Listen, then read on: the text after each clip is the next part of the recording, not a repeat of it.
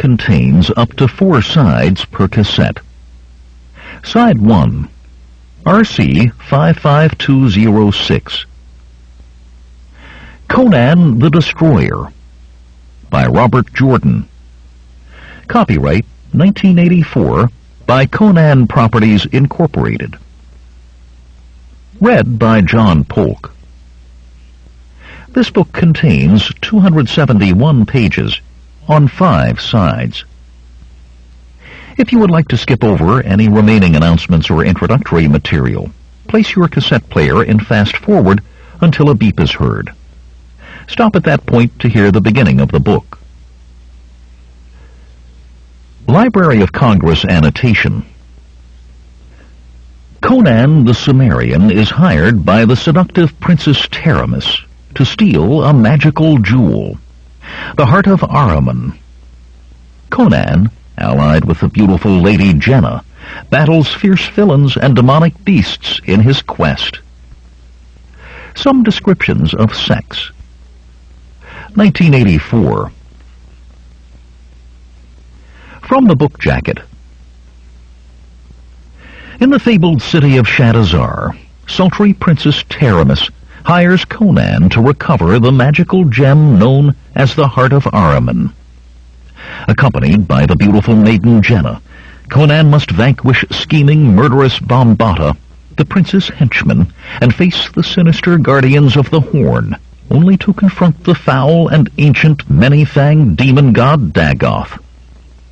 With Jenna's life and Conan's very soul at stake, Conan must truly be Conan the Destroyer. Other books by Robert Jordan. Conan the Defender, Conan the Invincible, Conan the Magnificent, Conan the Triumphant, Conan the Unconquered, Conan the Victorious. To Shere Khan, for his invaluable aid with the script. Reader's note: the map found in the print edition is not included in this recording. End of note. 1. The bloody sun baked the Zamoran plain, and baked too the procession that made its way across those rocky flats and rolling hills. The riders were armored in ebon breastplates and naseled helms. Sable was the chainmail that covered their arms, and sable the greaves that rose from booted feet to dark-breeched knees. No accoutrement of theirs but was the hue of deepest night. Their horses, too, were sheathed in black iron, chanfrons and crennets covering heads and necks, patrils protecting their chests. A long curved sword hung at each warrior's hip, and spike-headed maces swung at every high-pummeled saddle. But the hands that should have grasped lances held instead wooden clubs and long staves. Nets did they carry as well, thick-woven and weighted, stout enough to hold tigers. Last in the procession was a high-wheeled cart, drawn by 2 horses, and on it was bound a large cage of iron bars as thick as a man's wrist. The cart's driver worked his long whip ceaselessly across the backs of his team, for despite the heat of the sun and the weight of their armor, the column kept a rapid pace, and it would be more than his life was worth did he delay it a moment in reaching its goal. He who led the column was a head taller than any other man there, and broader of shoulder by more than a handspan. He was marked as a warrior of note, a man of position, by the intricate gold chasing of his gleaming sable breastplate, elaborate arabesques surrounding a leaping lion. It was a symbol he had chosen many years before, and many said he fought with the ferocity of that beast. Thin, age-whitened scars, one across the bridge of his broad nose, and another running from the corner of his left eye to the point of his chin, proclaimed him no newcomer to the profession of arms. Now those scars were all but hidden under dust that clung to the sweat pouring from his face. "Useless," he muttered beneath his breath. No ehrlich accursed use at all. There is always a use in what I do, Bombata. The big man stiffened as one of the riders, masked in soft black leather as well as helmeted, galloped up beside him.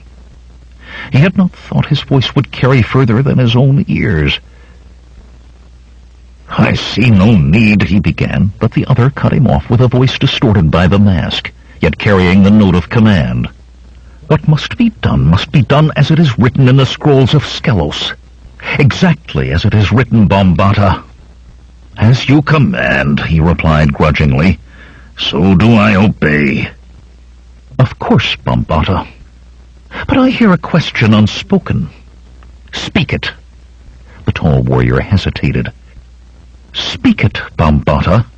I command you." "What we now seek," Bombata said slowly, "or rather where to seek. Surely that cannot be in the scrolls." The black-masked rider's laugh was muffled behind the dark leather. Bombata colored at the mocking tone. "Ah, Bombata, think you my powers limited to knowledge of the scrolls? Do you think I know only what is written there?" "No." His reply was as curt as he dared make it. "Then obey me, Bombata. Obey, and trust that we will find what we seek." "As you command, so do I obey." The huge warrior dug his heels into the flanks of his mount, careless of the men behind who must keep up. More speed, he knew, would be taken as a show of obedience, a sign of trust in the commands he had been given. Let the others mutter angrily in their sweat. He kicked his horse again, ignoring the lather that was beginning to fleck the animal's neck. His doubts were unshaken, but he had been too long in climbing to his present post to lose it now. Not if he had to gallop men and horses alike to their deaths. The plains of Zamora oft saw unusual sights, so often that few were any longer truly considered unusual by those who witnessed them. Madness, bandits, and holy vows had at different times produced a man in the robes of a noble who scattered gold coins to the sands, a column of naked men mounted backwards on their horses, and a procession of maidens wearing naught but blue paint from forehead to toes, who danced and chanted their way through blistering heat. And any who sought to link event with cause would find surprises. There had been many others, some stranger still, yet few had seemed odder than the two men laboring far from any city or village, beneath the blazing sun, in a hollow at the foot of a rock-strewn hill. Their hobbled horses cropped sparse, tough grass nearby. The first man was a tall, heavily muscled youth. Massive arms straining, he lifted a thick, flat slab of rock, as long as a man was tall, atop 4 gray boulders he had rolled together. To level the slab, he pushed fist-sized stones beneath it. About his neck, on a rawhide thong, hung an amulet of gold in the shape of a dragon. The sapphire-eyed young man seemed more a warrior than a builder. A broadsword of ancient pattern hung at his belt, and both its hilt and that of his dagger showed the wear of frequent use. His face, a square-cut black mane held back from it by a leather cord, showed only a lack of years to the casual observer. Those who looked deeply, however, could see several ordinary lifetimes' experience written there, lifetimes of blood and steel. The sky-eyed youth's companion was his antithesis, both physically and in occupation. Short, wiry, and black-eyed, with greasy black hair tied behind his neck to fall below his shoulders, the second man stood to his thighs in a narrow pit, laboring to deepen it with a broken-handled shovel. 2 bulging leather sacks sat on the ground beside the hole. Continually, the wiry fellow dashed sweat from his eyes and cursed work of a sort he was unused to, but whenever his gaze fell on those sacks, he set to again with a will. Finally, though, he tossed the broken shovel aside. "It's deep enough, eh, Conan? The muscular youth did not hear. He frowned at the thing he had built. It was an altar, something with which he had little experience, but in the harsh mountain wastes of his native Samaria, he had learned that debts must be repaid, whatever the cost, whatever the difficulty. "Conan, is it deep enough?" The Sumerian eyed his companion grimly. "If you hadn't opened your mouth at the wrong time, Malik, we'd not have to bury the gems. Euphrates wouldn't know who stole his jewels, the city guard wouldn't know who stole the jewels, and we could be sitting in Abulites' tavern drinking wine with dancing girls on our knees instead of sweating out on the plains. Dig it deeper. I did not mean to shout your name," Malik grumbled. He fumbled open one of the leather bags and scooped out a handful of sapphires and rubies, emeralds and opals. Green glittered in his eyes as he poured the polished stones back again, a sparkling stream of blue and crimson and green and gold. With a regretful sigh, he tugged the drawstring tight. "I just didn't think he would have so much. I was surprised. I did not do it a purpose." "Dig, Malik," Conan said, looking now at the altar rather than the other man. The Sumerian closed his big hand around the golden amulet. Valeria had given it to him, and it seemed to him he felt her near him when he touched it. Valeria. Lover, warrior, and thief, all in one bundle of lithe, golden-haired beauty. Then she died, ripping the joy from his life. He had seen her die. But as well he had seen her return, come again to fight at his side, to save his life. Debts must be repaid.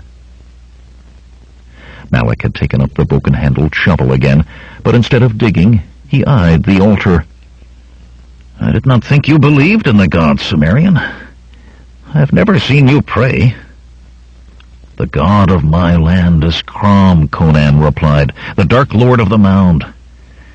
At birth he gives a man life and will, and never another gift. He will not pay heed to votive offerings, nor listen to prayers or pleadings. What a man does with the gifts Crom has given him are his own affair. But the altar?"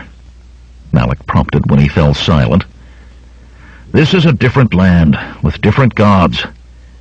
They are not my gods, but Valeria believed." Frowning, Conan released the dragon amulet. "Mayhap her gods listen, as the priests claim they do. Perhaps I can do something to help her fate with them." "Who knows what will sway gods," Malik said, shrugging. The wiry thief lifted himself from the hole and sat cross-legged beside the leather sacks. "Even the priests do not agree, so how can you—" The clatter of galloping hooves from beyond the hill cut off his words. With a yelp, Malik snatched for the leather sacks. In an instant he had thrust several of the gems into his mouth. His face contorted painfully as he swallowed, and tossed the sacks into the hole. Desperately he began shoveling dirt back in, kicking in stones, anything to fill it before the riders arrived. Conan put a hand to the leather-wrapped hilt of his broadsword and waited calmly, cool blue eyes watching the hill for the first of the newcomers. They could be anyone, he told himself. They could be concerned with matters other than Malik and himself, but he did not believe it. 2. As a lone horseman in black nasaled helm and gold-chased ebon breastplate crested the hill, Malik laughed shakily. "One man. He may be big, but we can handle one man if he tries." "I heard more than a single horse," Conan said. "Like take them," Malik groaned. Jamming the broken-handled shovel under the edge of a small boulder, he levered the stone toward the hole. "Our horses," he panted. "We can outrun them." The boulder toppled into the narrow pit, plugging it. Conan snorted, but gave no other answer. The watcher's horse was weighed down with as much armor as its rider, it was true. The two of them would gain a lead, but a short-lived one, he knew. Their mounts were the sort available on short notice to men who had obvious need of leaving Shadazar quickly, though each had cost as much in gems as a king's charger.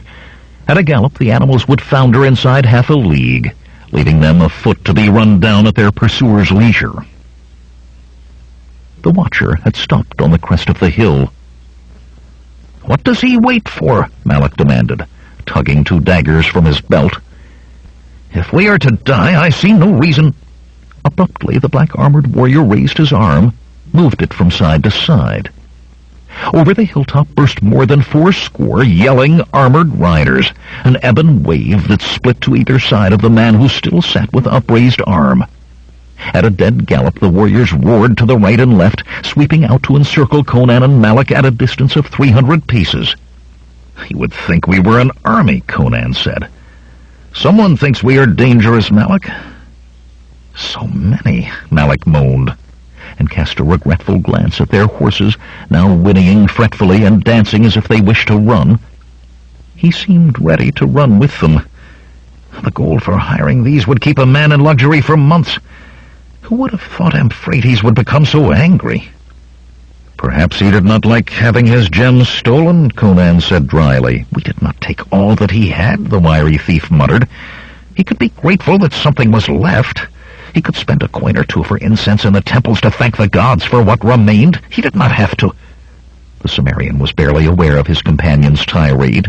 He had learned long since to listen selectively to the small man, simply no longer hearing Malik's moans of what could have been or should have been, but obviously was not. At the moment, the steely-eyed Northlander was intent on 4 of the encircling warriors, 4 men who had ridden together and now fumbled with a long bundle one of them bore before his saddle. He glanced back at the hilltop. Another rider, masked, now sat beside the first, watching what occurred below.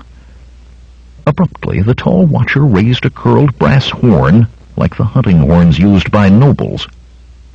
A loud note rang from the hilltop, and the 4 who had worked at the bundle suddenly unfurled it between them and broke into a gallop straight for the 2 men afoot. 4 others galloped out to join them. The big Cimmerian's frown deepened. It was a net they held, and the outriders bore long clubs, as if they would cut off a quarry that sought to evade capture. Malik took 2 nervous steps toward the horses. "Wait!" Despite Conan's youth, there was a note of command in his voice that stopped the smaller man. "Wait for them, or we are meat for the taking." Malik nodded grimly and tightened his grip on his daggers. Closer the horseman thundered. 100 paces, 50, 10. Shouts of triumph broke from the charging warriors. "Now," Conan said, and leaped toward the net. Groaning, Malik followed. As he leaped, the Cimmerian's broadsword finally left its worn shagreen scabbard. Driven by massive shoulders, the blade sheared through a corner of the net. The rider who had held that corner galloped on with a startled yell, holding only a fragment of thick rope. The warrior following behind dropped his reins and drew the curved tulwar at his belt. Conan ducked under the slash, then thrust up, his steel sliding under the black breastplate. The impaled warrior seemed to leap backwards from the saddle of his charging horse. Even as the man fell, Conan tugged free his bloodied steel and spun, warned by a primitive instinct for danger. The face looming above him was twisted with rage beneath the dark helmet's rim, contorted as if the man wished he swung a sword rather than a club. Yet that thick billet, longer than a man's arm, could crack a skull if landed hard enough, and the club-wielder swung with a will. The Cimmerian's blade flashed upward, through flesh and bone. Club and still clutching hand sailed through the air. As the shrieking man grabbed his scarlet fountaining wrist with his remaining hand, his horse bolted, carrying him away. Hastily, Conan sought for a new enemy. Malik was grappling with one of the net carriers, attempting to pull him from the saddle. One of the small thief's daggers darted into the gap between helmet and breastplate. With a gurgling scream, the horseman toppled, carrying Malik to the ground with him. The dark-eyed thief bounded quickly to his feet, daggers at the ready. The other man did not move. For a frozen instant, Conan and his companion faced the 5 remaining of their attackers. The net lay abandoned on the ground now. The two who had helped bear the net rested their hands on their sword hilts. Those with clubs seemed more hesitant. Suddenly, one man threw down his club. Before his sword was half drawn, another blast of the horn rang out. The sword was resheathed with an oath, and all five galloped back toward the encircling line. Malik licked his lips. "Why are they trying to capture us? I don't understand." "Perhaps Euphrates is even madder than we thought," Conan replied grimly. "Perhaps he wants to see how much the Torturers' Guild can make us scream before we die." "Mitra," Malik breathed. "Why did you have to tell me something like that?" Conan shrugged. "You asked." Again the horn sounded. "Get ready. They're coming again." Again, 4 riders bore the net spread between them, but this time the outriders brought their number up to a full score. As the horsemen pounded toward them, Conan motioned unobtrusively. Malik shrugged and nodded. The 2 men stood, waiting, as they had before. Closer the net came, and closer.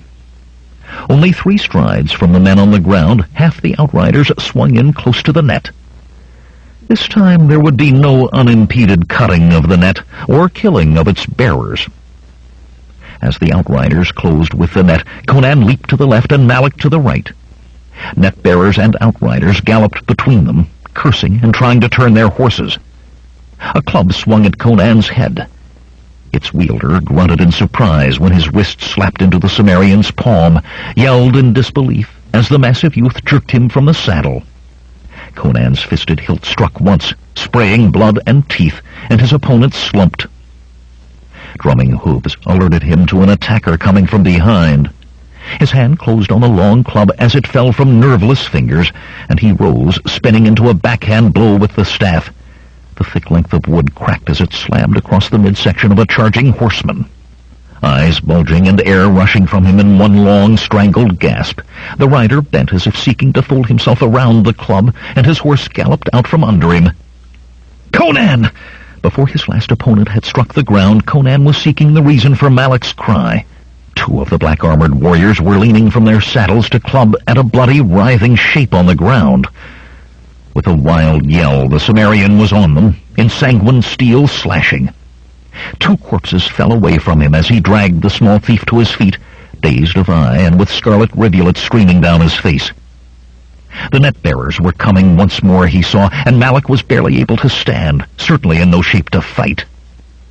Muscles bulging in a massive shoulder and arm, Conan hurled his companion aside and leaped for the net. His hand closed on it, and he heaved. A surprised warrior was catapulted from his saddle to land atop the grid of thick ropes, tangling in it as he rolled. A club smashed into the Cimmerian's back, staggering him, but he whirled, roaring, and drove his blade under iron breastplate. There was no hope of escape. He knew that. Too many men crowded around him, striking with staves and clubs. Dust pounded up by dancing hooves coated his sweated body.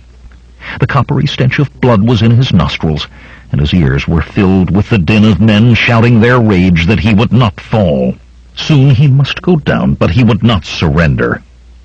His blade was a whirlwind of razor steel, incarnadining whatever it touched. By fury alone he hacked a way through the press of mounted men, but the mass swirled and enclosed him again. Loudly the horn sounded, the brazen notes slicing through the tumult, and the men who had crowded so about him drew back. With obvious reluctance they abandoned their silent dead and groaning wounded, galloping back to form once more their circle at 300 paces distant. In wonder, Conan watched them go. Blood trickled in the dust on his face and stained the back and chest of his tunic. Malik was gone, he saw. No, not gone. Captured. Netted, an arm and a leg sticking through the thick mesh like a pig on its way to market. Regret coursed through the Cimmerian and a determination not to end so. Slowly he turned, attempting to keep an eye on all of those about him. Horses wandered riderless between the circle and him. He might seize one of those and fight his way clear if he was willing to abandon Malak. He made no move toward a horse. Close to him there were bodies, some still, some twitching. A few cried out for succor or stretched a hand toward the black-armored watchers. "Come, then!" Conan shouted at the iron circle.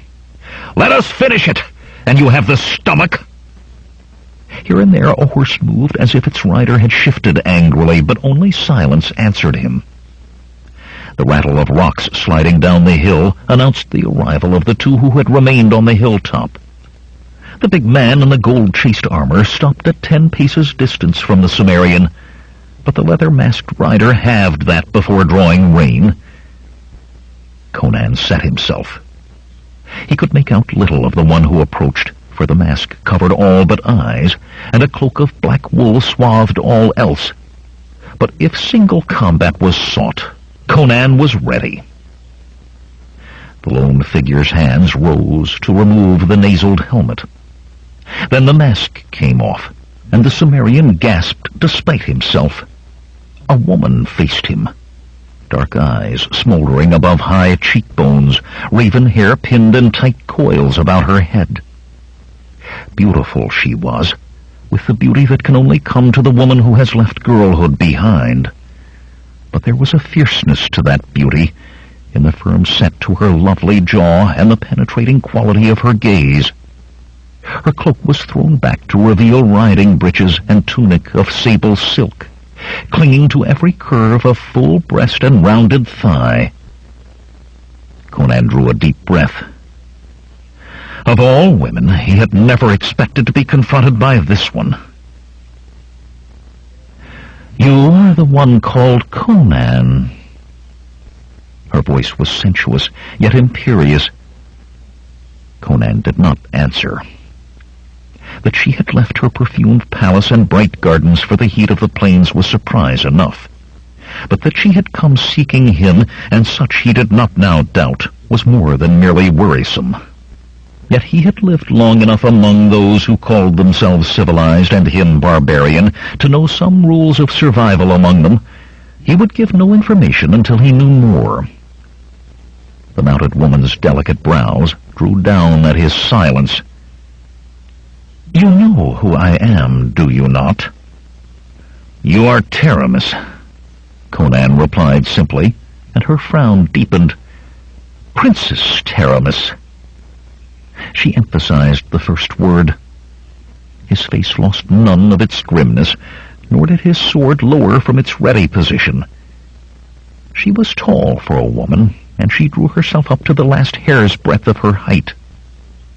"I am the Princess Royal of Zamora. Tiridates, your king, is my brother." "Tiridates is not my king," Conan said. Taramis smiled as if she found herself back on a familiar path.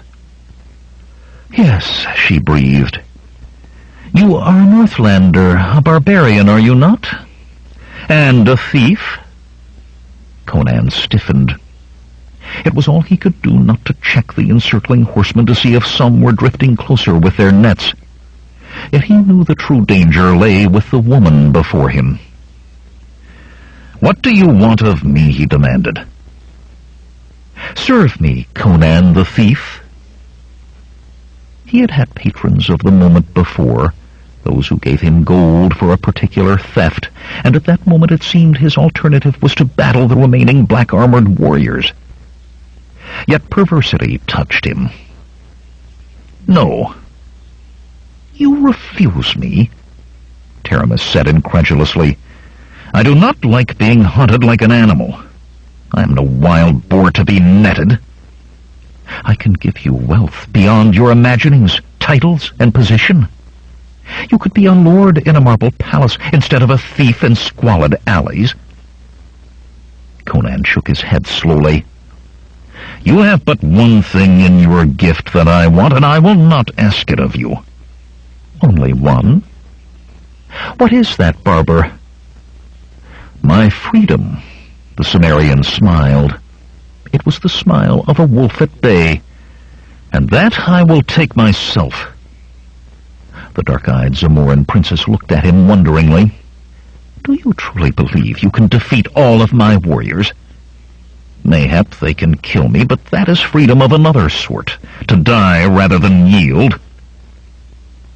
Still staring, she spoke as if unaware that she did so. "The scrolls spoke truly." Abruptly she shook herself. "I will have you in my service, Conan, and you will ask to enter it." The tall warrior in gold-chased armor spoke. "It is not seemly for you to bargain with his sort. Let me face him, and we will carry him back to Shadowzar in a net like his accomplice." Without taking her eyes from Conan, Taramis gestured as if waving away a net. "Be silent, Bombata." One hand she stretched toward the Cimmerian, palm out, fingers moving as if she palped something. The air seemed to stir across Conan's broad chest, and he felt the hairs on his arms lift. He found he had taken a step back. Planting his feet, he firmed his grip on his sword hilt.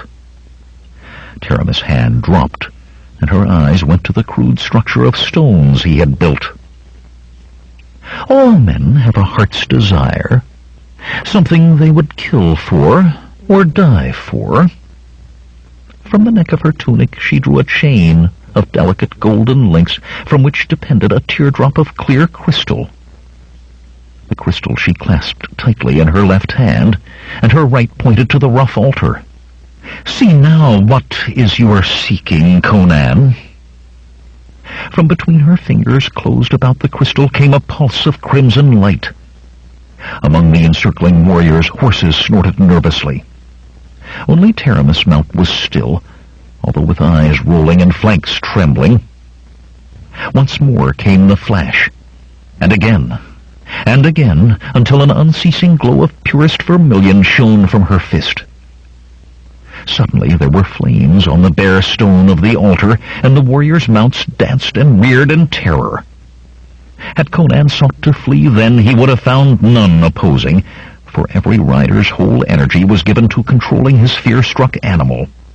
But the big Cimmerian did not even notice them. Among the flames lay a figure, a woman.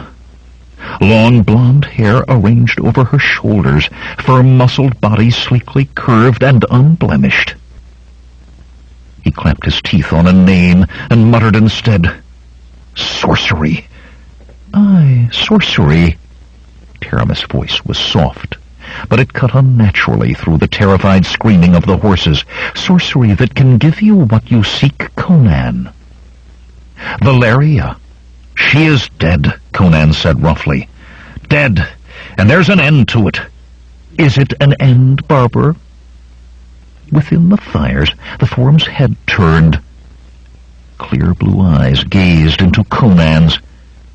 The womanly shape sat up, held out a hand to the Cimmerian. "I can give her back to you," Taramis said. "I can return her to this world." Conan snarled. "As a living corpse? I have encountered such. Better to remain dead." "No corpse, Barber. Warm flesh, supple flesh. I can give her to you and make her as you wish. Would you be certain of her devotion for all time? I can assure it. Would you have her crawl to your feet, worship you as a god?" "No!" The Cimmerian's breath was ragged in his throat. "She was a warrior. I will not have—" He let his hoarse words die. "So you believe now?" The dark-eyed woman gestured. The flames and Valeria's image alike vanished, leaving bare unscorched stone.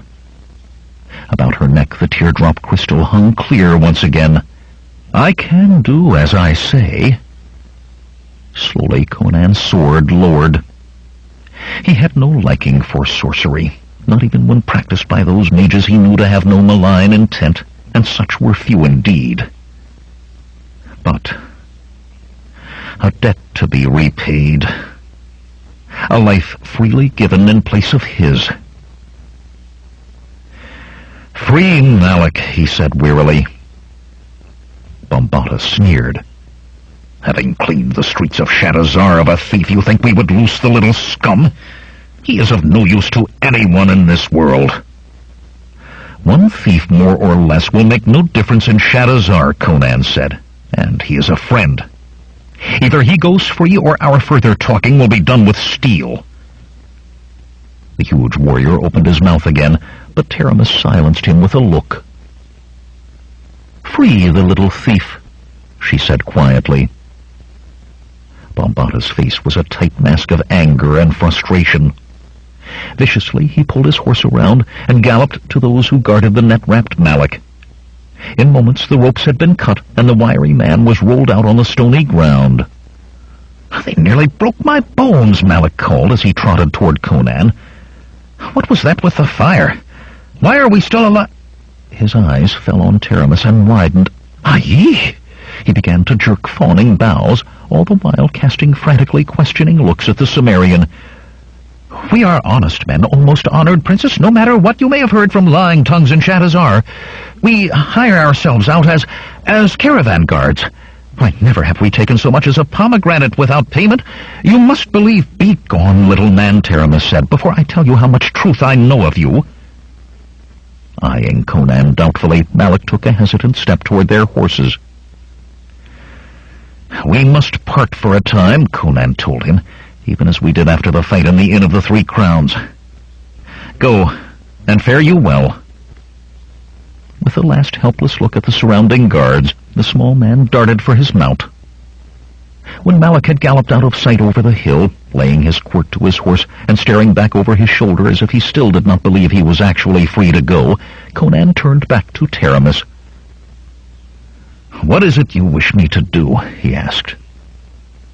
In good time you will be told, the beauteous woman replied. The smile that played on her lips was tinged with triumph. For now, there are words I would hear from you. Conan did not hesitate. I would enter your service, Taramis. A debt must be repaid, whatever the cost. 3. Shadowzar was a city of golden domes and alabaster spires thrusting toward the cerulean sky from the dust and stones of the Zamoran plain. Crystal pure fountains splashed among fig trees in shaded courtyards, and a glaring sun was reflected from gleaming white walls that sheltered dark cool within. Shadowzar the Wicked was the city called, and a score more of names, each less complimentary than the last, and all well-earned. Within the great granite city walls, pleasure was sought as avidly as gold, and one was oft exchanged for the other. Sleek lords licked their lips over quivering maidens as over pastries. Hot-eyed ladies stalked their prey like sinuous, sensuous cats. One nobly born husband and wife, each committed to a life of fleshy delights not encompassing the other, were currently the butt of many jokes, for after intrigues and machinations too involved for recounting, they discovered too late that each had managed to arrange an assignation with the other. Yet if perversion and debauchery were the soul of Shadowzar, it was trade that provided the gold to purchase them. From the far reaches of the world they knew came the caravans, from Turan and Corinthia, from Iranistan and Koraja, from Koth and Shem. Pearls, silks and gold, ivory, perfumes and spices, all provided the music for the licentious pavan of the city of 10,000 sins. The streets of the city were crowded with commerce, as Conan rode into the city with Taramis' party of black-armored warriors. Rough-tunicked men carrying baskets of fruit dodged the whips of muleteers who drove their trains of braying beasts down streets lined with brightly striped shop awnings and tables displaying samples of the goods to be found within. Haughty silk-clad nobles and fat merchants in somber velvets, leather-aproned apprentices and harlots wearing little but jingling girdles of coin, all dodged between the long-striding camels of caravans, driven by dusty men of foreign mien and greedy eyes. From building to building, the air was solid with the bleats and squawks of sheep and chickens bound for sale, the cries of peddlers and strumpets hawking their wares, beggars pleading and merchants bargaining. Over all hung a stench compounded of equal parts of spices, offal, perfume, and sweat. Taramis did not allow herself to be slowed by the congestion of the narrow streets. Half of her warriors drove a wedge before her, using the long clubs they still carried to beat aside those who were too slow to clear the way. The rest of the ebon-armored guards brought up the rear, with Conan and Taramis in the middle. And guards they were, the big Cimmerian thought, for all the talk that he had entered the noblewoman's service. He bent from the saddle to scoop a fat pear from a fruitmonger's cart, and forced himself to sink into a lazy slouch as he rode, seemingly with no thought but eating the succulent fruit and staring at the crowds. The teeming throngs of people were driven to the sides of the streets, merchants and trolls, nobles and beggars crowded together, trampling blankets of trinkets displayed there, overturning tables before shops. Sullen faces stared at the procession. Bloody faces marked those who had been slow of foot. Most were silent, but the guards just ahead of Taramis shook their clubs at the onlookers, and scattered shouts rose of, "All hail to Princess Taramis!" or "The gods' blessings on Princess Taramis!" Conan's eye fell on a caravan forced into a side street ahead. The lead camel, people jammed about its feet, jerked continually at the halter rope held by a slim, dark-skinned man in a dirty turban. The camels behind, catching its feelings, grunted and shifted nervously. As Conan rode past the caravan, he tossed aside the core of the pair, right into the lead camel's nose. With a wild bray, the dusty gray beast reared, pulling its halter rope from the turbaned man's hand. For an instant it seemed not to realize that it was free. Then it bolted, with half a score more camels on its heels, straight through the column of black-armored warriors. The Cimmerian gave his horse its head, and it joined the stampede. Shouts rose behind him, but Conan bent low over his saddle and let his horse gallop. Scattering peddlers and marketers, the knot of camels, with Conan in its center, rounded a slight bend in the street. The pursuit, there would certainly be pursuit, could not see him, but that shelter could last only moments. He threw himself from the saddle. A heavy blow caught him in the ribs as he rolled beneath the feet of the galloping camels. Then he was springing to his feet, leaping past a staring open-mouthed tradesman to crouch behind a pile of tight-woven baskets. Hooves pounding the paving stones cleared the street again, and a score of grim-faced warriors in ebon armor thundered by, Bombata at their head. Slowly Conan straightened, hitching his sword belt back into place as the horseman disappeared down the street. He rubbed at the spot where the camel had kicked him. Camels were malicious beasts, he thought, not like horses. He had never been able to get along with camels. Abruptly, he realized the basket weaver yet stared at him. "Good baskets," Conan told the man, "but not what I want." The open-mouthed tradesman was still staring when he hurriedly crossed the street and ducked into a narrow alley that stank of urine and rotting garbage. Down the pinched, twisting alleys the Cimmerian sped, cursing when his feet slid in the slick filth. Whenever he came to a street, he paused only long enough to look for men in black-naseled helmets before darting across and into another alley. In a zigzag pattern he made his way the breadth of Shadazar, until, in the shadow of the southern wall of the city, he slipped through the back door of the Tavern of Menetes. The hall inside was dark and cool, though heavy with the smells of bad cooking. Serving girls gave the big Cimmerian startled glances as they hurried to and from the kitchens, for patrons did not ordinarily enter the tavern from the crooked alley behind.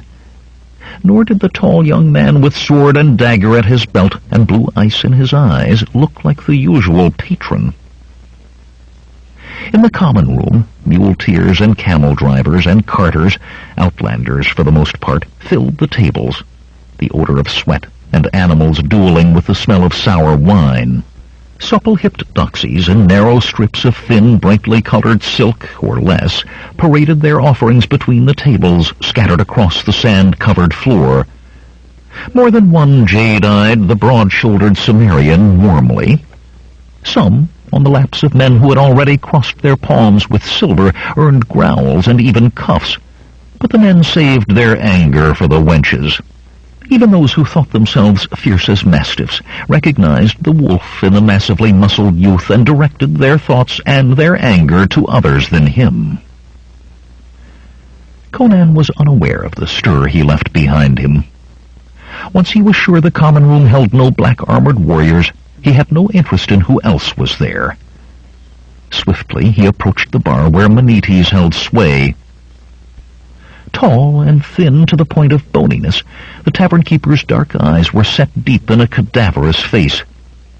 The man's starveling looks did not seem to hurt his custom, however, though Conan had never been able to discern why. "Is Malik here?" Conan asked the innkeeper quietly. "Top of the stairs," Menetes replied. "Third door on the right." He wiped thin hands on a dirty apron and cast his eyes suspiciously behind the Cimmerian as if looking for pursuit. "Is there trouble in this?"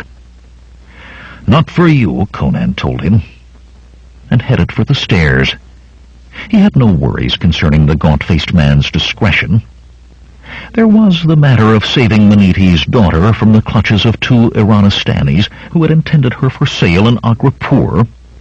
Menetes would keep silent if there were hot irons at his feet. On the second floor, Conan slapped open the indicated door and jerked back as a slashing dagger barely missed his throat. "'Tis me, you fool!" he growled.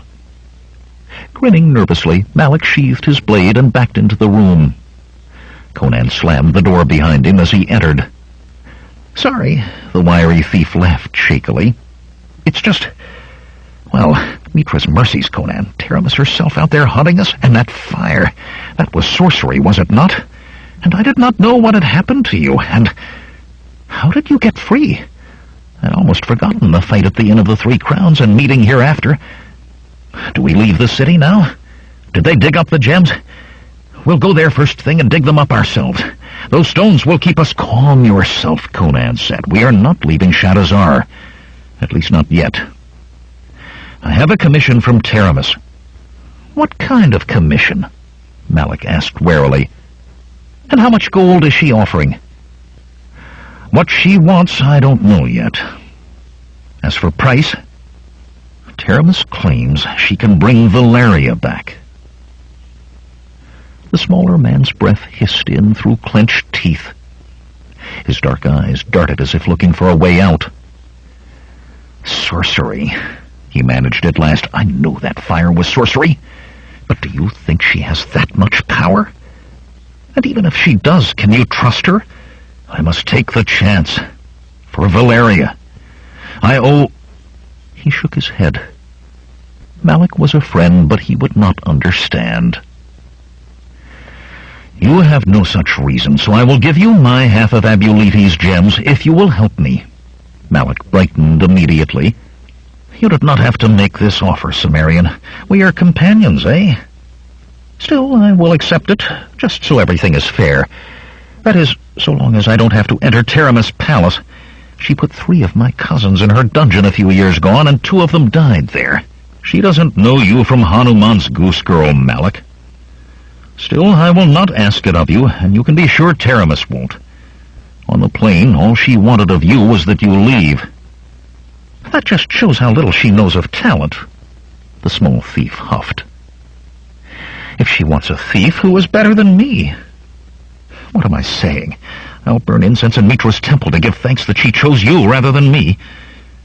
What do you want me to do?" "I will go to Taramis' palace. You watch it carefully. I do not know where I may have to go, and I may not have time to seek you out first if I must leave the city. Also, find out where Akiro is." "Another sorcerer?" Malik exclaimed. A sorcerer indeed was Akiro. A short, plump man with yellow skin like the men of Far Kitai, Though he had never named any land as his place of birth, he had aided Conan once before with his powers. The Cimmerian did not trust him entirely. He did not truly trust any wizard. But Akiro had liked Valeria. Perhaps that would weigh in the balance. I may have need of him in this, Malik, to watch Taramis' sorceries, to make sure Valeria is not returned with some bond spell on her. I will find him, Cimmerian. Do you have time for a drink to luck, or must you return to Taramis Palace immediately? I must go there for the first time, Conan laughed. I left her company without farewells, and her guards scour the streets for me. But I hope to reach the palace without killing any of them. Malik shook his head. You will be lucky if she is not angry enough to have a pike decorated with your head. She may be angry enough, but she will not do it. She sought not just any thief, Malik, but me. She knew my name, and she rode onto the plain to find me. Whatever she intends, Conan of Cimmeria is necessary to it. 4. To the city that surrounded it, the palace of Taramis presented the look of a fortress, though not, of course, so much a one as the royal palace. That would have been a good way to be shortened a head, drunkard though Tiridates might be. Taramis' crenellated granite walls stood 4 times the height of a tall man, being thus 2 paces shorter than those of the king. Square towers stood at the 4 corners of the walls, and 2 more flanked the tall iron-bound gates. Those gates stood open as Conan approached, guarded by 2 warriors in naseled helms and black breastplates, with long-bladed spears slanted smartly. Other pairs stood as rigid as the stone they guarded atop the towers, and more along the walls. The big Cimmerian's lip curled in contempt for such guards. Like statues they were, and as much use. On a moonlit night, a blind thief could find his way between them without being seen. The sun now dropped toward the western horizon, and the guards at the massive gates were near the end of their watch, bored and with their minds filled with the food and wine and serving girls that awaited them in their barracks. Conan was within 3 paces before they realized that he truly meant to enter rather than merely pass by. In their experience, men such as he did not enter the palace of the Princess Royal unless on their way to her dungeons. Their spears dropped as one, long points presented to his chest. "Be off with you," one of them growled. "I am here to see Taramis," Conan announced. Their eyes ran over the sweat-caked dust that covered him, and sneers painted their faces. He who had spoken before opened his mouth. "You were told to—" Suddenly Bombata was there, flinging a guard to either side as if he barely noticed they had been in his way. The guards slammed against the thick iron-bound planks of the open gates and collapsed groggily. Bombata stood where they had been, glaring at Conan, his hand opening and closing on his sword hilt. "You dare come here after—" The massive scar-faced warrior drew a shuddering breath. His black eyes were on a level with Conan's. "Where in Sandru's 9 hells did you get to?" "The camels frightened my horse," Conan said carelessly. "Besides, I needed a tankard or 2 of wine to clear the dust from my throat after the ride back to Shadazar." Bombata ground his teeth. "Come with me," he snapped, spinning to re-enter the palace. The guards, just now rising to their feet, stayed carefully out of his way. But he shouted, "Togra! Replace those buffoons at the gate!" as soon as he was inside the walls. Conan followed, but he was no lackey to hurry after the other, as he must were he to catch up. Instead, he took his own pace, ignoring Bombata's darkening face, as he had to slow his own steps or leave the Cimmerian behind. A broad flag-stoned way led from the gate to the palace proper, through an elaborate garden where marble fountains splashed and shimmered with watery mists, and alabaster spires rose to treble the height of the outer wall. Here tall trees cast a pool of gentle shade, There, open spaces were filled with flowering shrubs and plants brought from as far as Venya and Zingara. Formal walks laced through it all, and merely within Conan's sight half a score gardeners, their short tunics and bare legs marking them slave, labored to increase its beauty. A portico of tall fluted columns surrounded the palace itself, and within was a profusion of courtyards, floored with polished marble, and overlooked by balconies piercing niveous walls that gleamed even in the fading light. Tapestries of wondrous workmanship draped the corridors, and fine carpets from Venya were strewn in profusion. Slaves scurried to light golden lamps against the coming night. Ever inward Bambata led, until Conan wondered if he were being taken through the entire palace. Then he entered a courtyard and stopped, neither noticing nor caring that the other man had stopped as well. Pedestals stood about the court, on each a symbol carved in alabaster or porphyry or obsidian. Some he recognized from the charts of astrologers. Others he was glad he did not know. His gaze did not linger on those. Among the pedestals stood knots of men in robes of saffron and black, embroidered with arcane signs in varying degrees of complexity. Others, in robes of gold, held to themselves apart. All their eyes swung to him as he stepped into the court, eager eyes that weighed and measured and evaluated. "The man Conan," Bambata said, and the Cimmerian realized he addressed not the watching men, but Taramis, on a balcony overlooking them all. The voluptuous noblewoman still wore her travel-stained garments, and her face was filled with arrogant fury. Her eyes locked with Conan's. She seemed to be waiting for him to look away, and when he did not, her head jerked irritably. "Have him washed," she commanded, "and brought to me." Without another word she left the balcony, even her back eloquent of rage. Her anger was no greater than Conan's own, however. "Have me washed," he growled. "I am no horse." To his surprise, Bambata's scarred face reflected his ire. "The baths are this way, thief." The ebon-armored man all but snarled the words and strode off, not looking to see if Conan followed. The Cimmerian hesitated only a moment, though. He would welcome the chance to sluice away the dust.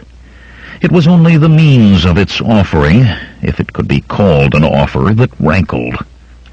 The room to which Conan was led had walls mosaicked in images of blue skies and river rushes, and in its center was a large white-tiled pool. Beyond the pool was a low couch and a small table bearing vials of oils. It was the bath attendants who brought a smile to his face, though. 4 girls flashed dark-eyed glances at him and hid giggles behind their hands. Their hair was uniformly black and pinned in identical coils tight about their heads, but short tunics of white linen fit snugly over curves that ranged from slender to generous. "You will be sent for, thief," Bambata said. Conan's smile faded. "Your tone begins to grate at me," he said coolly. "If you were not needed, do not let that stay your hand.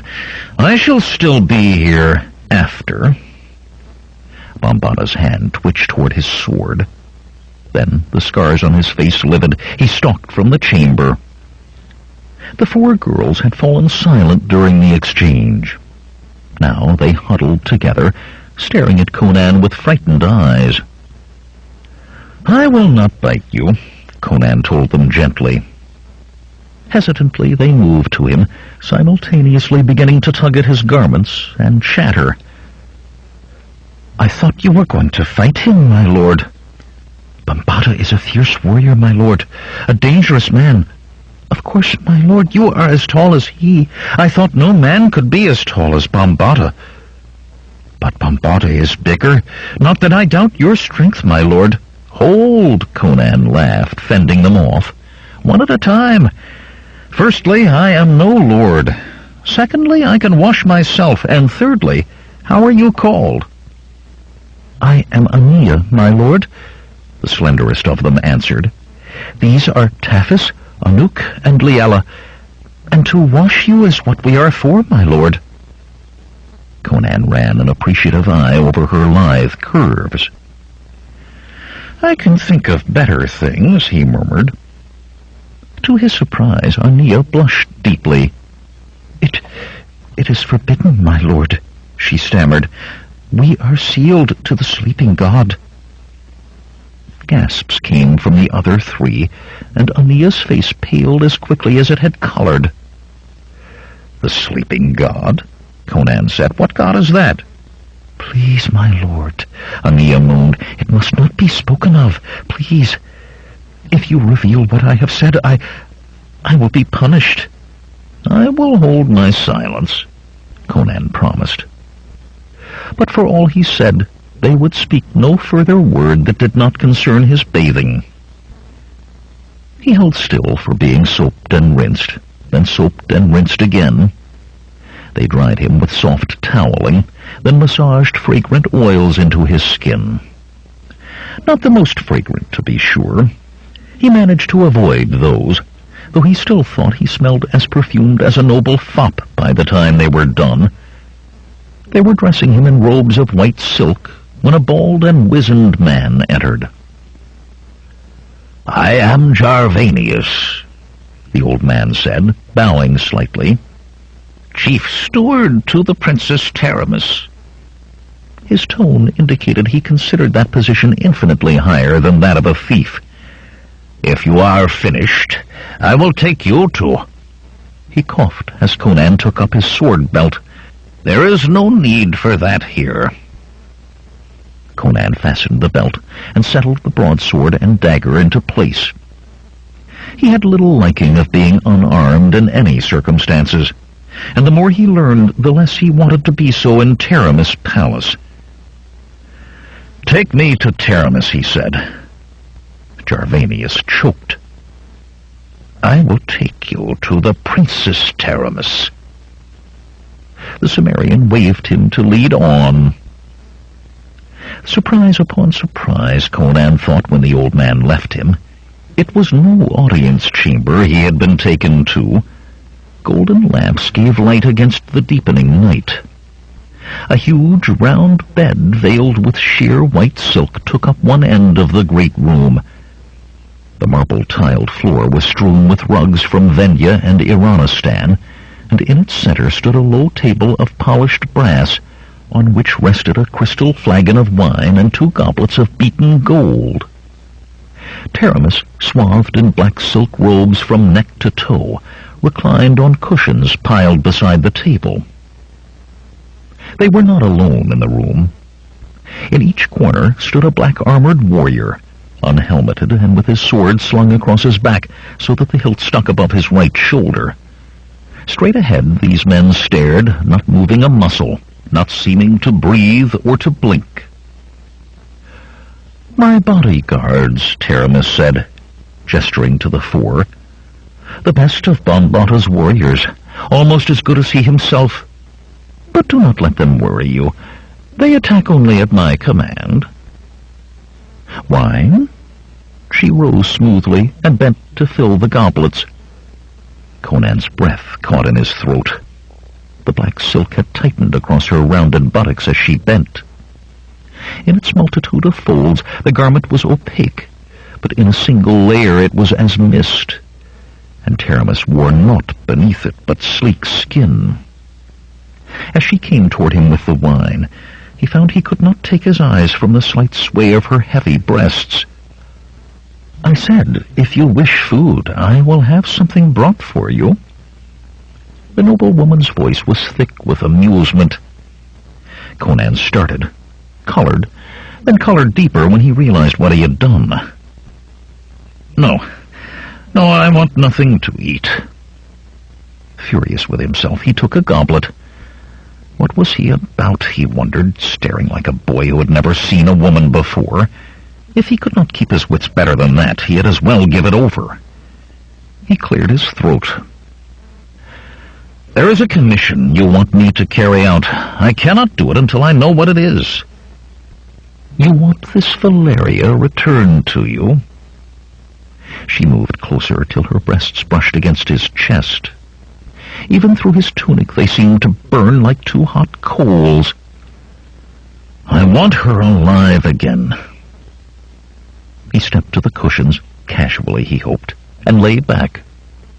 Taramis came to stand over him. He looked up and had to pull his eyes away from the tantalizing line of thigh and belly and breast. He did not see the small smile that flashed across her lips. Hold hard in your mind to what you want, thief, and do as I command. You still have not told me what I must do. He had to suppress a sigh of relief when she moved away from him and began to pace. I have a niece, the Lady Jenna, Taramis said slowly. She has lived her life in seclusion. Her parents, my brother and his wife, died when she was little more than an infant. The shock was too much for her. The child is delicate, her mind fragile. But now she must go on a journey, and you must accompany her. Conan choked on a mouthful of wine. I must accompany her, he said when he had his breath back. I am not accustomed to being a companion to noblewomen. I mean, it is not the sort of thing I do.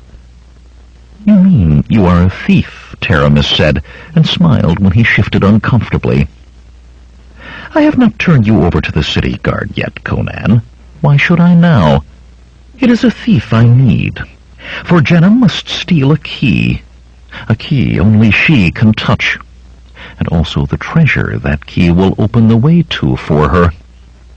Who better to aid her in that than the best thief in Zamora? The big youth felt as though his head was spinning. Carefully he set the goblet on the table. The last thing he needed then was wine. I am to take this child, this Lady Jenna, on a journey, and help her steal an ensorcelled key and a treasure, he said wonderingly. If you say this is the service you require in return for Valeria, I will do it, though I cannot see why she does not travel with a retinue of servants and 100 of your guards instead of with one thief. Because the scrolls of Scalos say she must journey without such. Taramis stopped, biting at her lower lip. These scrolls, he began, but the silk-draped woman waved a quick hand in dismissal. Prophecies, she said hastily. They tell what must be done and how. Put them from your mind. They are in an ancient tongue known only to scholars. She eyed him consideringly, then went on.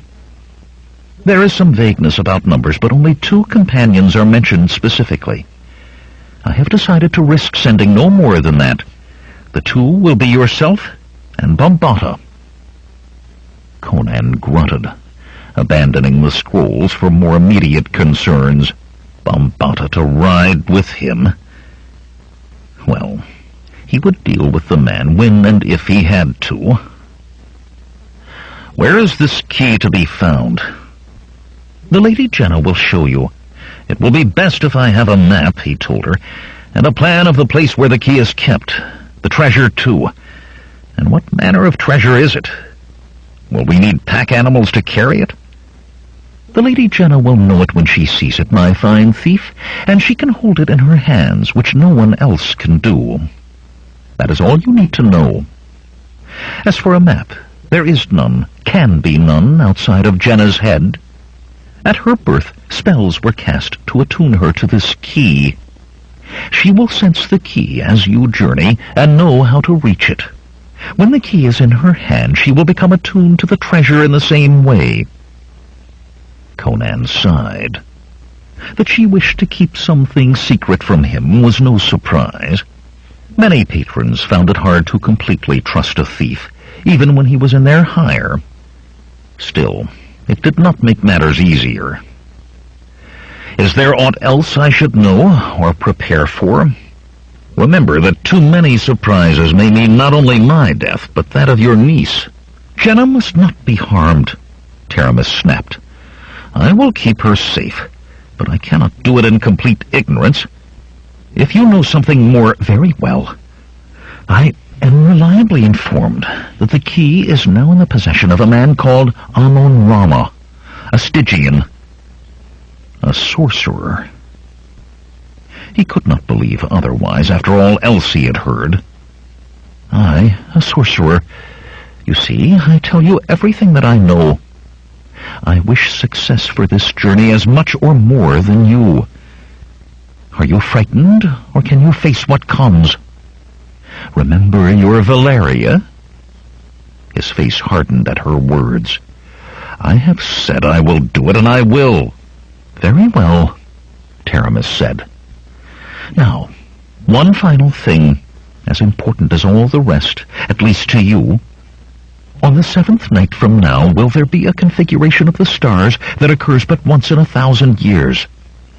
It is during that configuration that I can bring Valeria back to you, if you have returned to me with the treasure and the Lady Jenna. Her raised hand forestalled the protest he was forming.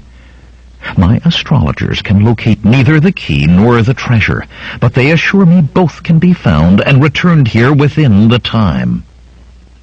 They assure you, he laughed grimly. He peered into his goblet and drained the rest of the wine in one gulp. An hour before he thought he had waded to his knees in sorcery, and cautiously.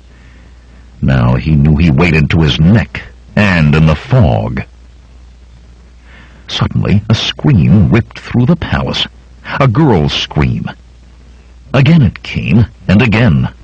Conan leaped to his feet, a hand going to his sword. He saw the guards tense and realized it was in response to him. The screams had brought no stir from them. It is my niece, Taramis said hastily. Jenna suffers nightmares. Sit, Conan, sit. I will return when I have seen to her comfort. And to the Cimmerian's surprise, the Princess Royal of Zamora ran from the room. Taramis did not have far to run, and anger lent her speed.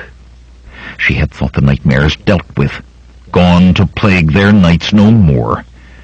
Her niece was curled into a ball in the middle of her bed, sobbing convulsively in the dim light of the moon shining through arched windows. Taramis was not surprised to find no servant in attendance. They knew only she could deal with the dark visions that tormented Jenna's night. The noblewoman knelt beside the bed and put her hands on Jenna's shoulders. The girl started, then saw Taramis and clutched at her. It was a dream, she wept. A horrible dream. Not yet 18, Jenna was slender and pretty. But now her large dark eyes swam with tears, and her full lips trembled beyond control.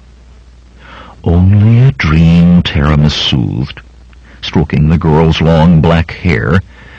No more than a dream. But I saw... Shh! Rest, Jenna. Tomorrow you begin your grand adventure. You cannot let dreams frighten you now. But it frightened me so, Jenna faltered. Hush, child. Lightly, Taramis rested her fingertips on Jenna's temples and chanted beneath her breath. Slowly the girl's sobs quieted, her tremblings stilled. When her breathing took on the slow, deep rhythm of sleep, Taramis straightened.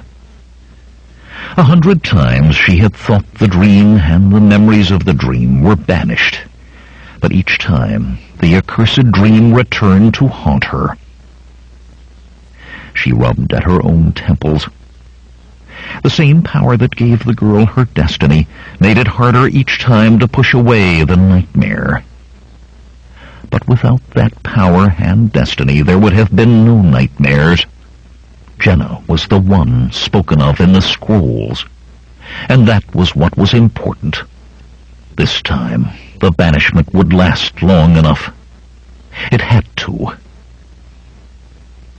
All of her life had Taramis been on this path, truly since infancy. As soon as she was old enough to be aware of herself, her own aunt, the Princess Elphane, began to teach her of the only two ways a woman could truly have power: seduction and sorcery. When Elphane died, the child Taramis, but 10 years of age, did not attend the funereal rites. Older heads thought her absence was an indication of her grief. In actuality, she had been ransacking her aunt's private chambers, stealing the sorceress tomes and magical artifacts that Elphane had spent a lifetime collecting. And there she found the scrolls of Skelos. Within a phasing of the moon, she began the 20 years of labor that now approached culmination. She became aware of Bombata standing in the doorway, staring at the girl on the bed. Swiftly she crossed the room and took him by the arms. For a moment he resisted. Then he allowed himself to be drawn into the darkened corridor. "You no longer even hide it, do you?" she said with deceptive quiet. "You desire my niece. Do not attempt to deny it." He towered over her, but he shifted from foot to foot like a boy awaiting chastisement. "I cannot help myself," he muttered finally. "You are fire and passion. She is innocence and purity. I cannot help myself, and she must remain innocent. It is written in the scrolls of Skelos." In truth, the scrolls did not require Jenna to be virgin, merely innocent of the slightest seed of evil, a pure soul incapable of thinking wrong or harm toward anyone, or of believing that anyone might mean such toward her. Her carefully cloistered life had assured that. But Taramis had seen what was happening in Bombata long before he had become aware of it himself, and nurtured his belief. "Even were it not," she told him, "you are mine, and I will not share what is mine." "I like it not that you are alone with the thief," he growled. "Alone?" Taramis laughed. "The 4 best of your guard stand ready to seize him or cut him down should he threaten me." The huge warrior spoke under his breath, and she frowned. "Speak loudly enough for me to hear, Bombata. I do not like things hidden from me." For a long moment he stared at her, black eyes burning, then said, "I cannot bear the thought of the thief looking at you, wanting you, touching you. You forget yourself." Each word slashed like an icy razor. Bombata took a step back, then slowly sank to his knees, head bent. "Forgive me," he muttered. "But this Conan cannot be trusted. He is an outlander, a thief." "Fool! The scrolls say that Jenna must be accompanied by a thief with eyes the color of the sky. There is not another such in Shadazar, perhaps not in all of Zamora. You will do as I have commanded you. You will follow the instruction of the scrolls exactly, Bombata." "As you command," he murmured. "So do I obey." Taramis touched his head, much as she might fondle the head of one of her wolfhounds. "Of course, Bombata." She felt flushed with victory, for it certainly would come now. The Horn of Dagoth would be hers. Immortality and power would be hers. The knowledge sent sparks through her, and flashes of heat that coiled in her belly. Her hand trembled on Bombata's black hair. She took a deep breath. "Rest assured that all will occur as I have planned, Bombata. Now return to your chambers and sleep. Sleep and dream of our triumph." Unmoving on his knees, Bombata watched her go, his obsidian eyes glittering in the dark. Conan got to his feet as Taramis entered the bedchamber. "Your niece?" he asked. "She is better. She sleeps." The voluptuous noblewoman raised a hand, and the ebon-clad guards marched from the room without a word. "Do you sleep, thief, or are you awake? It is late, and you would talk of my niece." Folds of diaphanous silk moved as she walked, showing flashes of bare skin beneath. The Cimmerian eyed her doubtfully. With a serving girl or even a rich merchant's daughter, he would have been certain what she meant. With the princess, he was unsure. "Are you still a man?" She laughed. "Has mourning for your beloved Valeria unmanned you?"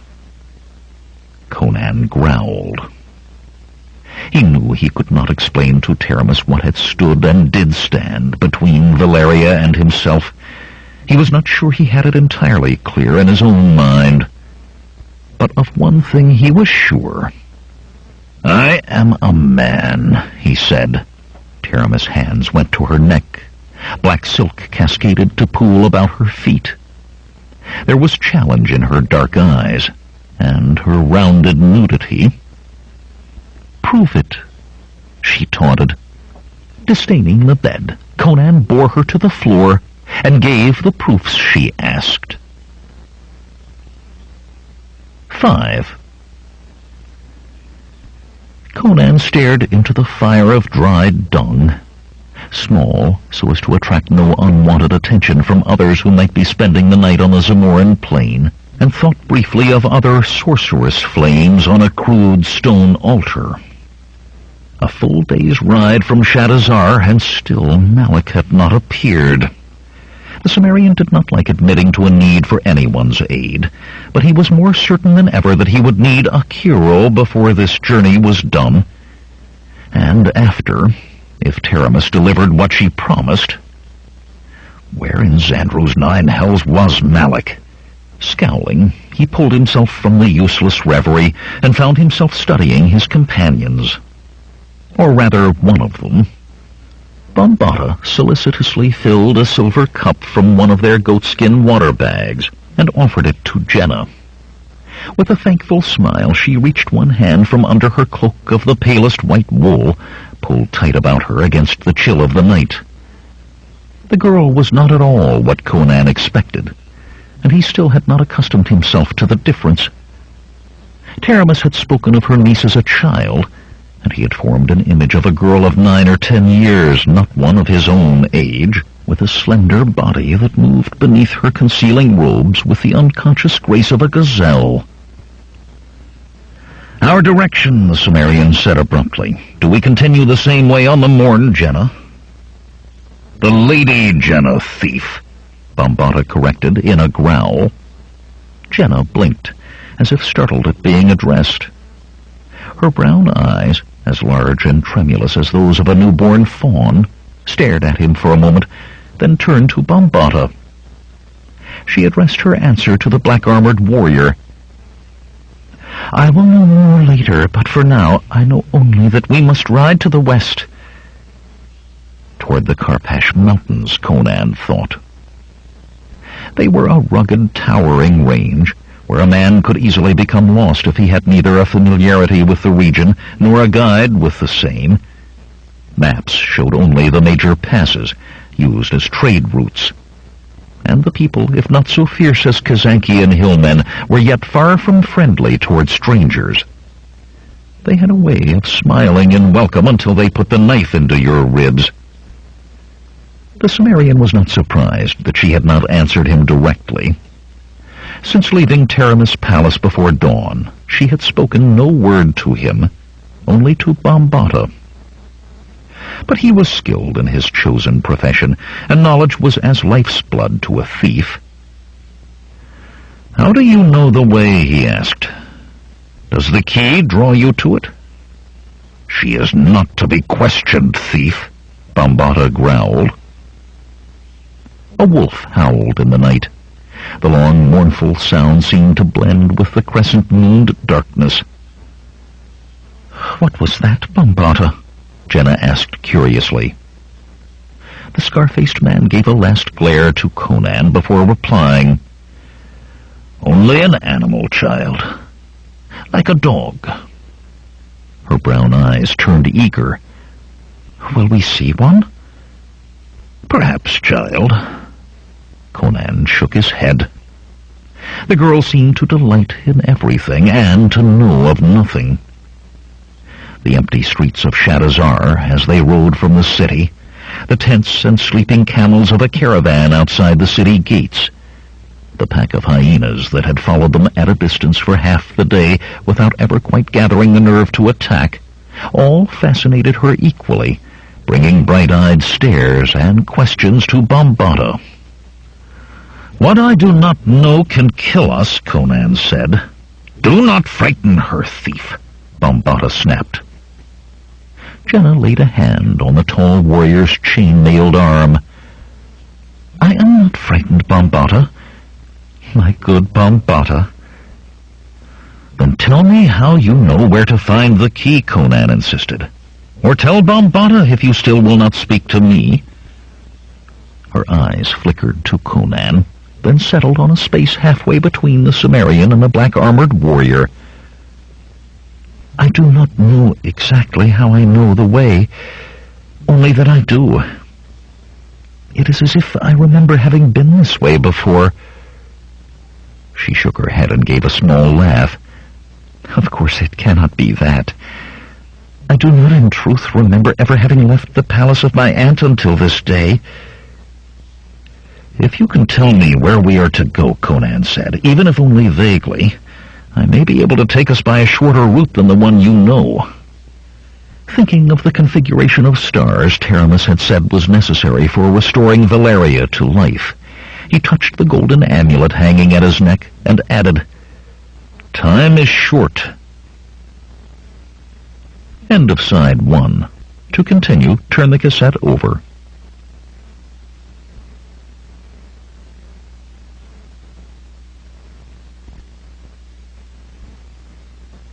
Side 2. Conan the Destroyer, by Robert Jordan. Continuing on page 64. Once more, Jenna gave a slight shake of her head. "If what I see before me is the proper way to go, then I remember it. But I must see it first." Abruptly she laughed and let herself fall back to stare up at the sky. "Besides, I do not want this journey to end quickly. I wish it could last forever and ever." "It cannot, child," Bambata said. "We must be back in Shadazar in 6 more nights." It was all Conan could do to keep his face expressionless. The configuration would occur in 6 nights, but Bambata had no care for Valeria's return. What else was to occur on that night? "Now it is time for you to sleep, girl," the scarred man went on. "We must travel onward early." He began preparing her bed, clearing rocks away from a space of ground, then digging at the earth with his dagger. "Please, Bambata," Jenna said, "can I not remain awake a little longer? The stars look so different here than from the palace gardens. It seems I could almost touch them."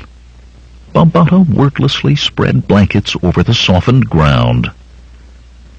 "Oh, very well," she sighed, then covered a yawn with her hand. "It's just that I want to experience everything, and there is so much." As she lay down, Bambata put another blanket over her with surprising gentleness. "I will let you experience as much as I can," he said softly. "As much as I can, child. But we must be back in Shadazar in 6 nights more." Pillowing her head on her arms, Jenna mumbled sleepily. A lover, Conan thought, watching the way Bambata remained bent over the girl. Were Jenna not so obviously a virgin, he would have been sure the other man was her lover. Rising to his feet, Bambata walked to the fire and began to kick dirt over it. "I will take the first watch, thief," he said. Without another word, he returned to Jenna's side, drew his sword, and sat cross-legged with the naked blade across his knees. Conan's mouth tightened. The man had placed himself between Jenna and the Sumerian, as if it were he who must be guarded against. Not taking his eyes from Bambata, Conan stretched out on the ground, one hand gripping his own sword hilt. He drew no blanket over himself. He was inured to more cold than the Zamoran plain had to offer, and a blanket would slow him an instant should he need to bring his sword into play. Such could be fatal against a man with steel already in his fist. Yet even through his distrust of Bambata, he wondered about the new mystery that had been added to the rest. What was to occur in Shadazar in 6 nights? His mind was still on that when he allowed sleep to overtake him. The rufescent sun beat down fiercely on the mounted trio making their way westward across the Zamoran plains, and Jenna tugged the hood of her snowy cloak lower in a vain attempt to find coolness in its shadow on her face. She knew Bambata was right when he said the cloak protected her from the sun. She had held a hand out from under the cloak long enough to feel the strength of the sun's direct rays and been convinced. But that did not lessen the heat. This was one experience she felt she could do without. Ahead loomed the gray bulk of snow-capped mountains, the Karpash Mountains, promising both cool and wetness. She licked her lips, but they were dry almost as she was done. "The mountains, Bambata," she said. "We shall reach them soon." He turned toward her, and a thrill of fear shot through her at his scarred, sweaty visage in the ebon helmet. Foolishness, she told herself, to be afraid of Bambata, whom she had known all of her life.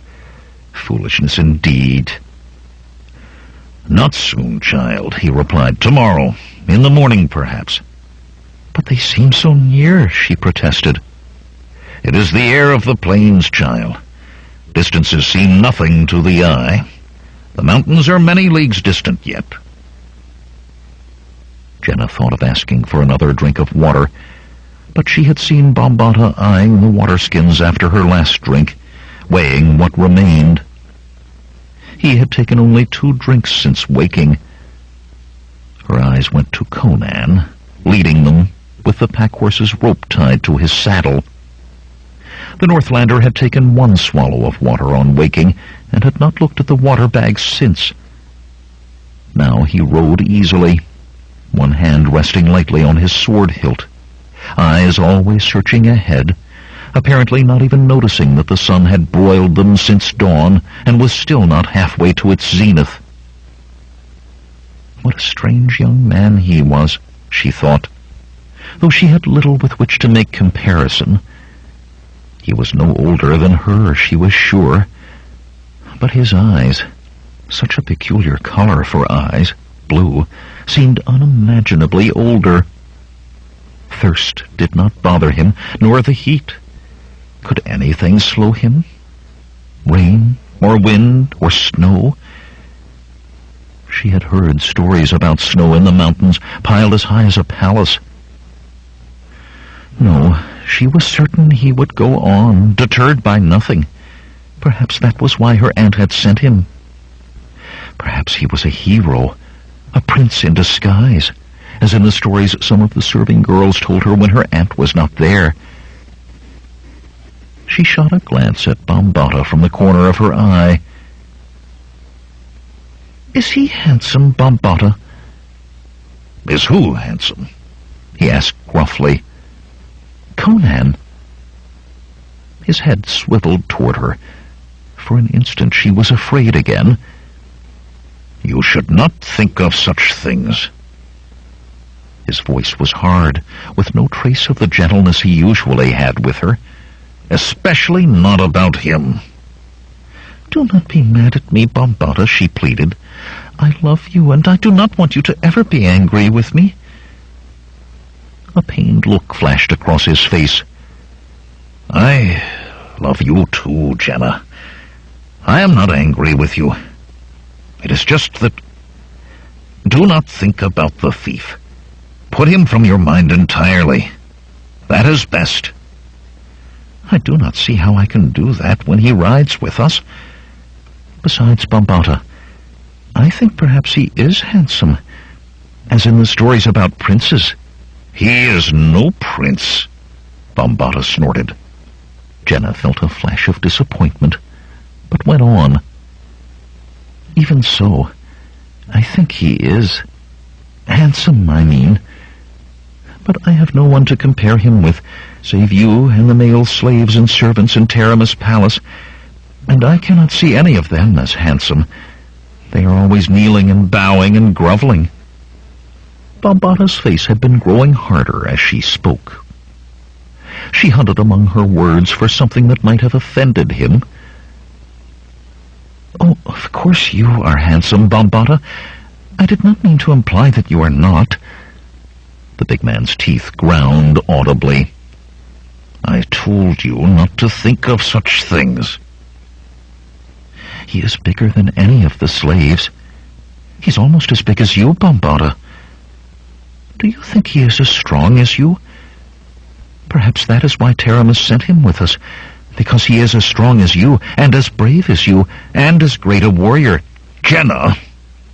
She jumped in her saddle and stared. He had never shouted at her before, never. Breathing hard, he rode with one fist on his hip, staring straight ahead. Finally, he said, This Conan is a thief, child. Only a thief and no more. The Princess Taramis had her own reasons for sending him with us. It is not for me to question them, nor for you. Jenna chewed at her lip as she mulled over what she had just learned. When Taramis told her the day for her journey had come, she had been overjoyed. It meant the fulfilling of her destiny. She would find the Horn of Dagoth and return it to her aunt, and great honor would be bestowed on her. But if Conan was a thief, and Taramis had sent him with them, Bambata, are we going to steal the Horn of Dagoth? He made a chopping motion with his hand and looked quickly toward Conan. The blue-eyed young giant still rode before them, too far ahead to hear words that were not shouted. From the stiffness of his back, Jenna thought he was deliberately ignoring Bambata and her. For some reason she did not quite understand, it annoyed her that he might ignore her, and on purpose. Child, Bambata said quietly, Taramis told you not to mention that name in the hearing of anyone but her or me. You know that. It is our secret. He cannot hear us, she protested. And are we going to— No. His tone became overly patient, the way it did when she had pushed him to a limit. No, Jenna, we do not steal. No one save you can touch the key. No one save you can touch the horn. No one in the entire world. Is that not proof that your destiny is true? You cannot doubt your aunt or me. Of course not, Bambata. It is just— Oh, I'm sorry. I did not mean to make a bother. The scar-faced warrior muttered something angrily under his breath. She stared at him. What, Bambata? Instead of answering, he galloped ahead of her toward Conan. She stared after him and abruptly realized someone had ridden over a hill to the north of them and was fast approaching, leading another horse behind him on a rope. He was an ugly little man, she saw as he came closer, short and wiry, in a leather jerkin and dirty breeches. Suddenly her mind puzzled out what it was that Bambata had muttered. Malak, he had said. Conan permitted himself a grin when Malak appeared, riding across the hilltop, a saddled horse behind him on a lead rope. He shifted the smooth pebble he was using to bring moisture to his mouth from under his tongue to his cheek. "Ho! Malak!" he called. "Ho! Conan!" A broad grin split the wiry thief's face. "I had a hard time finding you, Cimmerian. I am no tracker, you know. I am a man of the cities, a civilized—" Bambata cut between the two of them, reining in with a spray of dust and rocks. He ignored Conan to glare at the small man, whose smile faded slowly under that murderous gaze. "The Princess Taramis gave you your life," Bambata snarled. "You should have lost yourself in a pigsty while you had the chance." "I asked him to come," Conan said. Bambata pulled his horse around, his scars livid lines across his face. "You asked him? What made you think you could decide who came on this journey, thief? The Princess Taramis—" "Taramis wants me to accompany Jenna," Conan cut him off, "and I want Malik." "And I say no." Conan took a deep breath. He would remain calm. He would not kill this fool. "Then continue the quest without me," he said with more coolness than he felt. It was Bambata's turn to take a deep breath.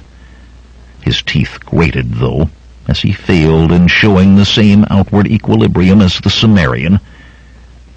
"There are reasons, thief, that you cannot know. You and I and the Lady Jenna must go on alone." "Taramis said the numbers were vague," Conan said, and was pleased to see the other's face go slack with surprise. "She told you that?" Conan nodded. "Taramis does not want us to fail. She told me everything."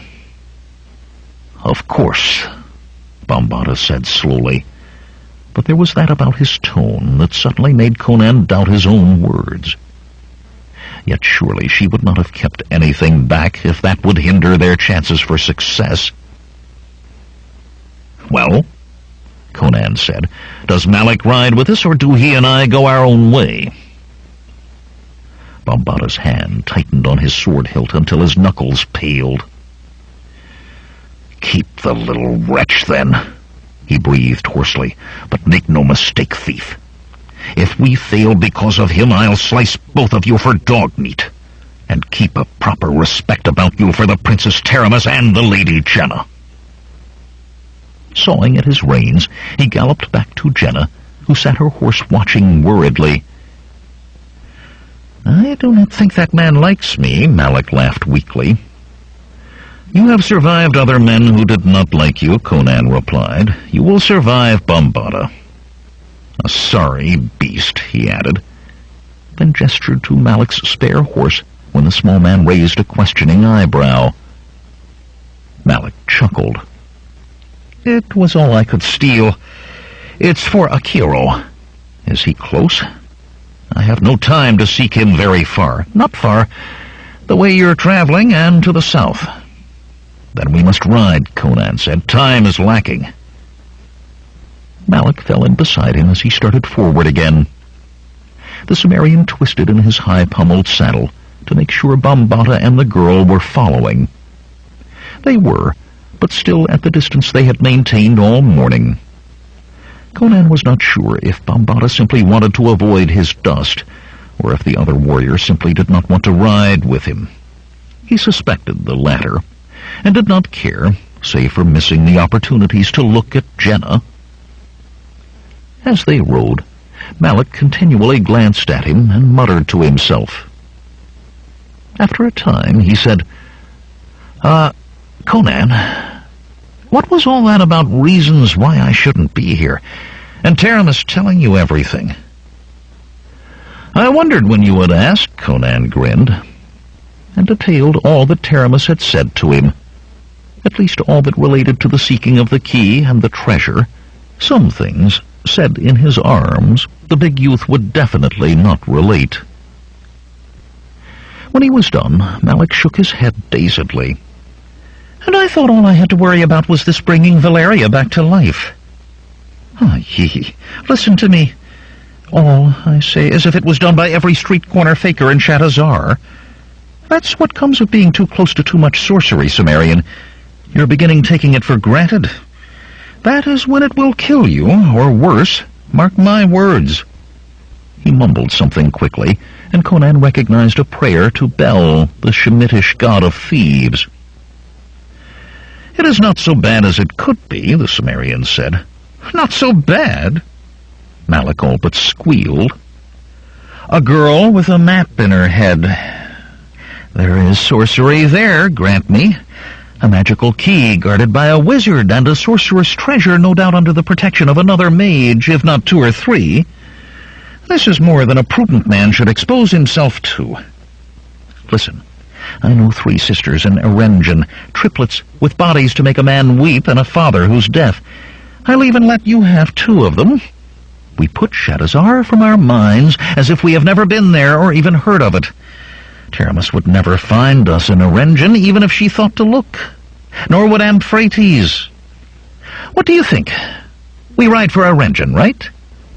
"And Valeria," Conan said quietly. "Do I put her from my mind also?" "Go to Erengen if you wish, Malik.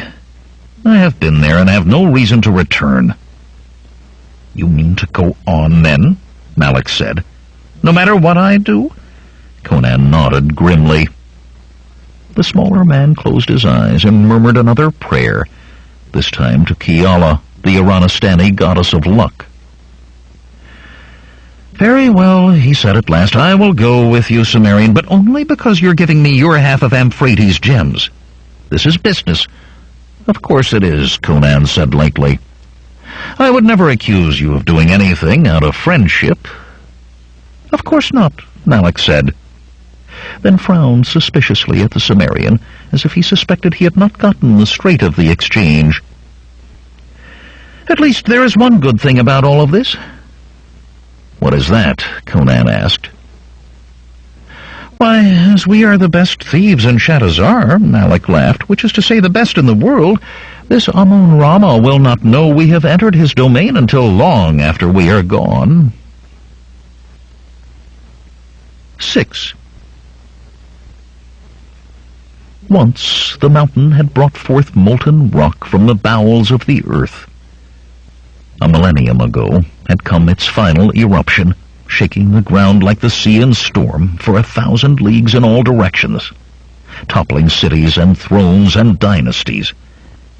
It had blackened the skies with its ash, and in a final deadly joke, the mountain of fire brought snows where the green of spring should have been, and ice in place of the heat of summer for 3 years. The villagers of the Karpash Mountains no longer remembered why, but they knew it for a mountain of death, and knew their souls were forfeit should they set foot on it. Half of the mountain had gone in that last titanic explosion, leaving a long oblong crater with a deep lake nearly half a league across at its bottom. 2 sides of the great pit were sheer walls, towering 100 times the height of a man. The other 2 were gentler slopes, and at the foot of one, abutting the lake, sat a palace such as only one pair of human eyes had ever seen. Like a gigantic, infinitely faceted gem the palace was, with towers and turrets and domes of adamantine crystal. No join of stonework showed at any place in it. It seemed a monstrous carving from a single mountainous diamond, glittering in the sun. In the center of that jewel palace was a huge domed chamber, its mirrored walls hidden behind long golden draperies. In the center of the room stood a narrow pellucid plinth, supporting a gem redder than red, a stone glowing as if fire and heart's blood had been compressed and solidified to form it. Amun-Rama, once a thaumaturge of the Black Ring of Stygia, moved closer to the thin spire, his scarlet hooded robes flowing liquidly about his tall, lean form. His swarthy, narrow face was that of a predator. His nose had the raptor's hook. 10,000 soulless sorceries had extinguished the last light in his black eyes. Like claws, his hands curled about the gem, but he was careful not to touch it. The heart of Ahriman. Every time his eyes fell on it, he exulted. It was when his former compatriots discovered his possession of the heart that they expelled him from the Black Circle. Some things even those dark mages feared to know. Some hidden powers they dared not risk unveiling. His thin lip curled contemptuously. He feared nothing, dared anything. Merely by gaining the gem, he had gone beyond the fools. They would have slain him had they managed to find the courage, but each one of them knew his powers, now that the heart was his, and feared the counterstroke should their attempt fail. On either side of the heart, his long fingers set themselves in a precise fashion, and he began to chant in a language dead for 1,000 years. Abath tabak, udamai moras, Abath tabak, endal kafa'ar, Abath tabak, Abath moras, Abath kafa'ar. The crystal walls of the palace chimed faintly with the words, and with each word the glow of the heart of Ahriman deepened and clarified. Still more crimson than rubies and blood, it yet became clear as water, and within its depths figures moved across stony hills. Amun-Rama's eyes narrowed as he studied the shapes. Riders. 1 girl and 3 men, with 2 extra horses. The pattern formed by his fingers changed slightly, and the girl seemed suddenly to fill the gem. The girl, he thought, and smiled cruelly. She was the one he had sought these many years. She was attuned to the heart of Ahriman, and the heart to her. The woman in Shadazar thought to use her. This Taramis had courage, that she dared think of using the heart for its ultimate purpose, and she possessed no small ability in the use of powers. Yet she reckoned without Amun-Rama. There were many powers of the stone, many uses other than that one she intended. Once the girl, the one, was in his grasp, he would have access to all of those powers, and he would know which to use and which not to. He would let this foolish Taramis live, he thought, as a naked bondmaid cowering at his feet. But that was for later. "Come to me, girl," he whispered. "Bring her to me, my brave warriors. Bring the one to me." Yet again his fingers formed a new shape about the stone, and he chanted, this time in words never meant to be uttered by a human throat, never meant to be heard by a human ear. They burned in the air like purest pain, and the crystal walls groaned with the agony of them. The heart of Ahriman glowed redder, brighter, ever brighter. The fierce sanguine light split and coalesced and split again, casting his bloody shadow on every surface of the room, till it seemed as if a score of men were there, 50 men, 100. And still he chanted, and brighter still grew the piercing light. A sense of urgency built in Conan, intensifying with his horse's every stride toward the towering Karpash range, so near now, so near. He must turn aside to find Akiro, he told himself, but the rejoinder came that time was desperately short. Every hour spent seeking the rotund wizard was an hour less available to search out the key, somewhere in the mountains ahead, an hour less to find the treasure and return to Shadazar. Each hour's delay was the risk of being an hour late, the risk that Valeria would not be reborn. The necessity of finding Akiro faded gradually to insignificance. The need to reach the mountains became paramount. Above all else, he must take Jenna to the mountains. "Here, Conan, The Cimmerian turned his head at Malak's words, but he did not slow his mount. "Akiro," Malak said. He gestured with the hand holding the lead rope of the spare horse. "We must turn south here. That is, we were going to. I thought we—" With a shaky laugh, he shook his head. "Maybe it isn't important after all." Doubtfully, Conan reined in. Frowning, he gazed toward the mountains, then to the south, then once more to the mountains. Akiro was important. Speed was of the essence, delay intolerable. Bombata and Jenna drew their horses up beside the two mismatched thieves. Strands of the girl's raven hair stuck to her flushed face, and her gaze was fixed on the gray heights filling the horizon.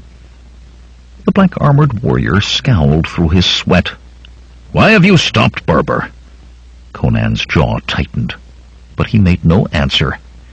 Irritably, he twitched the halter rope of the pack mule.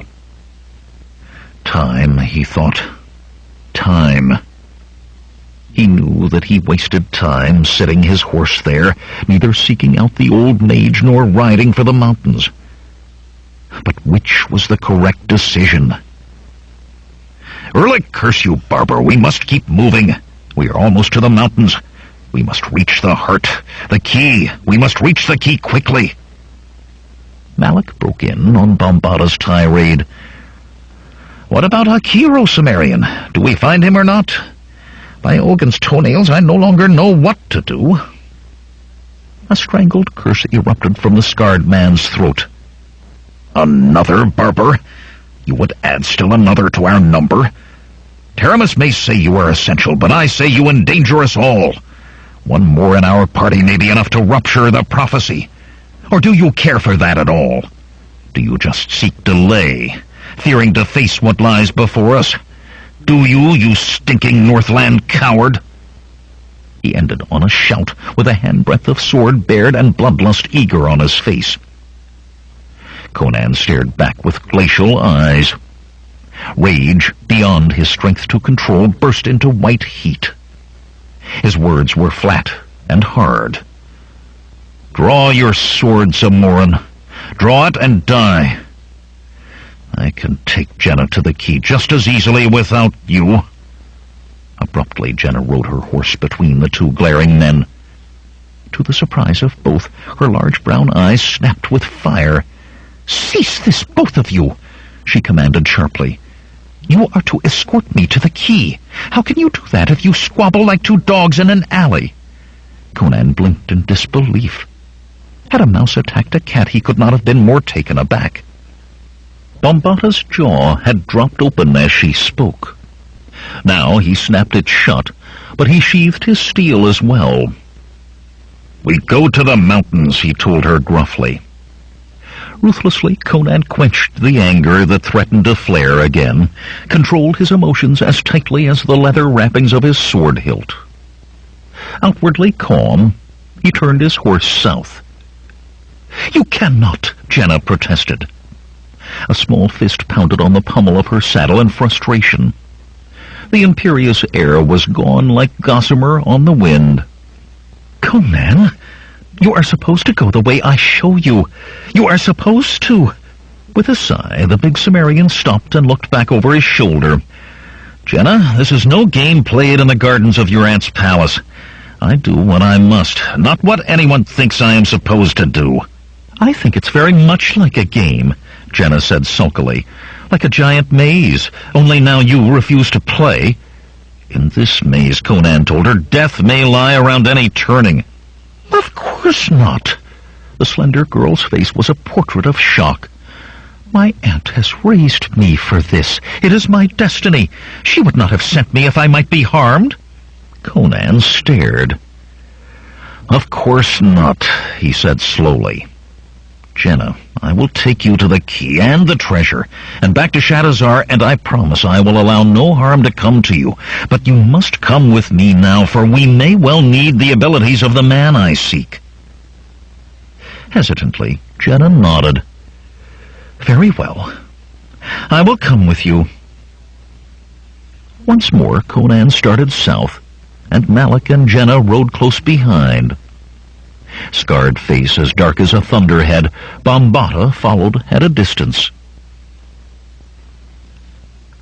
There were no shadows in the chamber of mirrors within the crystal palace. The vermilion blaze was gone, and the heart of Ahriman gave off only its normal sanguine glow. Amun-Rama staggered slightly as he walked away from the crystalline plinth that supported the gem. His narrow face seemed narrower still, and pale beneath its swarthiness. There was effort involved in working sorceries at a distance. He needed rest and sustenance before he could try again. For the moment, however, he thought less of food or sleep than of the failure of his enchantment. He had been unable to see what occurred on the plain. The heart could not be used to scry and as a nexus of power at one and the same time. He rejected out of hand the possibility that the girl had had anything to do with it. She was the one, true, but no wielder of thaumaturgies. Her life had but one purpose, and sorcery was forbidden to her by the very nature of what was required of her. That left only the men with her. They were not mages either. He would have detected vibrations of their power when first he viewed them in the heart, had that been so. Any talisman capable of shielding them from the energies he had unleashed would have showed as clearly as a wizard.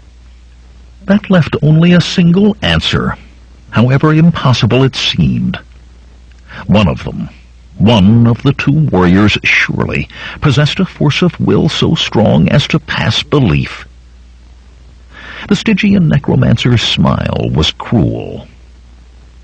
An adamantine will. Beyond acquisition of the girl, there might be sport to be had from such a one. But first, food and wine and sleep. Wearily, Amun-Rama left the chamber of mirrors. On its thin, transparent column, the heart of Ahriman smoldered malevolently. 7. The sanguinary sun sat on the mountain tops, a burning ball that baked the four riders even as daylight dwindled. Bombata had cursed steadily since they turned south, but he did it under his breath, and Conan did not try to hear what was said. Had he heard, he might have had to take action, and he had decided that Jenna should not have to see the other man slain, pleasant though the idea might seem were she not there. "Over this next hill, Conan," Malik said suddenly. "Selket stab me if Akiro's camp does not lie there, if I was not lied to in Shadazar." "3 times have you said that," Jenna said irritably. The wiry man shrugged and grinned. "Even I make mistakes now and again, my lady, but this time I assure you I am right." Stones turned beneath the hooves of Conan's mount as it made its way up the slope. The Cimmerian was beginning to wonder if Malik even had an idea in which country Akiro was to be found. Then he topped the hill and growled, "Hanuman stones." "Watch your tongue before Jenna," Bombata snarled, but as he reached Conan's side he muttered, "Black Erlic's bowels and bladder." Below them was indeed Akiro's camp, a crude hut of clay and stone built into the side of a hill. The plump yellow-skinned wizard, however, was bound hand and foot to a thick upright post set in the ground before the hut, and about his feet piled branches were just leaping into flame. 3 men, their backs to those on the hill, stood in front of the growing fire, with heads thrown back to chant at the sky, and arms outstretched so that their long white robes hung beneath them like wings. More than a score of others, their filthy, tattered rags contrasting sharply with the Triad's pristine garments, watched, howling and shaking their spears in approbation. "I never liked Akiro all that much," Malik said weakly. "We need him," Conan replied. He looked at Bombata, not asking the question, but the Zamoran saw it in his eyes. "No, Barber. If this is the man you've brought us all this way to find, then he is your affair." "Why are you all talking?" Jenna demanded angrily, "instead of helping that poor man down there?" "Bombata?" My duty is to guard you, child. Would you have me take you among those savages below, or leave you here alone when there might be others about?" "There is still time to ride for our engine," Malik suggested. "Go straight for Akiro, Malik." Conan's broadsword came easily into his hand, the setting sun lighting its length with premonitory crimson. "He cannot stand those flames much longer." With that, he kicked his horse into a gallop down the hill. "Donar, help me," Malik hissed at the Cimmerian's back. "Think you of the kind of men who can tie up a wizard?" Muttering quick prayers to half a score of gods, the small thief loosed the horse he had brought for Akiro and followed. Silently, Conan charged. The clash of shod hooves on stone drowned beneath the yells and chants of the spearmen before him. His horse burst into a knot of them, throwing suddenly screaming men to either side like a ship breasting a wave. Others scrambled toward him, spears dropping to the ready, but he ignored them for the moment. The white-clad trio had not ceased their chanting, nor looked away from Akiro. Wizardry of some kind it surely was, and the Cimmerian was just as sure it must be halted if Akiro was to be saved. The center of the three went down beneath the hooves of Conan's horse with a startled scream and the crunch of bone. The big youth had no compunction about riding him down from behind. This was no sport, but rather war in miniature. These men meant to kill a friend of his, and he would stop them how he could. The long-robed man to his right snarled at him, produced a dagger from his voluminous sleeve. The Cimmerian could not help staring in horror even as his sword went up. That snarling mouth held teeth filed to points, and below it hung a necklace of shriveled human hands, small hands, children's hands. Conan made his first sound then since leaving the hilltop, a roar of rage as his steel slashed into that foul, sharp-toothed gap. With a gurgling scream, the man jerked himself off the blade. Clawed hands rose to clutch at a ruined face. Blood poured between quivering fingers, and spreading scarlet stained the pale robe. Then Conan had no more time to think of the wizard, if such he was, or of the last of the three who seemed to have disappeared. Shock had frozen the trio's followers at first. Now they came at a rush. The first spear to thrust at him, Conan grabbed just behind the head, ripping it from the grasp of a man whose throat was torn out by the Cimmerian's broadsword an instant later. With the haft of that spear, he beat aside another thrust, while his blade was slicing yet another shaft in two. Desperately, he shifted his hold on the spear and sank its long point into the face of one of his attackers. His steel clove a skull to the eyes. 3 were dead in as many heartbeats, and the rest fell back. They were enough to sweep over him by sheer weight of numbers, but some would surely die. They had proof of that now, and none wanted to be in the forefront. They shuffled nervously, edging forward, dark eyes burning with a mixture of fear and shame at that fear. Carefully, not taking his eyes from the slowly approaching spearmen, Conan stepped down from his horse. They would have the advantage with their long spears should he remain mounted. Not, he told himself wryly, that there was not some advantage for them merely in outnumbering him 20-1. Best to take the initiative. He eyed their straggly line, chose the weakest point, and set himself to attack. Suddenly, a ball of fire shot past his shoulder to strike a ragged spearman in the face and explode in lumps of charred flesh. Conan jumped in spite of himself and looked over his shoulder.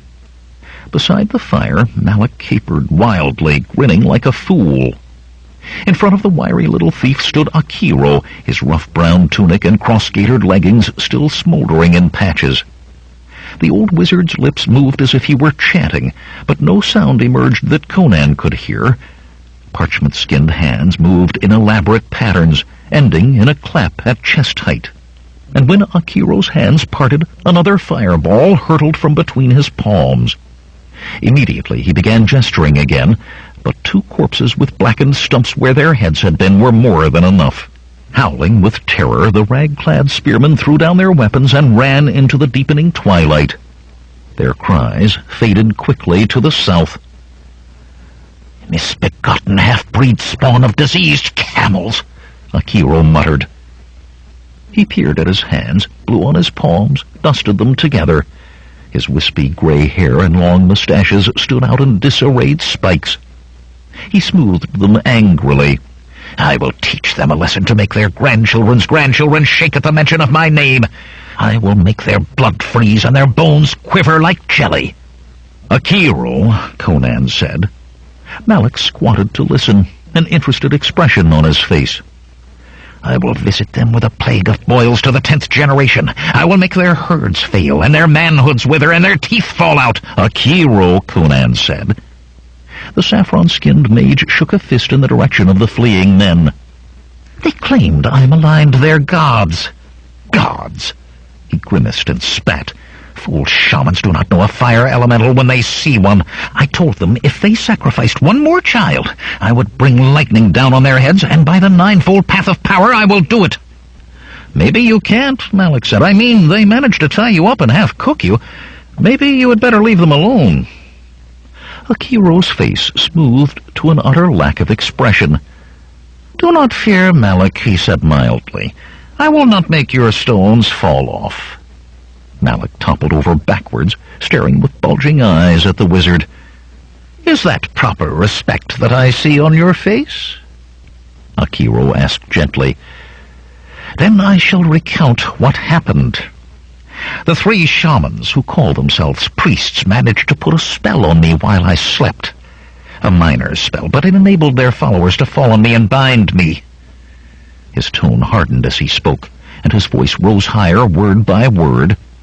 "They tied my hands so I could make no gesture of significance. They stuffed rags into my mouth." He paused to spit, "so I could utter no words of power. Then they proposed to sacrifice me to their gods. Gods! I will show them gods. I shall be a demon in their pantheon at least before I am done. That girl!" Conan blinked. He had decided to let Akiro run out of wind. It was the only thing to do when the old mage got the bit firmly between his teeth like this, but the sudden softening of voice and change of subject caught him by surprise. Bombata, he realized, was finally bringing Jenna down from the hill. The pair of them were barely visible shapes in the dusk, and Conan, for all his mountain-bred vision, would not have wagered that either was a woman had he not known it already. "She is an innocent," Akiro said, and Malik laughed shrilly. "You mean that you can tell from here that she's never—" "Hold your tongue, Malik," the old man snapped. "This has naught to do with the flesh. It is of the spirit, and it is a terrible thing." "Terrible?" Conan exclaimed. "It is not what I would choose for myself, but terrible?" Akiro nodded. "Such must be protected like children till they gain some knowledge of the world, else they are fated to be prey. It is rare that an innocent occurs naturally. Most have been raised so for some sorcerous purpose." "Raised so," Conan murmured, frowning. Well away from the hut and the bodies before it, Bombata was helping Jenna down from her mount. The black-armored warrior stood between her and the charnel scene, not allowing her to look. "Valeria," Akiro said, and the Sumerian started. "She is part of why I came to you, Akiro." "Wait!" Akiro bustled into the rude hut. Oaths and the clatter of rummaging drifted out. When he returned, he handed Conan a small polished stone vial sealed with beeswax. "This is for Valeria," he said. "I do not understand," Conan said. Akiro pursed his lips and tugged at his mustaches, one with either hand. "Long did I study this question, Sumerian. I tossed the bones of fate, read the stars, told the Kafar cards, all to find an answer for what troubles you. I am troubled no longer, Akiro. At least do not dissemble with me." The wizard cut him off. "How can I help you if you do not speak truth to me? Valeria's life and yours were most strongly intertwined. She was at once lover and companion warrior.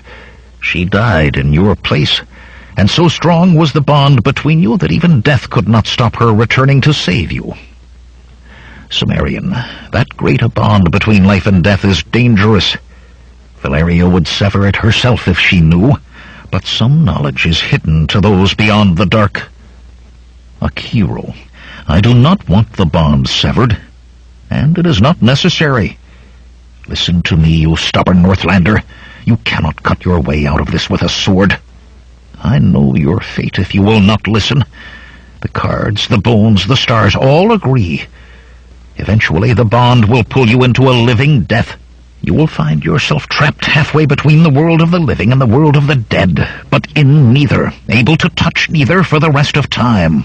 Only forgetfulness can save you. I went to great pains to concoct the potion in that vial. It will wipe from your mind all memory of Valeria. Not connected to her will remain. Believe me, Cimmerian, could she know the choice you face, Valeria would tell you to drink from that vial without delay. She was not one to shirk a hard decision. And if Valeria could return once more? Conan asked quietly. Not for moments, as she did before, but to live the rest of the life she should have had. What then, Akiro?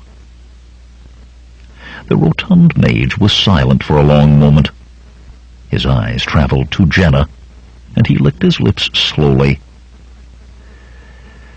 I think we must clear away these bodies so we can eat, he said finally. I shall need food in me to hear this. 8.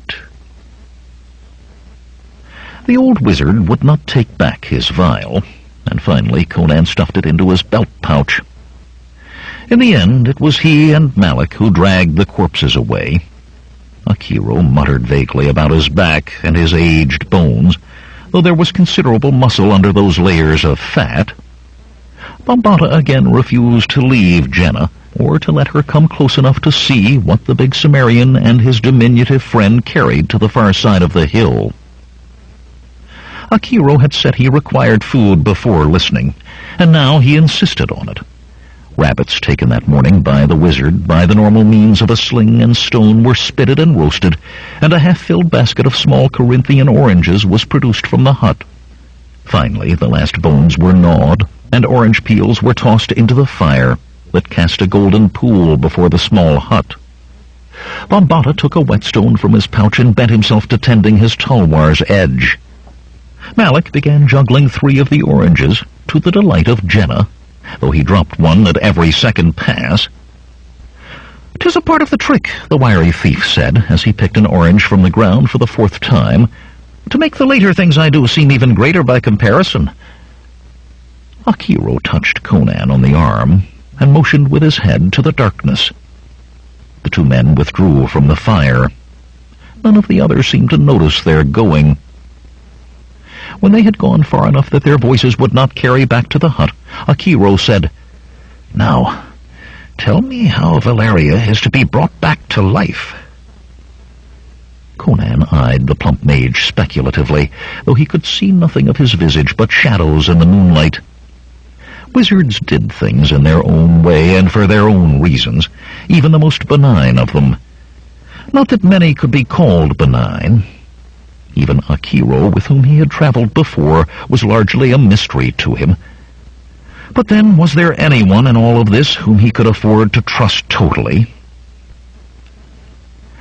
"Taramis," Conan began, "the Princess Royal has promised to return Valeria to me. Not as a shade, nor as an animated corpse, but living, as once she lived."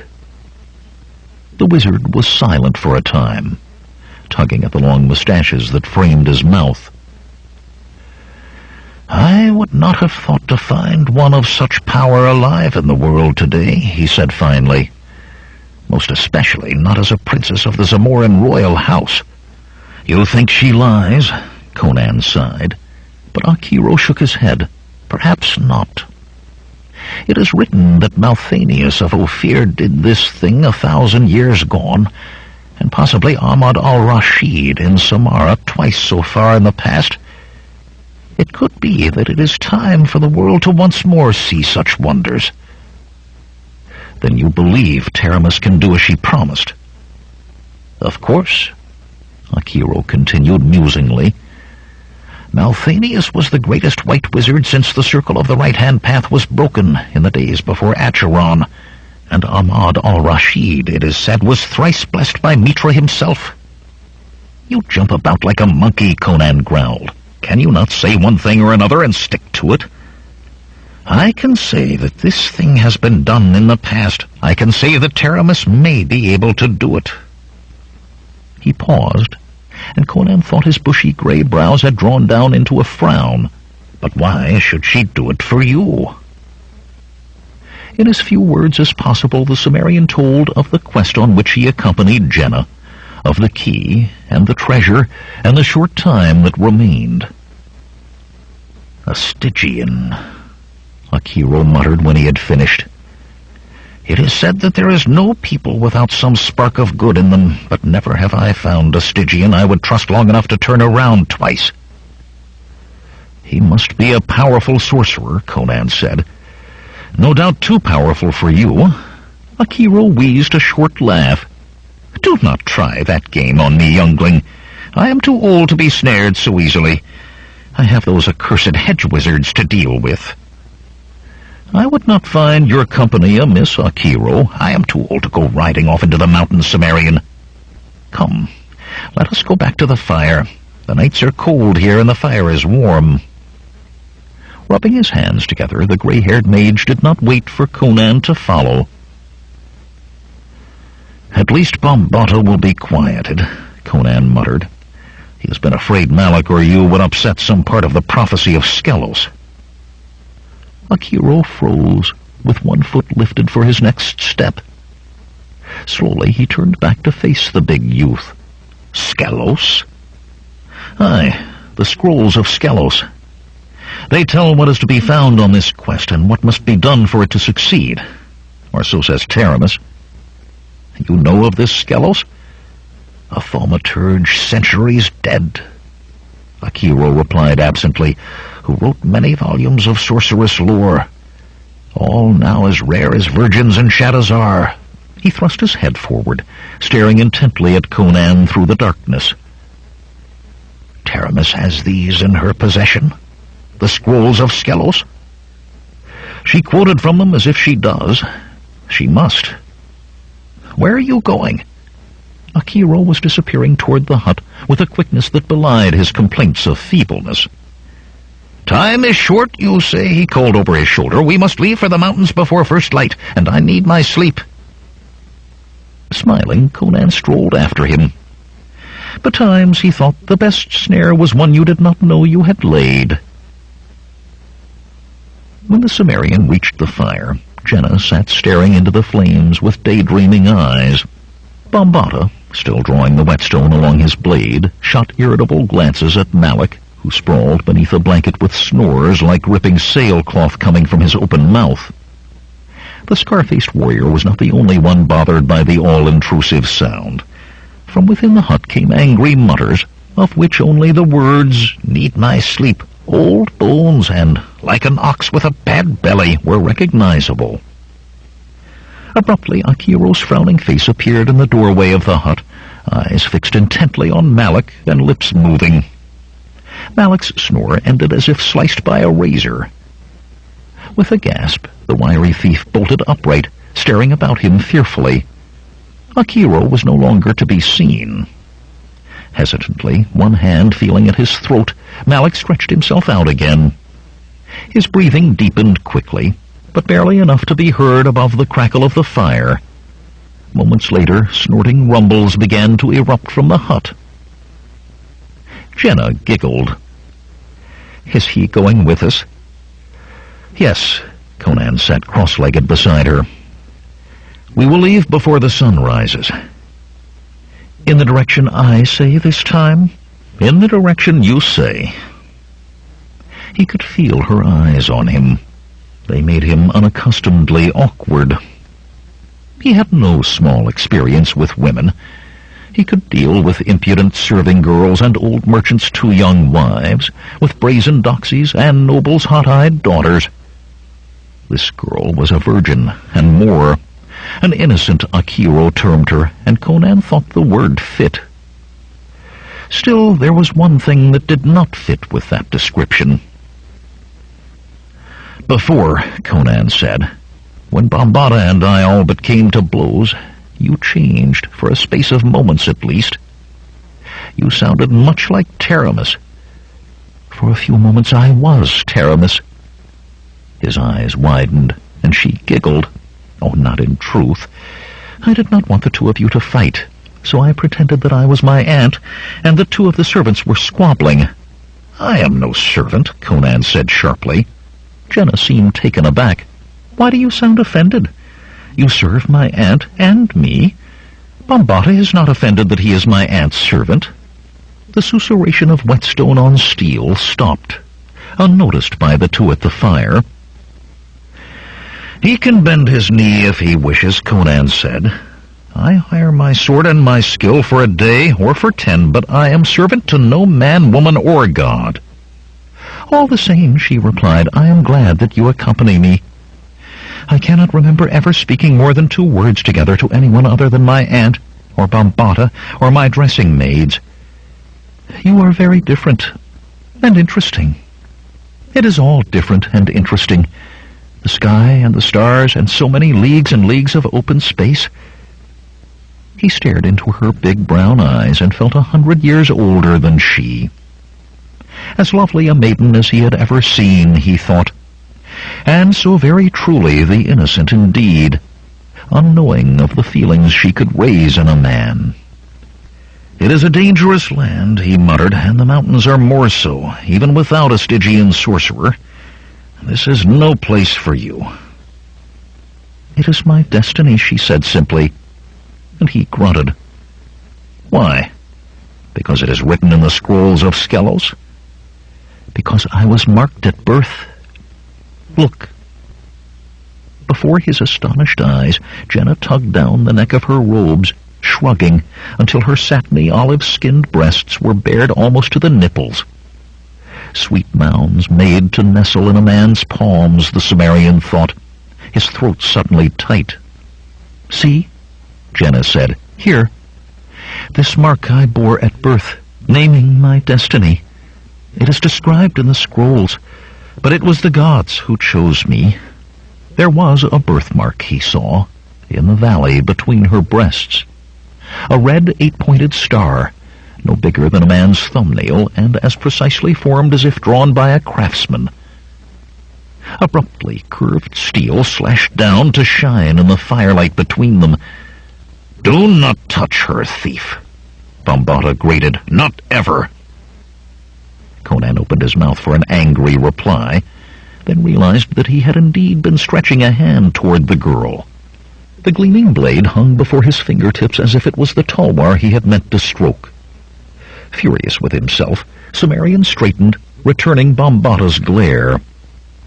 Jenna's eyes traveled from one man to the other, a strange expression crossing her face, as if thoughts new and disturbing had come to her.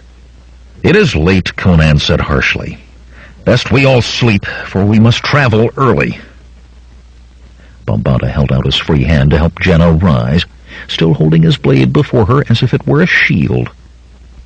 Conan's eyes did not leave those of the scarred warrior, while the huge Zamoran backed away, leading Jenna. The girl glanced once at the tall Cimmerian youth, her eyes troubled, but she allowed herself to be bundled into her blankets without speaking. As on the previous night, Bambata set himself before her as a guard. Muttering curses under his breath, Conan wrapped himself in his own blankets. This was foolishness, he told himself. There were women enough in the world that he did not let himself be entangled by a girl who likely did not even know what she did. She was a child, no matter her age. He slept, and his sleep was filled with dreams of lush-bodied Taramis and the night of lust they had shared. Yet often in those dreams he would look, and it would be not Taramis he held, but Jenna. His sleep was not a restful one. Blackness hung thickly over Shadazar, and the tapestried halls of Taramis' palace were empty as she made her way from her sleeping chamber. The only sound was the brushing of her long silken robe on the polished marble tiles of the corridors. Her astrologers and the priests of the ancient worship she revived came often to the great hall she entered, but the nocturnal visits that she made with increasing frequency she made alone. About the edges of the room, cunningly hooded golden lamps gave off a soft glow that could have been moonlight, so pale was it. The floor was black marble, polished to a mirror sheen, and fluted alabaster columns supported the high arched ceiling, tiled with onyx and set with sapphires and diamonds to represent the night sky, the sky as it would be on one night in each 1,000 years. Centered beneath that false sky was a couch carved of crimson marble, polished with the hair of virgins, and on it lay what seemed to be the alabaster statue of a man with his eyes closed, nude and half again as large as any living man, more handsome than any mortal man could ever be. But a single thing marred the perfection. Sunk to the depth of half a finger joint in the broad forehead was a black depression, a circle as wide as a man's hand. There was about the figure a sense of timeless waiting. Slowly Taramis approached the marble couch, stopping at its foot.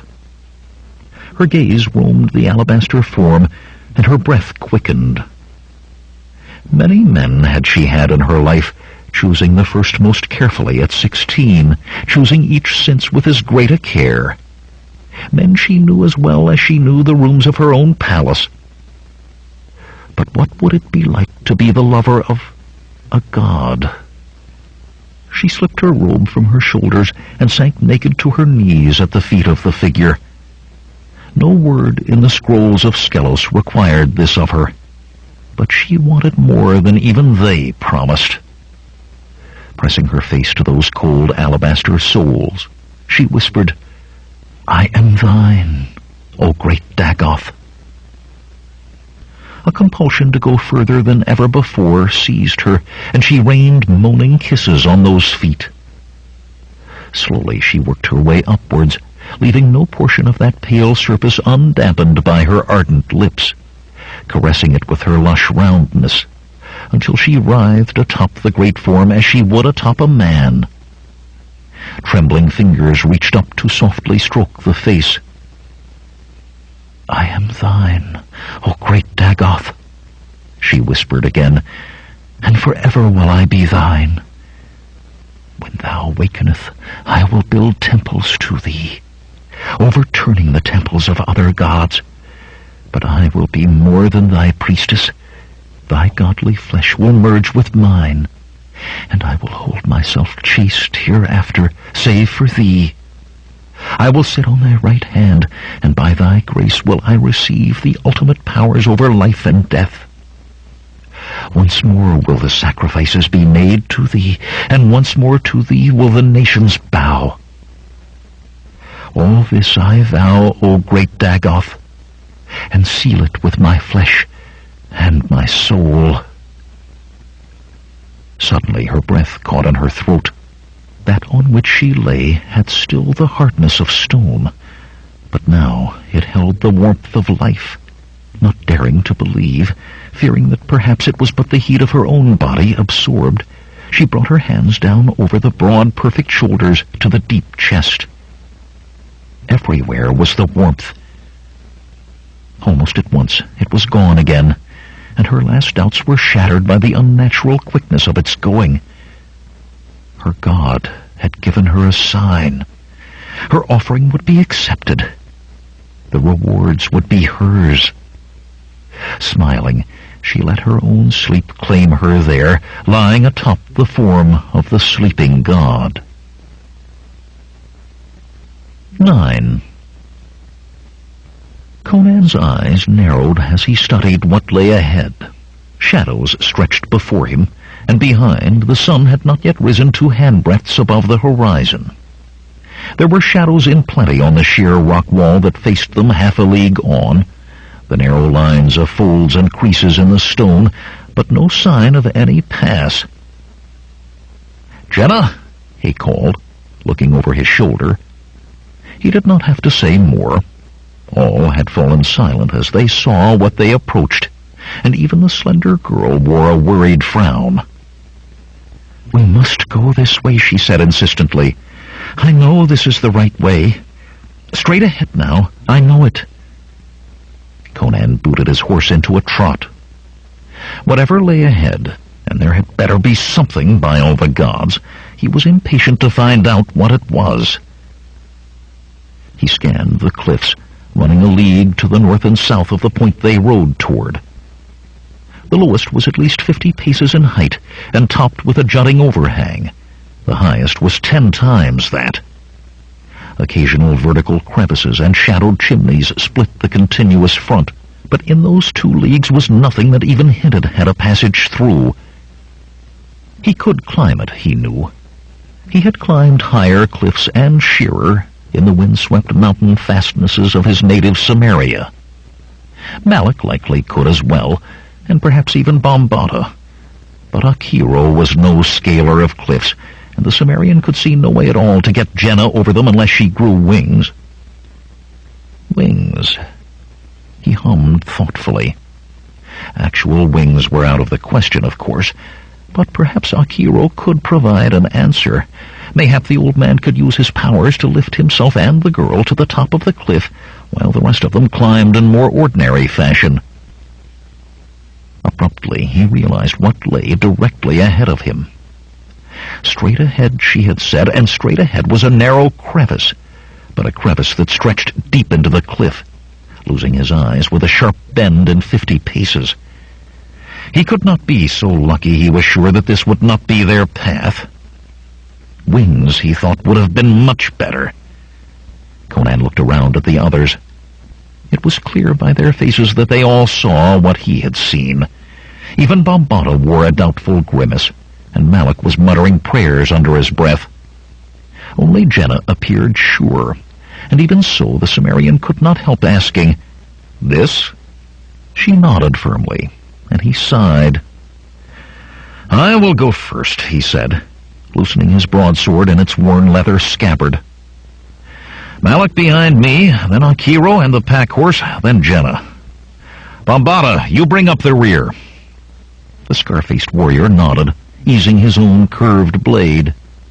"And keep a watch above," he finished. Though he thought what they could do if someone began dropping boulders or worse on them, he could not imagine. "Shakuro's burning teeth," Malak said sourly. "We could have been in a engine by now." Not answering, Conan rode into the narrow opening, and the rest followed.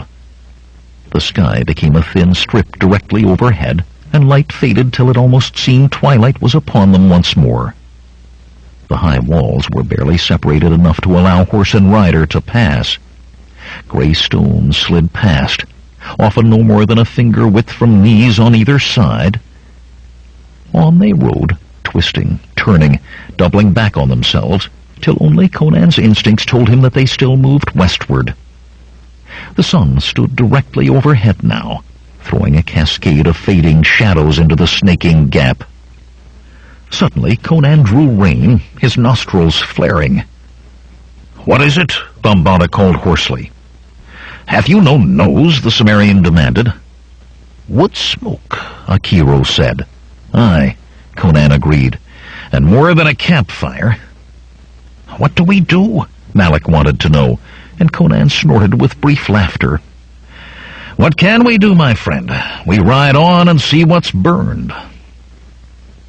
3 more bends the straight passage took, and then they were out of it. Out of the narrow crack through the mountain and into a large village that butted against the steep side of the valley. Crude huts lined dusty paths that could not properly be called streets. On the far side of the village, Conan noted 60 wispy columns of smoke, remnants of whatever had burned. A few naked children yelled and tumbled in the dirt with bony dogs, while their ragged elders, as filthy as the small ones, if not more so, stared in dark-eyed surprise and wariness at the newcomers. "Pull up the hood of your cloak, Jenna," the Sumerian said quietly. "It is hot," she protested. But Bombata jerked the white hood forward, hiding her face in its shade. Conan nodded. As outlanders, they might well have trouble just riding through this village, and most assuredly there was no way around it. There was no need to increase the chance by letting it be known they included a beautiful young girl in their number. "Do not stop for anything," he told the others, "until we are well beyond this place. Not for anything." Resting a hand on his sword hilt, he twitched his reins and started forward. They rode in the same order in which they had traveled the narrow passage. "Malik," Akiro said, "if you see something you desire in this place, try not to steal it." "Hey," Malik jerked his hand back from a basket of figs. "Fidesis teats, old man, I am not a fool." Suspicious eyes followed them, covetous eyes that caressed their horses and weapons, speculative eyes that tried to pierce Jenna's cloak. Yet they were not many for such a place, and as they came on the source of the smoke, 10 patches of ash that had once been huts, Conan saw why they were not more. The villagers had gathered to watch a brutal entertainment. 6 soldiers in boiled leather breastplates and red-crested helms stood leaning on their spears and laughing in a wide circle around a woman who clutched a wooden staff taller than she and as thick as a man's 2 thumbs. Her skin, as black as polished ebony, proclaimed her origin far to the south. A tightly bound strip of cloth about her small breasts and a slightly wider bit about her loins were all of the garb on her hard-muscled body, and a thick rope bound about one ankle kept her within a pace of a stake driven into the ground. "Those men are not Zamorans," Jenna said. "This is Zamoran land, is it not?" Conan did not think that it was the proper moment to explain the border situation to her. The men wore the armor of one of the Corinthian city-states. The mountains on the border between Zamora and Corinthia were claimed by both, and the villages paid such taxes as they could not avoid to whomever sent soldiers, denying the sovereignty of either when there were no soldiers. The black woman stooped slowly, not taking her eyes from the encircling soldiers, to feel the knot at her ankle. As her fingers touched the rope, one of the Corinthians dashed forward, jabbing with his spear. The woman leaped back as far as the rope would allow, the staff spinning in her hands like a thing alive. The spearman stopped his rush, laughing, and another behind her jumped forward. Again she darted away from the spear point, then had to dodge yet another. "What did this woman do to deserve this?" Jenna demanded. Conan stifled an oath and gripped his sword hilt more firmly. A dirty-faced man on the edge of the crowd looked up at Jenna, frowning. "She's a bandit." He twisted his neck, trying to see her face under the edge of her hood. "We took another and killed him slow, but the soldiers came before we could get to her." "They'll do for her," another man said, joining the attempt to make out Jenna's features. A swollen bruise stood out blue beneath the grime on his forehead. "They shouldn't have given that stick back, though. She killed a man with it and near got away." His gaze slid from Jenna to each of the others in turn, and his mouth pursed thoughtfully. "Bambata," Jenna said, "you must stop them. Whatever she has done, these men have no right to treat her so. They are Corinthians, and this is Zamoran land." "Bandits and thieves deserve to die," the scar-faced Zamoran said harshly. "And it is time we were going on." He snatched for her bridle, missing as she pulled her horse around to face Conan. "And will you do nothing either?" she demanded. Conan drew a deep breath, but the situation had gone beyond cursing. More villagers were turning to look at them, weighing the value of their possessions with intent eyes, trying to see if Jenna were pretty enough for the auction block. Such were not usually dangerous in the open and the daylight, but their blood was heated by the bandits' raid and by the soldiers' cruel sport. The desire was there, writ plain on their faces, in licked lips and shifting glances. In moments, soldiers or no, daylight or no, these men would try for fresh prey, and an attempt to leave now would only set off the eruption on the instant. "Stand ready," the Sumerian commanded quietly. "They'll watch over us," Malik breathed as Conan moved his horse into the crowd. Wondering villagers parted slowly before him as he rode slowly toward the soldiers. Casually, nodding to the Corinthians, He rode into their circle. They frowned at each other, at him, obviously unsure what he was about. He drew his broadsword. "Do not kill her and spoil the fun," one of the Corinthians shouted. The sable-skinned woman stepped smoothly to the limits of the rope, her staff at the ready and untrusting eyes on his face. Conan gave her a smile he hoped was reassuring.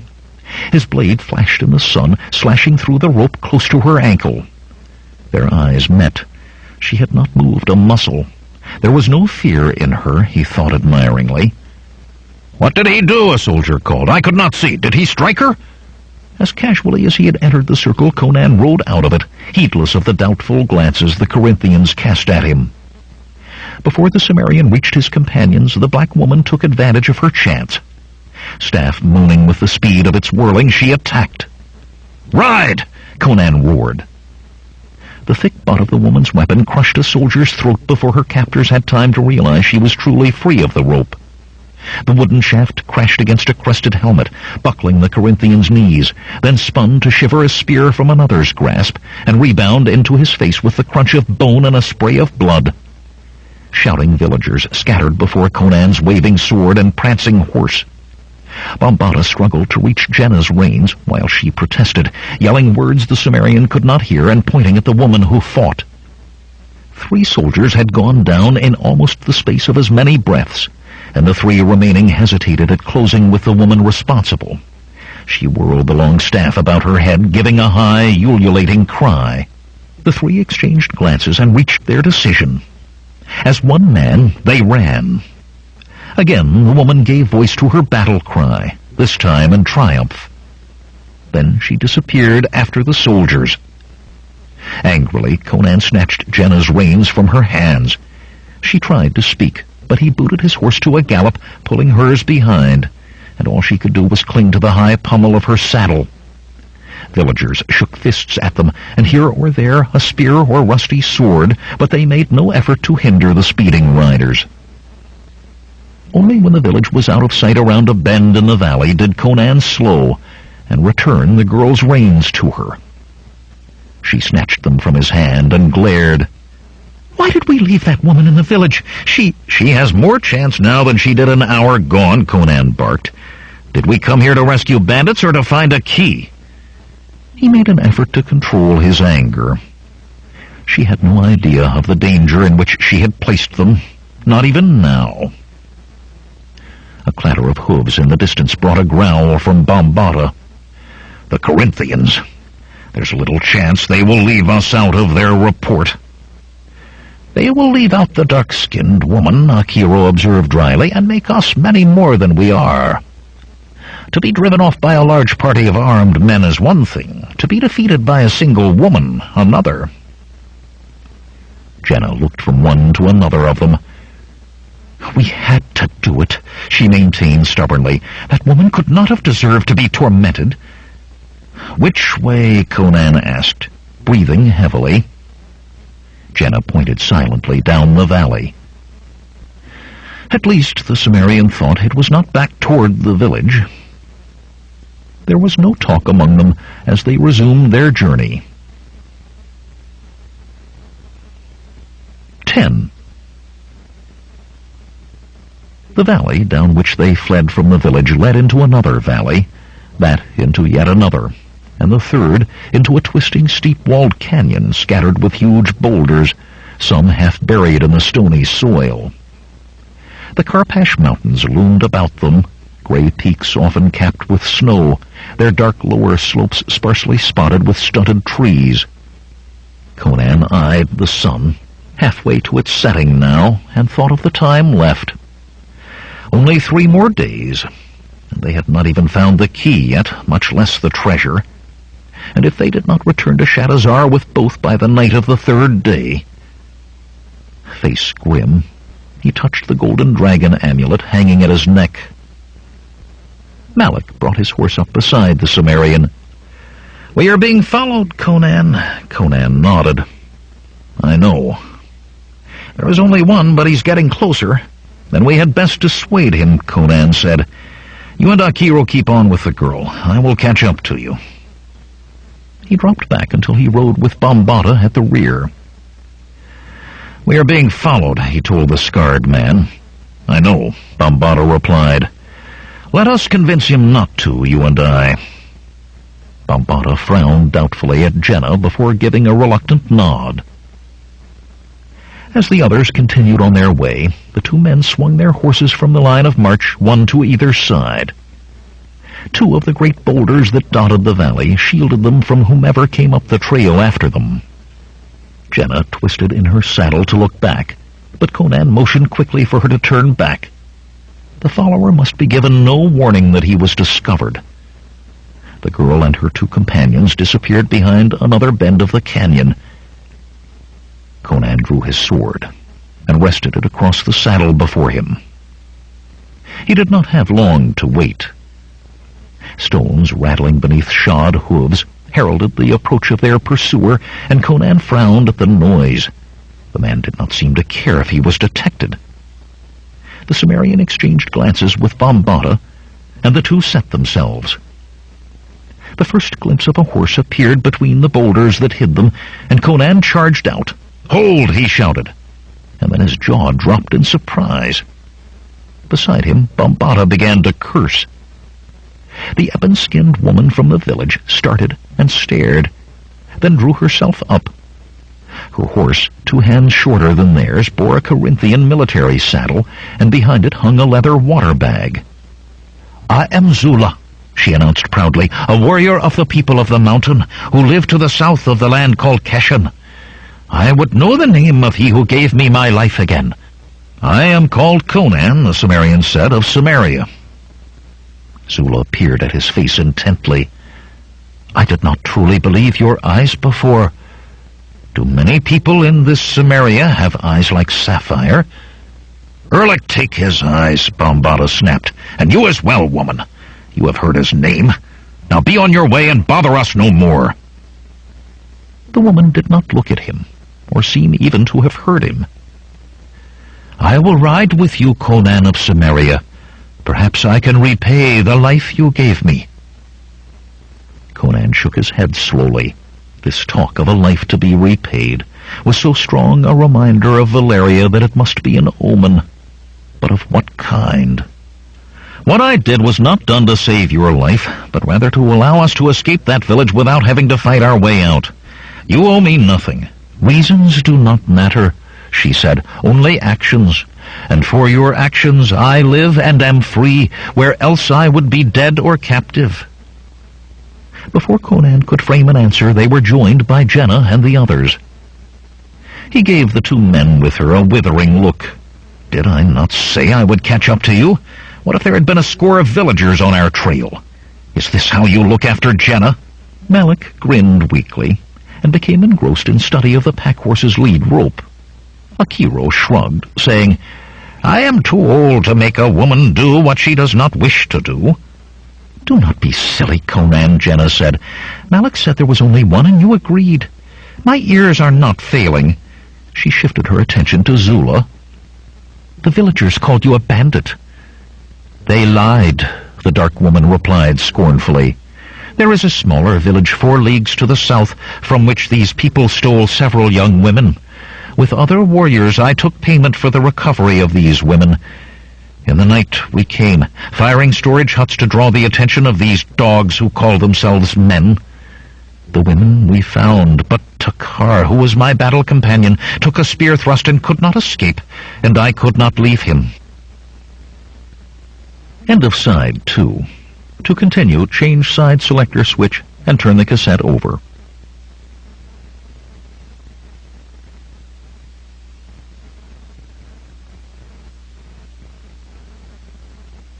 Side 3.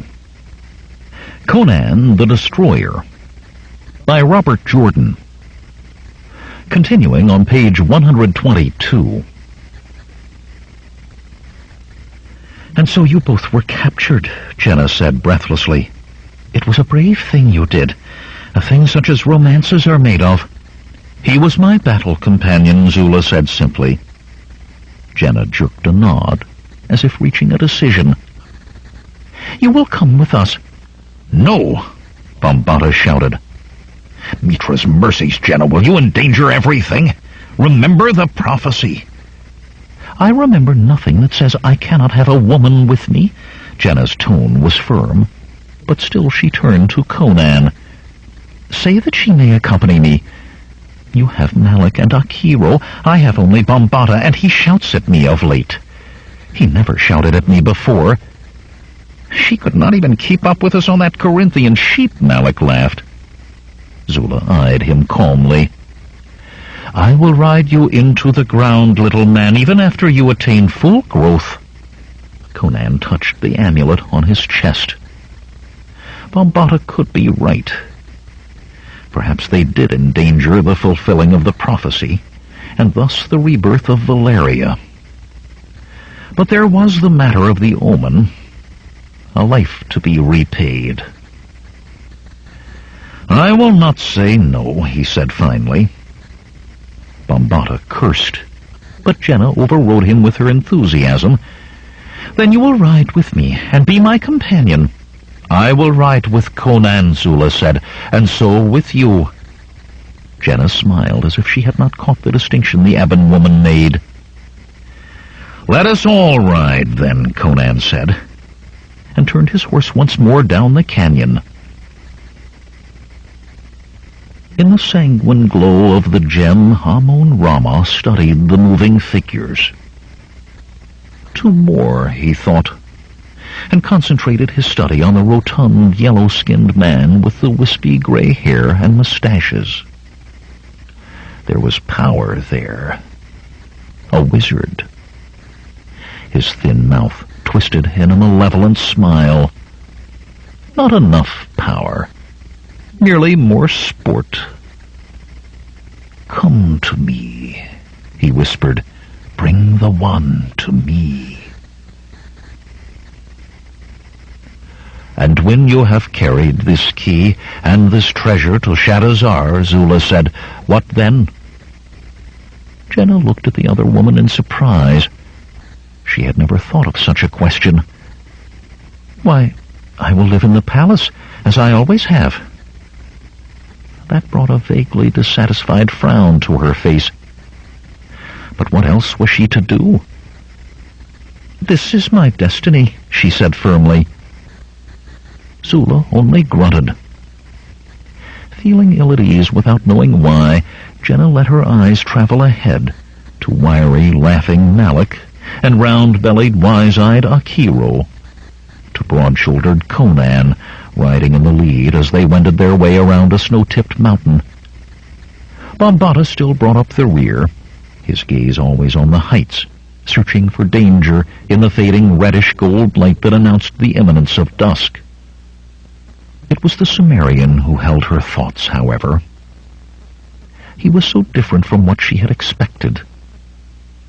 Akiro and even Malik had their places in the stories her dressing maids told, but the tall Northlander fit nowhere in those tales of handsome princes and lovely princesses. And it was not just him. He made her feel very peculiar indeed, in ways she did not recognize. None of her feelings seemed to correspond to what she imagined she would feel like if he were to recite long poems to her eyes. It was difficult to imagine him doing that in any case, or to see him giving her a single golden rose for her to weep crystal tears over while he went far away. Conan might rather sweep her fiercely to his saddle before him, and what? She was not sure, but she was certain that whatever he would do would be something not in the stories. Zula, she thought, might have useful advice, but something made her feel awkward about simply asking. But perhaps if she made her way to it in slow steps. Women warriors, she said abruptly, are strange to me. Are all women of your land warriors? The dark woman nodded. Our mountains are surrounded by enemies, and we are few. Too few to allow us your ways, where only men are warriors, and some few women who want to be. All of us must fight if we would live. "I did not know there were women in my land who are warriors," Jenna said, diverted for the moment. "Could I be a warrior?" It would certainly be a different thing than living the rest of her life in Taramis Gardens, she thought. "Perhaps," Zula replied, "if you were willing to accept hard training, and if you have the heart. It is a harsh life, though, and you must ever be ready for death, your own or that of someone close to you." The sadness in the other woman's voice reminded Jenna of her purpose. "Takar," she said softly. "You called him your battle companion. Was he your true love?" "My lover, you mean?" "Aye, he was my lover, and in all ways as good a man as I have ever known." How did it begin? Between you and Takar, that is." Zula laughed, as if at a fond memory. "Many women wanted him, for he was a proud and handsome man. But I told them they must fight me if they would lie with him. None of them could stand against me, and when Takar saw, he took me into his hut." Jenna blinked. It certainly did not sound like any of the stories. "So you simply decided he would be yours? Chose him? Do men like that?" "Some men, child, if they know themselves men. Others have not the stomach for it." "And which of the men riding with us would you choose? Malik, perhaps?" The black woman snorted. "That has no humor, even if it is meant to be a joke. I would choose Conan." "Because he saved your life?" Jenna felt a flash of anger and could not understand it. "Why not Bambata? That one would be brutal, thinking it made him seem strong.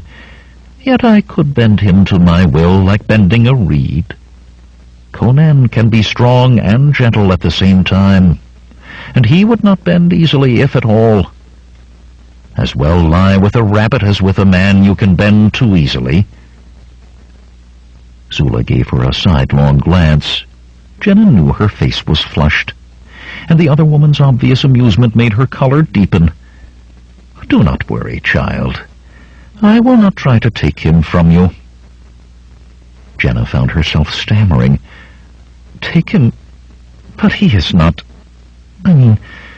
She drew a deep breath and tried to sit very straight in her saddle, as Taramis did at her most imperious. "Do not call me child," she said frostily. "I am a woman." "Of course. Forgive me, Jenna." Zula was silent for a time before continuing. "Among my people, there is a custom at the death of a lover. I will lie with no man for 1 year from the day of Takar's dying. He would have done the same had I died." It was Jenna's turn to ride in silence, mulling over what had been said. Little of it seemed to be of any use to her. There were no women to challenge over Conan, even if she knew how to fight them, and even if she was sure that was what she wanted. As for the rest... "Zula, thrice now you have spoken of lying with a man. What does that mean?" The black woman's face went slack with amazement. "By all the gods," she breathed, "you are a child." Jenna opened her mouth for an angry retort, and froze with it open. Before them lay another mountain, or rather half of a mountain, for its top had long since disappeared. Even from below it was plain that a vast crater holed that truncated peak. "Conan," she whispered, then shouted it. "Conan, the key! I can feel it pulling me! The key is in that crater!" Eagerly, she urged her horse to a gallop. 11. "Wait, Jenna!" Conan called for the 10th time, but he knew it was already too late. She had outdistanced all of them, and even as he spoke, she topped the crater's rim and disappeared. Cursing, he sped after her as fast as his horse would take the mountain slope. The others were strung out behind him in a long line, but he could not wait for them. Over the rim he galloped and gasped as he started down the other side. At the bottom of the mammoth pit lay a lake, unruffled by any breeze, its dark blue speaking of great depth. On either side of the glassy waters rose sheer walls. Below him was a small beach of black sand, rushes growing on its edges. Jenna's mount was already halfway to the water in its headlong plunge, and on the far side of the lake stood a palace of crystal, an impossible structure of glittering facets that made the hair stand up on the back of his neck. By the time he caught up to her, Jenna's panting horse had its muzzle in the lake, and the girl stared with eager eyes at the distant crystalline towers. The crater's deepness created an early dusk on the sands. "The key is in that palace," Conan said. She nodded excitedly. "Yes, I can feel it pulling me." "We must leave the crater, then," he told her, "and go around the side of the mountain. There is no way from here except to swim." The others began to arrive, first Bambata and Zula almost together, then Akiro, and lastly Malik with the pack horse. "Are you all right, child?" Bambata shouted at the same instant that Zula cried, "Jenna, are you unharmed?" The scar-faced man and the ebon woman glared at one another. "This is the way," Jenna said insistently. "This is the proper way." "How?" Conan demanded. Even Bambata looked doubtful. "We could go around, child. It can make no difference." "This is the way," Jenna repeated. Suddenly, Malik leaped down from his horse and waded into the rushes. When he came out again, he was dragging a long, narrow boat of hides stretched over a wooden frame. He held up a handful of cords and bone fish hooks. "Villagers provide the way, eh?" He grinned. "The fisherman will not care if we borrow his boat. There are paddles in it, too." "Convenient," Akiro murmured, "to find it here. Mayhap too convenient." "What do you mean?" Conan asked. The wizard tugged at a dangling gray mustache and peered toward the palace, sparkling still, even now that direct sunlight was gone. "I do not think the Karpash mountain folk are fishermen. And even if they were, would you fish in a place where that was?" "But here it is," Malik protested. "You cannot deny your eyes." "I can deny any of my senses," Akiro replied mildly, "except those of the mind. As for the boat, perhaps someone knew we were coming." With a gasp, the small thief dropped the boat and fishing lines as if they were serpents. He stepped back from them quickly, wiping his palms on his leather jerkin. "The Stygian knows we are coming? Banbus buttocks! We make a cold camp just the same," Conan said, stepping down from his saddle. "If he does not know we are here, there is no point telling him with a fire." "We must cross now," Jenna said. "Now! The key is there, I tell you." "It will still be there in the morning," the Cimmerian replied. With clear reluctance, she took her eyes from the palace for the first time since reaching the beach, her jaw firming determinedly. But he went on before she could speak. "I have as much reason not to delay as have you, Jenna. We will cross with the dawn." "The thief is right, child," Bambata said. He gestured to the lake, its waters blackening as sunlight failed. "Did the boat tip over in that, you could drown before I found you. I cannot risk that." Jenna lapsed into sulky silence, and Conan turned his attentions to Malik. "You can go if you wish. Neither of us reckoned with this Amun-Rama knowing about us. Consider the jewels yours." "Jewels?" Bambata echoed, but the two friends ignored him. Malik took a step toward his horse, then stopped. "Conan, if we had a chance, Cimmerian, but he knows we're coming. Baelor's glaring eye. You heard Akiro?" "I heard," Conan said. You are staying?" Malik asked. And Conan nodded. The wiry man sighed. "I cannot travel in these mountains in the night," he muttered. "I will leave in the morning." "Now that that is settled," Akiro said, climbing from his horse with a groan, "I am hungry." He dug his fists into the small of his back and stretched. "There is dried lamb in the packs, and figs." A heavy, solemn air hung over everyone as they set about making camp. The crater had the effect of making each of them grow silent and introspective. All save Jenna, and she was rapt with the approach to a part of her destiny.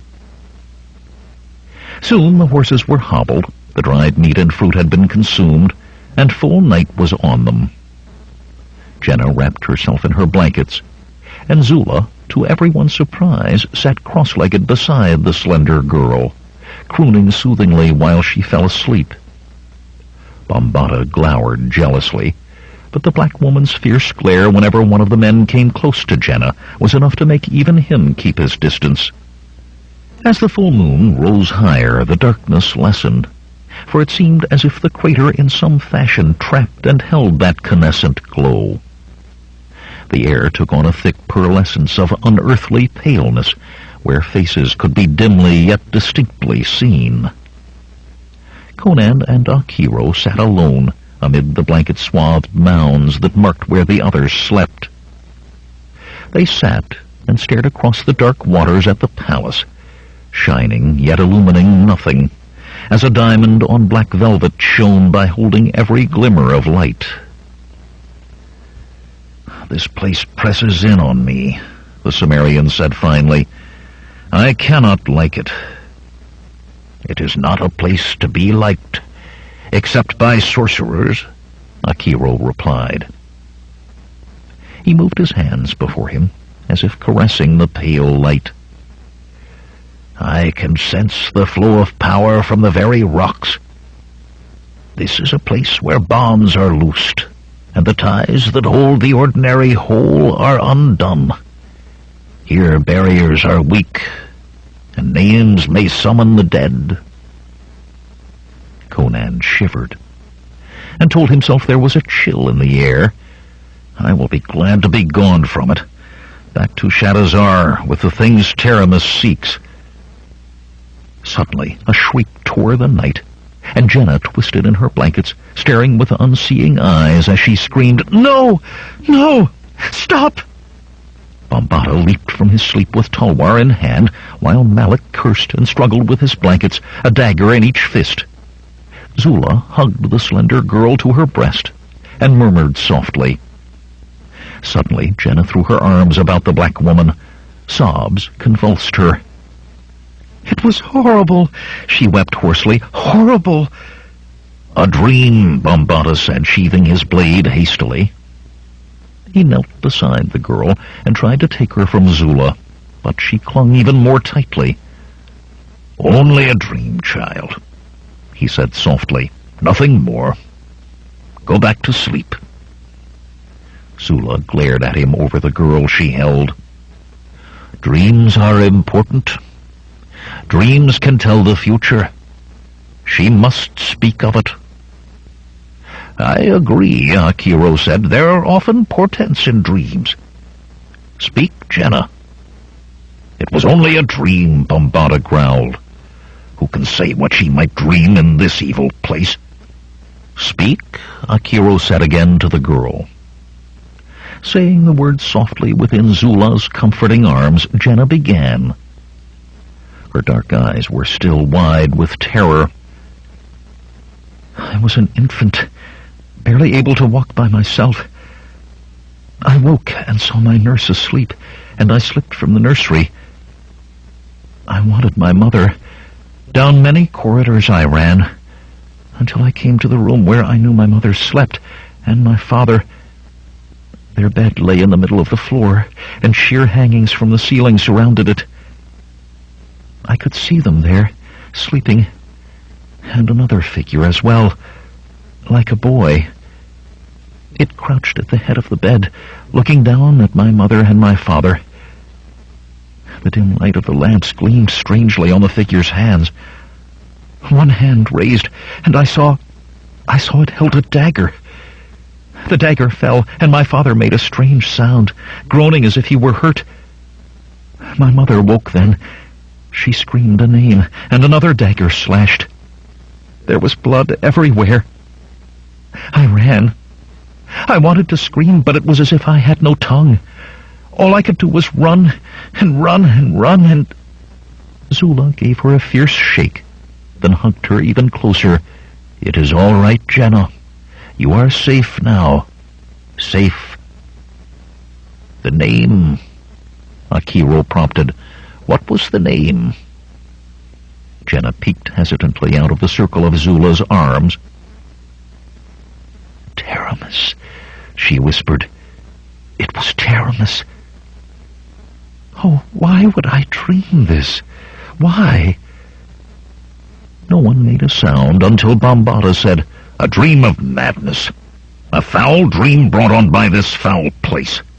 Even my sleep is troubled by things that never were." "So it seems," Akiro said at last. "You will see to her?" he asked Zula. The ebon woman nodded and stroked Jenna's hair as she began again the soft crooning that had brought sleep before. Bambata sat on the other side of the girl, as if he too would guard her sleep this time. The two warriors, man and woman, stared at each other unblinkingly. In company with Akiro, Conan walked slowly to the water's edge, its black sheen undisturbed by the smallest ripple. When Jenna was barely old enough to walk, the Sumerian said slowly, Taramis was perhaps 16. Just barely the age to be invested with her brother's titles and estates. Perhaps it was just a dream. Perhaps, Conan said. Perhaps. Amun-Rama peered into the crimson depths of the heart of Ahriman, frowning at the sleeping figures. None remained awake on the far side of the night-shrouded lake. Last to slumber had been the yellow-skinned wizard, peering into the sky and attempting, this brought a momentary sneer to the Stygian's hawk-nosed face, attempting to touch the powers cupped in the crater. The wizard had retired long after the others breathed deep and slow beneath their blankets. But now even he slept. On the morn they would come. And his frown deepened to a scowl. On the morn. Long had he waited, and now there were but hours more to wait. Yet he itched with impatience.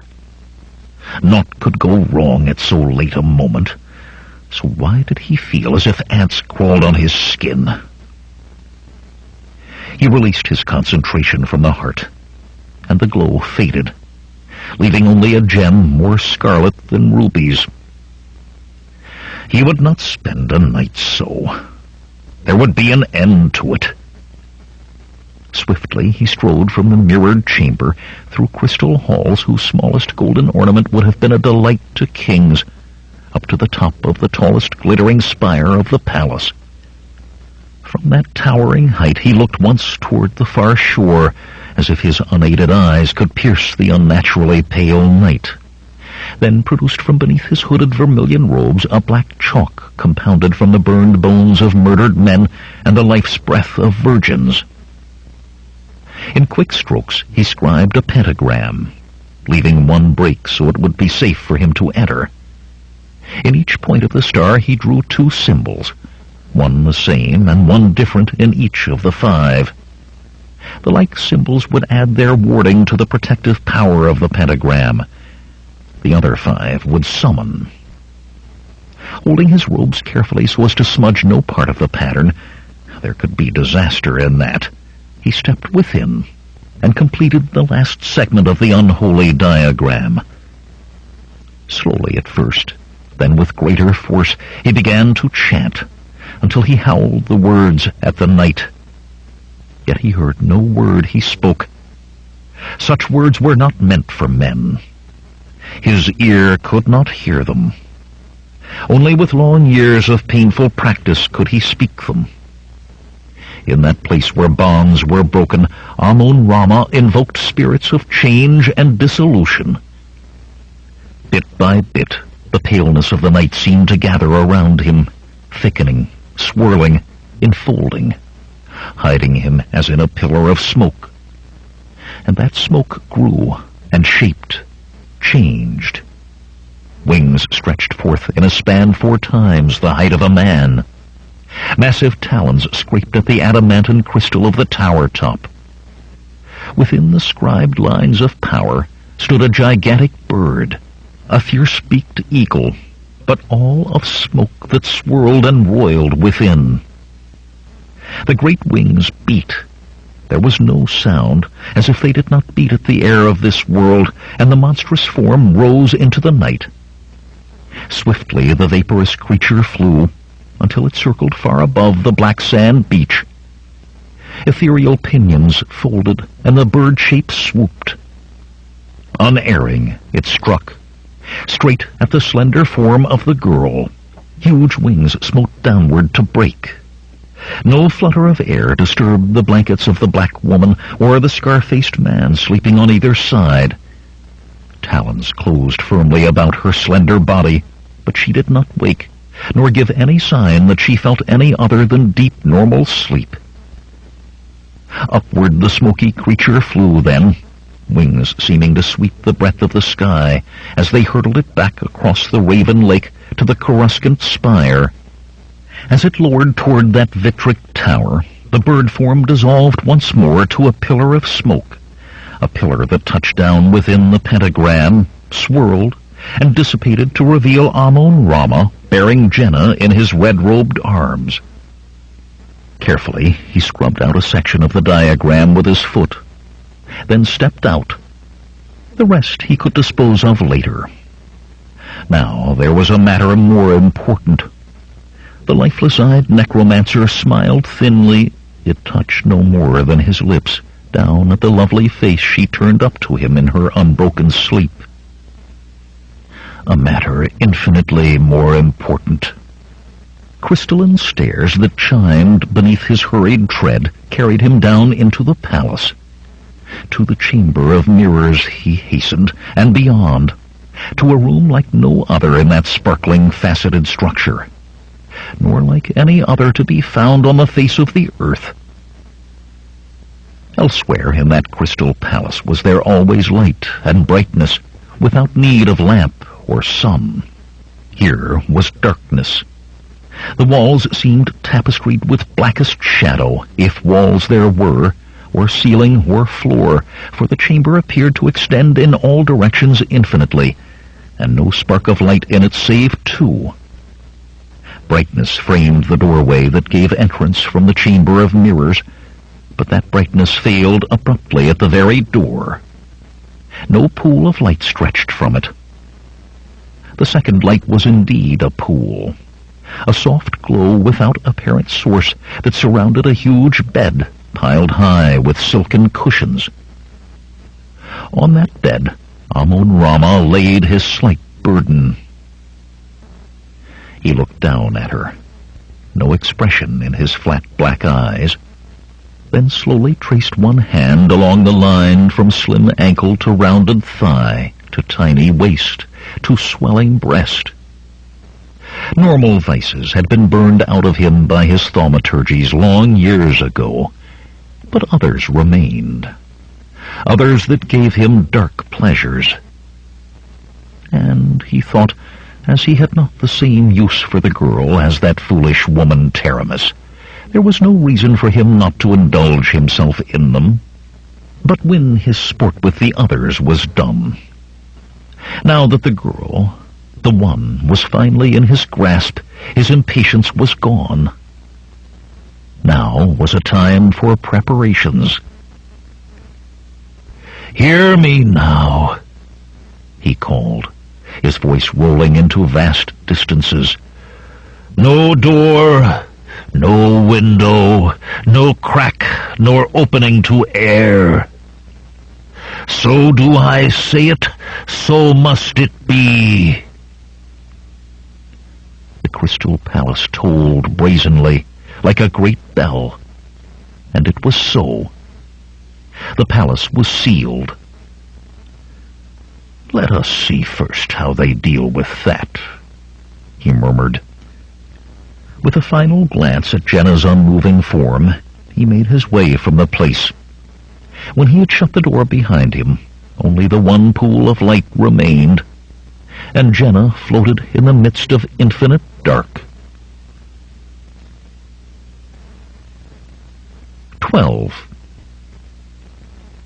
Eerily pearlescent darkness still filled the crater when Conan woke, but he did not need a paling of the sky to the east to tell him that dawn approached. To cross the lake at dawn they must be awake before dawn. Therefore he had awakened in good time. It was a useful trick he had, though he would admit that too much wine could befuddle it. Tossing aside his blankets, he sheathed the bared broadsword that had lain by him through the night, and rose, stretching. He frowned as his eye fell on Jenna's empty blankets. Swiftly he scanned the slope of the crater above their camp. The horses stood with heads down, sleeping. Nothing moved. He bent to prod Akiro and Malik. "Wake," he said quietly. "Jenna is gone. Up with you." Leaving then, Malik spluttering and cursing, Akiro muttering direly about his age and need for sleep, Conan strode to where Bambata and Zula slept, one to either side of the empty blankets where Jenna had been. He glared at the scar-faced warrior, snoring in a low buzz, and planted his booted foot in the man's ribs. With a startled yelp, Bambata came awake. A heartbeat later he was snarling to his feet, hand darting to his tulwar. "I will kill you, thief! Jenna is gone," Conan said with grim coldness. "You all but tie her to you, then let her disappear. She could be dead." Bambata's fury vanished with the first words. He stared at her blankets as if struck in the head. "The horses are all here," Malik called. The ebon-armored man shook himself. "Of course they are," he roared. "Jenna would not ride away from her destiny." "Destiny?" Zula sneered. "You call it her destiny. Why can she not choose her own destiny?" "If you have done something with her," Bambata grated, and the black woman bristled back. "I would never harm her. It is you who think she is a plaything, to be used as you see fit." The scars stood out as white lines across the big warrior's face. "You diseased she-jackal! I will carve you." "Fight later," Conan snapped. "Now we must find Jenna." Tension between the two lessened, but did not disappear. Bambata sheathed his half-bared tulwar with a growl deep in his throat, and Zula's lip curled angrily as she lowered the staff she held in both hands. Akiro had knelt by Jenna's blankets and begun running his hands over them. Now his lips moved silently and his eyes closed. When he opened them again, only dead white spheres showed. Malik gagged loudly and turned away. "The girl was taken by a bird," the old man announced. "Old fool," Bambata muttered, but Akiro continued as if he had not spoken. "A great bird, a bird of smoke that moved without sound. It carried her in its talons." His eyelids dropped and opened on normal black eyes. "A fool," Conan said to Bambata. "You are the fool, and me. We should have expected the Stygian to do something." "Where did this bird take her?" Zula asked. Akiro pointed across the lake to the Crystal Palace. "There, of course." "Then we must follow," she said. Conan nodded wordless agreement. As one, he and Bambata ran to the hide boat, wrestled it to the water. "But it may be ensorcelled," Malik protested. "Akiro said so." "We must take the chance," Conan replied. He stood knee-deep in the water beside the narrow vessel. "In! Quickly!" In a quick scramble they filled the boat, Zula in the middle between Akiro and Malik, Conan and Bambata on the ends. Paddles in the big man's hands dug furiously at the water, and the slim boat knifed away from the shore. "Sitchin's bowl," Malik howled abruptly. "I forgot! I am leaving this morning! Turn back!" Conan did not slow the steady work of his powerful arms and shoulders. "Swim," he said curtly. The small thief looked at the liquid beneath them and shuddered. "Water is for drinking," he muttered, "when there is no wine." With neither wind nor wave to hinder, and 2 strong men working the paddles, the hide boat all but flew over the lake. Ripples from its passage spread incredibly far, for no other thing disturbed that glassy surface. The Crystal Palace loomed before them. Along its border with the water there was a landing, perfectly ordinary, except that it too seemed carved from a single huge gem. The sun topped the crater's rim as they reached the palace, and the vast structure became a riot of scintillation. Conan held the boat close to the strange landing while the others clambered out. When he was on the glittering stone as well, he lifted the hide boat from the water. A thief did not last long in Shadazar, who failed to plan for his exits and escapes. For now the lake was still, but he would not risk something sweeping the craft away, not until he knew of some other means of leaving that unnatural palace. The boat secured, he turned his attention to the palace. Smooth, sparkling walls met his eyes. Far to the right and left were the ends of crystal colonnades with tall fluted columns of pellucid stone. Above rose featureless, vitreous expanses of sheer wall, topped by faceted domes and glittering spires stretching toward the sky. "Fascinating," Akiro murmured, stroking his fingertips over the crystal wall. "There are no joins. It is truly one single gem. All of it. Fascinating." "Better it were ordinary marble," Conan said roughly. "I would contrive a means to scale that. Come, we must find a doorway of some sort." "There is none," Akiro said without breaking his abstract reverie. "How?" Conan began, then thought better of asking how the wizard knew there were no doors. "Then how in Xandru's 9 hells do we get in?" he asked instead. Akiro blinked in surprise. "Oh, that part is easy." He walked to the edge of the landing and pointed to the water. "Down there is an opening. I could sense it the very first time I tried, perhaps because it is the only opening I found. It is big enough for our uses." "A means of getting water from the lake," Zula said doubtfully. "I do not like water," Malik grumbled, but it was the palace he eyed nervously. Conan knelt beside the round-bellied mage and peered at the water's surface. It was unruffled once more, and he could see nothing but his own image. It could not be possible, he told himself, that this Amun-Rama would build a palace with no way in, then leave such a simple entrance as this. A trap, he thought, with Jenna for bait. Then let the trapper discover what manner of creature it was he meant to snare. He breathed deeply to flush his lungs with air and dove into the lake. Only a small splash marked his entrance. There was a grayish clarity to the water below the surface. The Cimmerian took himself deeper with powerful strokes, searching along the face of the landing. The crystal surface was unmarked by the slimes and green things that grew on normal stonework immersed so. Quickly he found the opening, a great pipe nearly as wide as his outstretched arms, with a crosshatch of thick iron bars across it. Seizing the bars, he braced his feet against the wall beside the pipe and heaved. Nothing gave, not even the slightest. Harder he pulled, till his sinews creaked, and still to no avail.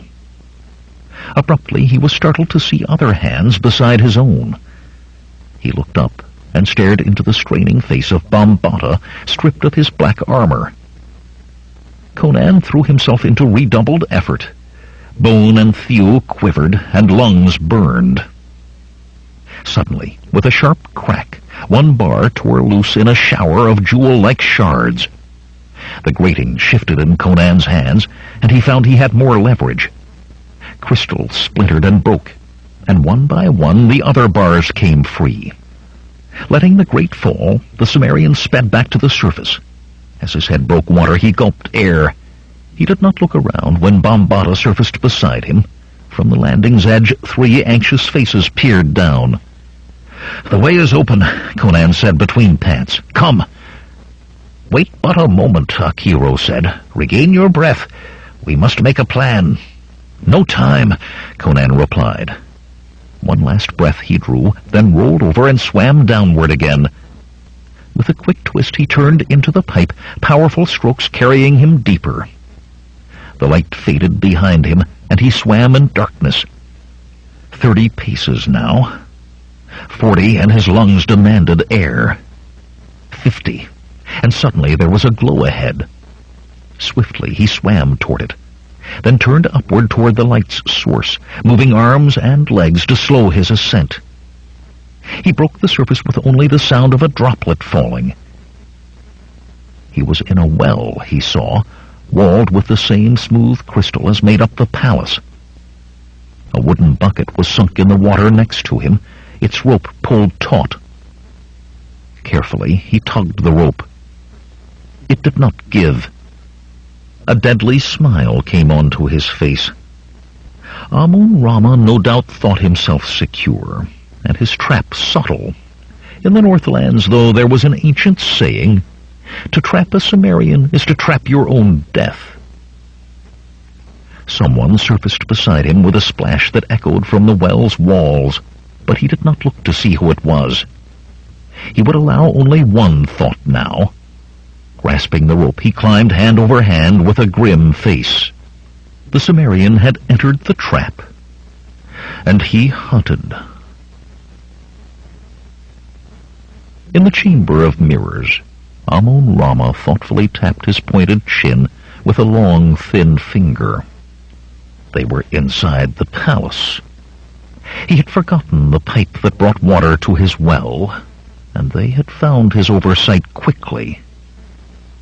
Good sport was indicated. With a malevolent smile, he lightly touched a mirrored wall. It was not, of course, as if these interlopers had some chance of escape, or all the powers of darkness forfend victory. This palace was his in ways no king could dream of. The shriek of the crystal as the bars were torn free, that had come to him. The tread of their feet in the corridors, the disturbing of the air by their breath, all came to him. But then he found sport in other ways than offering true hope to his prey. Their false belief and false hope sufficed, and even greater sport came when all hope was stripped away. Now was time for preparations. He spoke a word, raised his hands, and the golden drapery shrouding the walls rolled neatly upwards, revealing the 50 great mirrors that surrounded the chamber. Each mirror reflected the clear plinth that held the glowing heart of Ahriman, but none showed Amun-Rama. A lifetime drenched in darkest thaumaturgies had many peculiar effects on the earthly body of the practitioner. He had no reflection to be shown in any surface. Only 2 breaks were there in the phalanx of mirrors. One was the door to the corridor. Through the other he could see endless dark, and the bed on which Jenna's still sleeping form lay. It was through this last that Amun-Rama moved. A sound rolled round the chamber like the splash of a rock in a pool of water, and there was but a single gap unmirrored in the wall. 51 reflections of the heart of Ahriman waited with the original. Akiro pulled himself from the well with a grunt, and ignoring the water that dripped from him, stood staring at gem-like walls and ornaments of gold and silver so finely wrought that it seemed the mind of man could not have conceived them. Everywhere were tapestries of otherworldly scenes, and carpets that changed in infinite variety of color and pattern as he watched. "Akiro?" Malik said. The rotund wizard shook his head admiringly. "All done with sorcery. No one of these things had ever been crafted by a human hand. It was magnificent." "Akiro?" Irritably, the mage turned to regard the small thief. Malik's hair hung in his face, and a pool of water about his feet splashed with a rain of drops from his garments.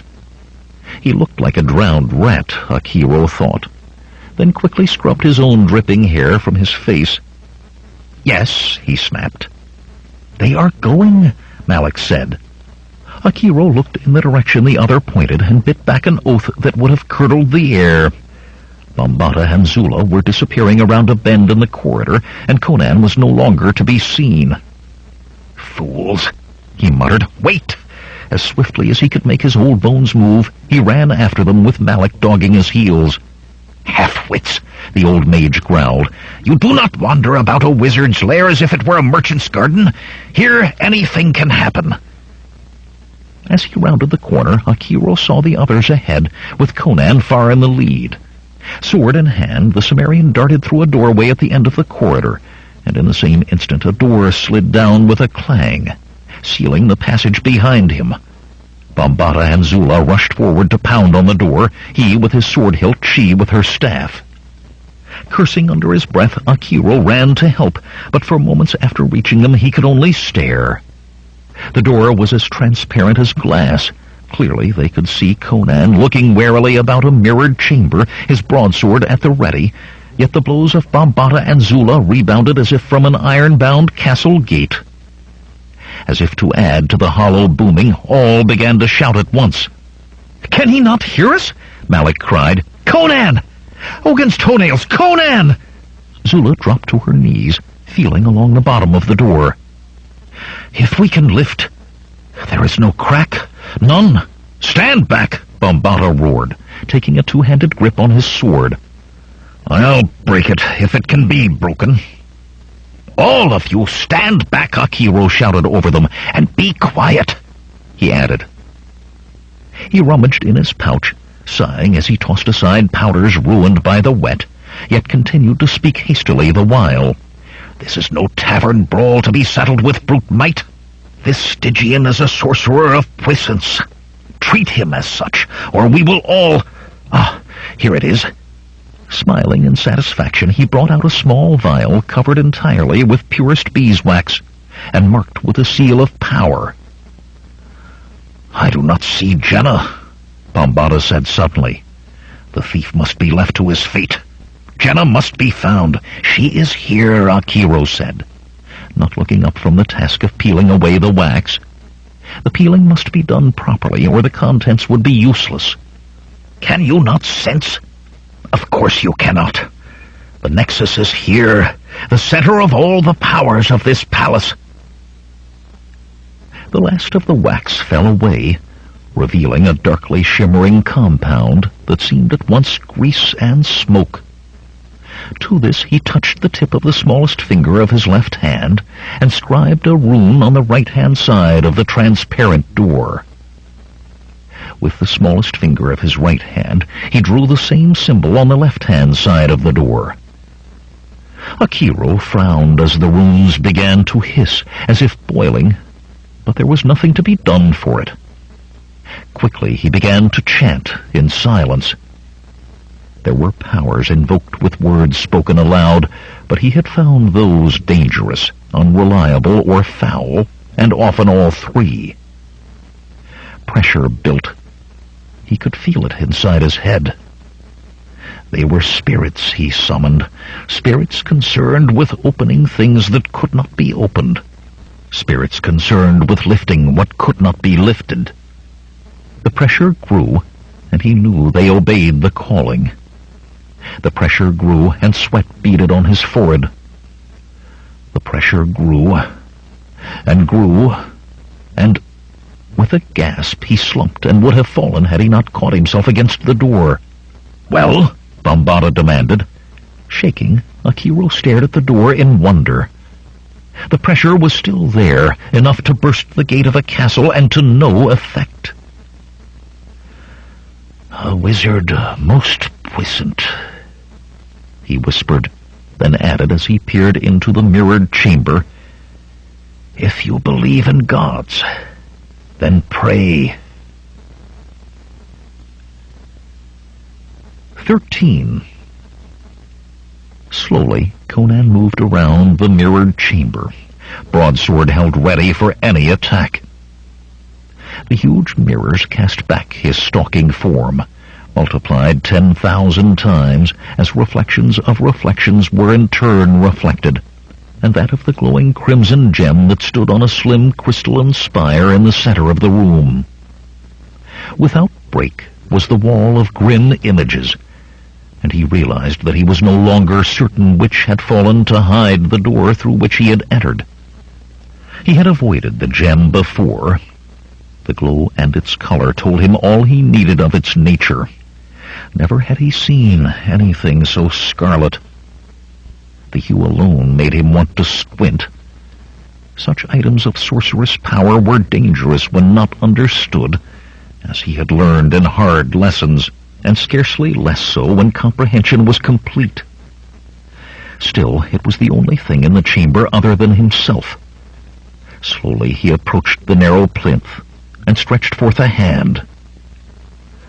"You'll provide little sport, barbarian."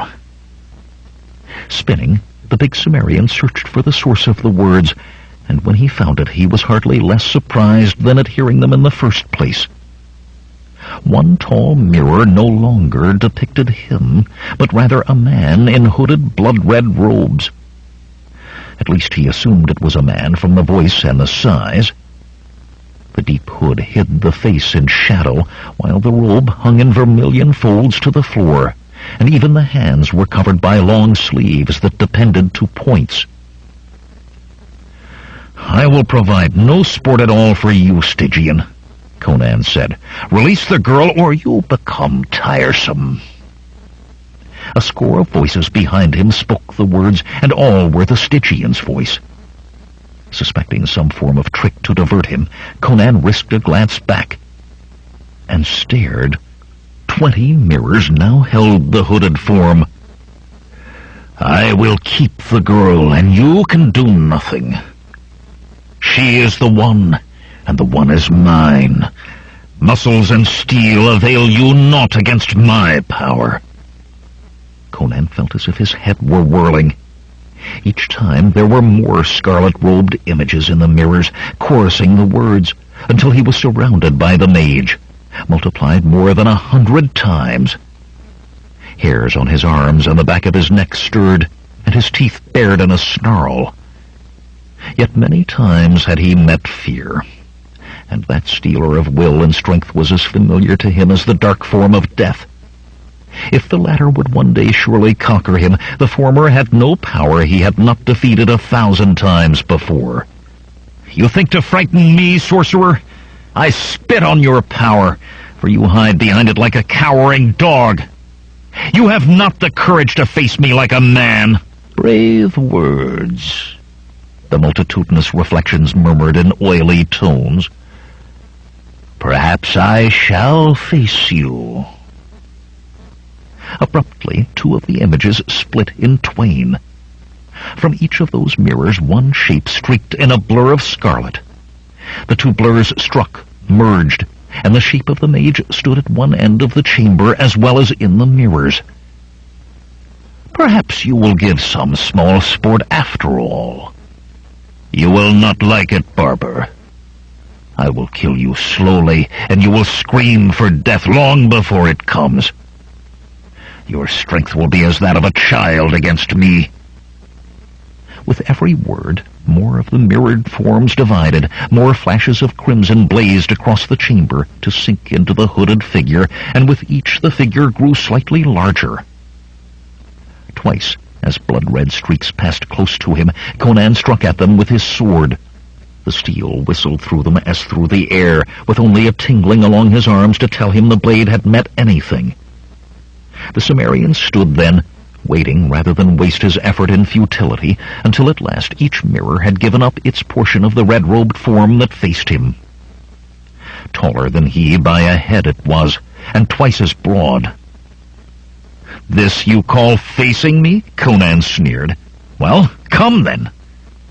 The huge shape stripped back its hood, and as Conan started in spite of himself, hundredfold laughter rolled from the mirrors.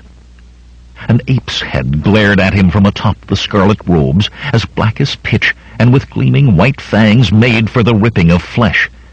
Its eyes held malevolent ebon fire. A tiger's claws tipped its thick, hairy fingers. Slowly it shredded the robes, revealing a massive ebon-haired body and heavy bowed legs. No sound came from it, not even that of breathing.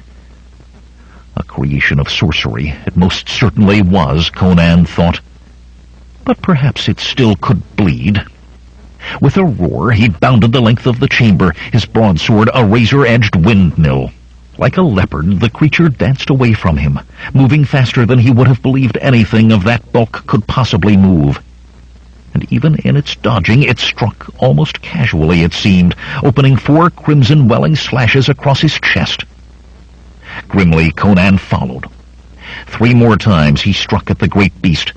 3 more times, with silent snarls, it avoided his steel like quicksilver, and blood now dripped from his thigh, his shoulder, and his forehead. Full-throated laughter flowed from the mirrors in counterpoint to the frustrated curses the Sumerian muttered under his breath. The creature's every move was lightning, exhibiting none of the clumsiness of its shape. He had not so much as touched it yet. Abruptly, the monstrous sable ape charged, seized him in an instant, lifted him toward that slathering, fanged mouth.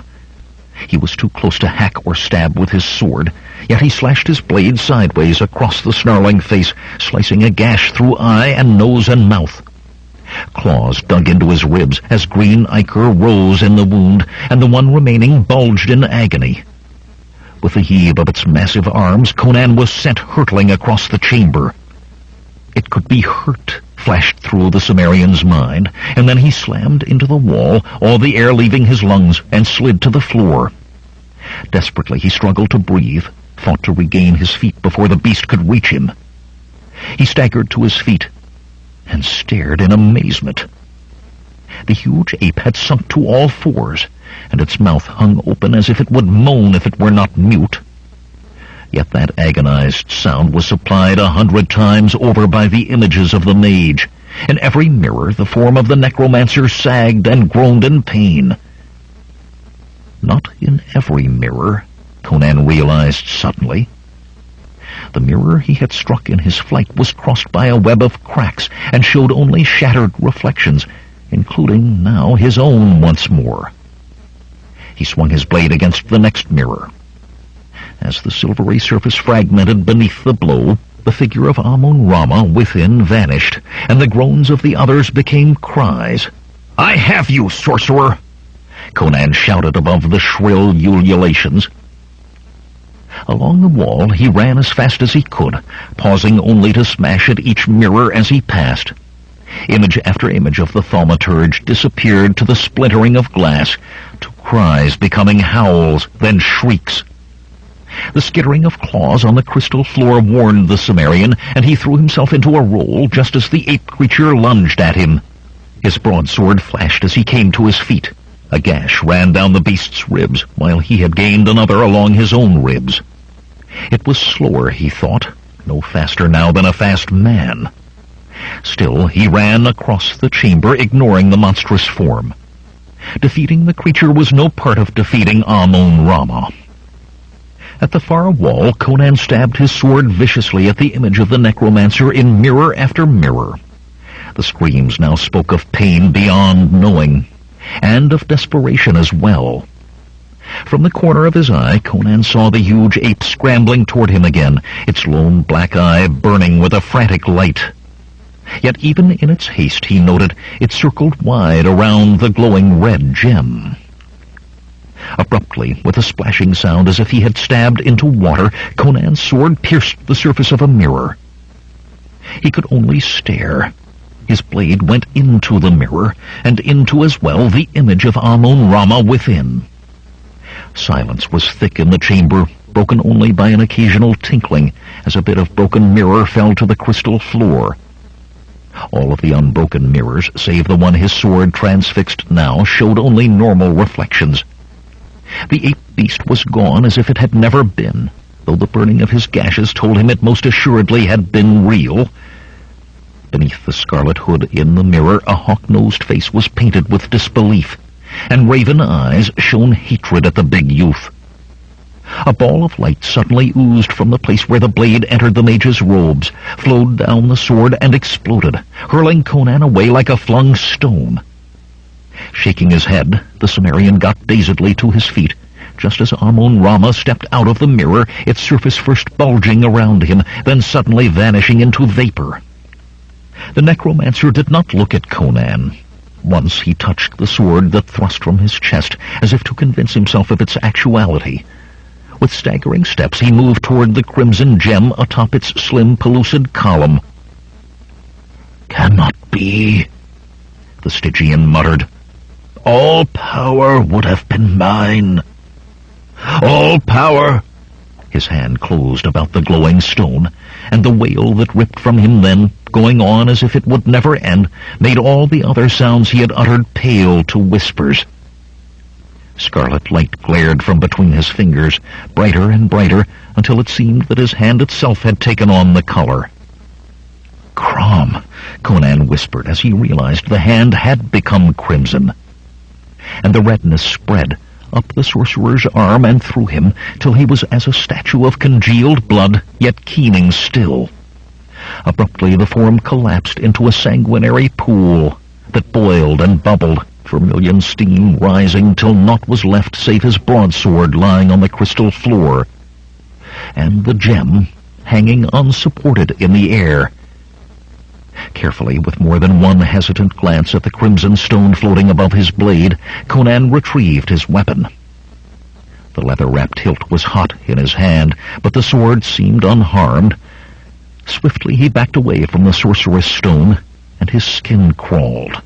Almost had he touched the accursed thing before Amun-Rama began his fatal game. With a deafening crash, another of the mirrors burst, and Conan's companions poured into the chamber. "And I told you it would work," Akiro was saying. "It took only the death of the sorcerer releasing his hold on his magics." "Ravana's weeping eyes," Malik said scornfully. "You said he was lucky. There was no luck. The Stygian should have known better than to oppose Malik and Conan." Akiro turned his attention to the Sumerian. "You were lucky. One day your luck will run out like the sands from a glass, and what then?" "You saw?" Conan asked, now that he could get a word in edgewise. Akiro nodded, and Zula shivered. "That ape," she murmured, looking about as if she suspected it might only be hiding. "It is gone," Conan said. "Let us find Jenna, and this Mitra accursed key, and be gone as well." As though her name had summoned her, Jenna appeared, stepping through the gap left by the mirror from which Amun-Rama had come. Behind her was blackness, made darker by the glittering crystal and mirrors in the chamber. She did not look at any of them, but walked slowly, surely, to the radiant red gem hanging still where the Stygian sorcerer had left it. "No!" Conan and Bambata shouted together, but before either man could move, she plucked the stone from the air. "The heart of Ahriman," she said softly, smiling at the blood-red jewel in her hand. "This is the key, Conan." "That," Conan began, then cut off as a tremor shook the floor. The walls shivered, and ominous crackings sounded. "I should have known," Akiro mused. "It was Amun-Rama's will that held it, and with him dead—" Abruptly he stopped to glare at the others. "Well, did you not hear me? Run, or we are all as dead as the Stygian." As if for punctuation, another quaver ran through the palace. "The well!" Conan commanded, though the thought of that swim with the possibility that the palace might collapse atop them all was not one he enjoyed. Akiro shook his head. Allow me to show what I can do without the interference of Amun Rama. He gave Malik a significant look. Watch. Chanting silently, he moved his arms in strange patterns. It looked to Conan much like what he had seen at the wizard's camp, yet in some fashion different. Clapped his hands, and a fiery sphere shot from between his palms to strike a mirrored wall. There was no eruption this time. Rather, the ball of the fire spread and hollowed, like the flames of a hot coal touched to parchment. In only a moment it extinguished, leaving behind a roughly circular doorway melted in the crystal wall. "There," Akiro said. "Now, Malik, have you seen anything to surpass—" This time the palace danced and swayed, and a portion of another crystalline wall fell with a shattering crash. "We'll talk of our triumphs later," Conan said, grabbing Jenna's arm. The others hesitated not a moment in following him through the way Akiro had provided. Down glittering corridors of ethereal beauty they ran, and when the corridor bent away from the direction they wished to go, Akiro melted yet another hole in the sparkling crystal walls. Faster and faster the shocks came, until they blended into one continuous gyration of the entire palace. Ornaments of unearthly exquisiteness burst apart. Walls toppled in bounding chunks of pellucid stone, and twice entire stretches of the ceiling fell in solid blocks behind them. Then Akiro's magic burned its way through yet again, and they rushed out onto the landing. The lake was in turmoil, choppy waves radiating out from the palace. Conan heaved the hide boat, heavier for Bambata's armor already lashed in its bottom, to the water, handed Jenna into it, then had to hold the craft against the scar-faced warrior's attempt to push off before the others could scramble aboard. When all were in, Conan leaped into the boat and snatched up a paddle. "Now!" he growled at Bambata. The other man dug his paddle in without speaking. Behind them the crystal palace scintillated with all the hues of the rainbow gone mad. Lightnings leaped from tall spires up into cloudless skies. "Faster!" Akiro urged, staring anxiously over his shoulder. "Faster!" He glared at Conan and Bambata, wielding their paddles with all their might, and grunted. Trailing his hands in the water, the wizard began to chant, and slowly the water mounded beneath the boat. Swelling, the wave rushed forward, carrying the frail vessel faster than all their stroking could have. Malik loudly tried to pray his way through all known pantheons. "Too much magic," Conan grumbled. "Perhaps," Akiro replied, "you would rather wait until that palace—" With a roar like the rending of the earth, the crystal palace burst asunder. A hammering wind smote their backs, and then the wave they rode was caught and overwhelmed by a greater wave. Bowed down at a precipitous angle, the hide craft hurtled across the lake. All Conan could do was dig in his paddle and hope to hold them straight. Did they turn sideways to that wall of water, all was lost. The beach of black sand approached at incredible velocity, then disappeared beneath the wave. Abruptly, the bow of the boat struck against the crater's slope, and the vessel cartwheeled, catapulting them all into frothing water. Conan struggled to his feet, fighting the water's attempt to pull his legs from under him. Jenna, floundering, swept by him, and he seized a handful of her robes and pulled her to him. She flung one arm around his neck and clung to him, panting, as the water rushed away, leaving them standing a quarter of the way up the slope of the crater. "Are you all right?" he asked her. She nodded, then held up the hand not clutching him. "And I did not lose the key." A crimson glow seeped between her fingers.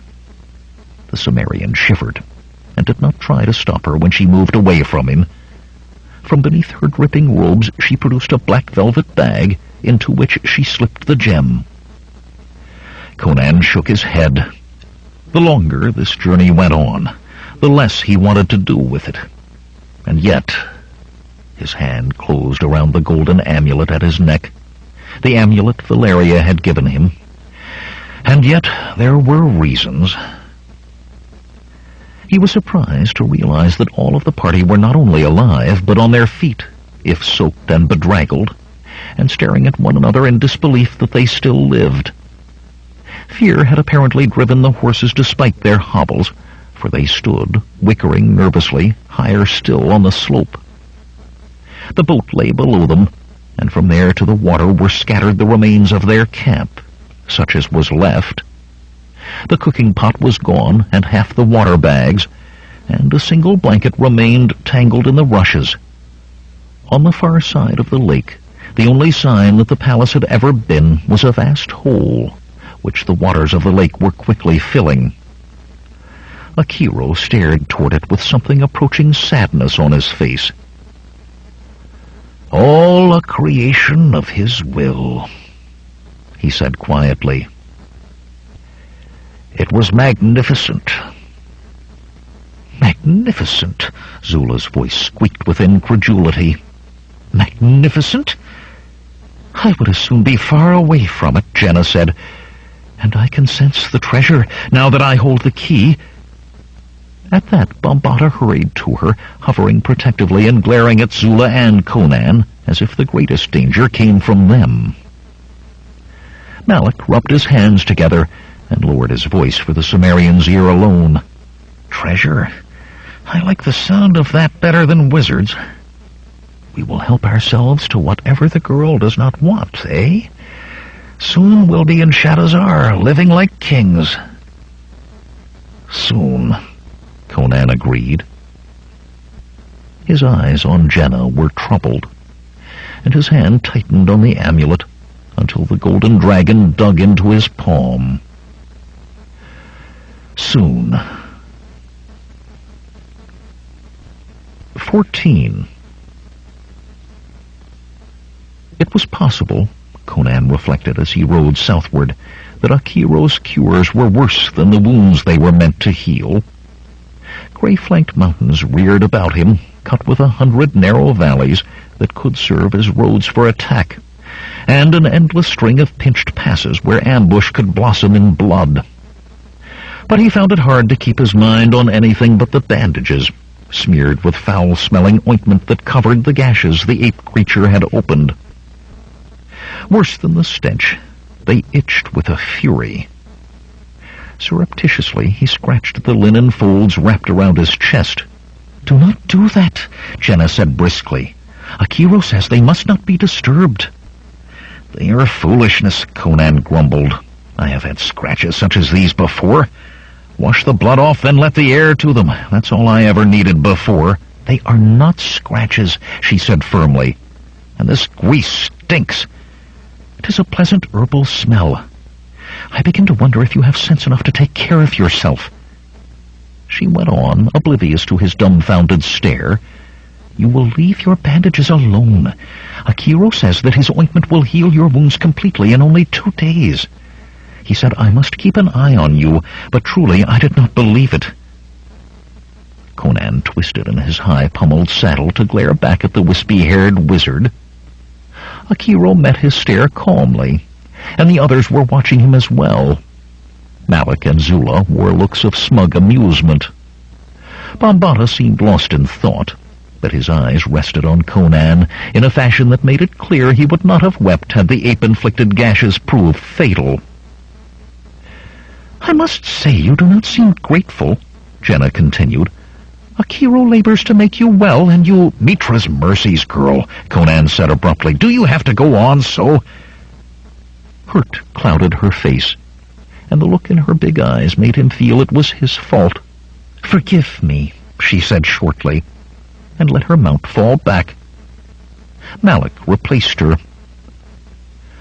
"Sometimes," Conan told the small thief, "I think I liked that girl more when she was affrighted of her own shadow." "I like them with more to fill the arm," Malik said, and flinched at the Sumerian's cold gaze. "Ah, look you, it's not the girl I want to talk of.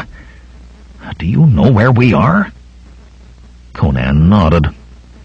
"I know." "Then why are you not turning another way? Inti put his hand over us. Another league at most, and we'll be getting close to the village where we found Zula." The wiry man made a sound half sigh and half groan. "They'll not be glad to see us again, Sumerian. It will be luck if we get no more than a fistful of arrows from ambush."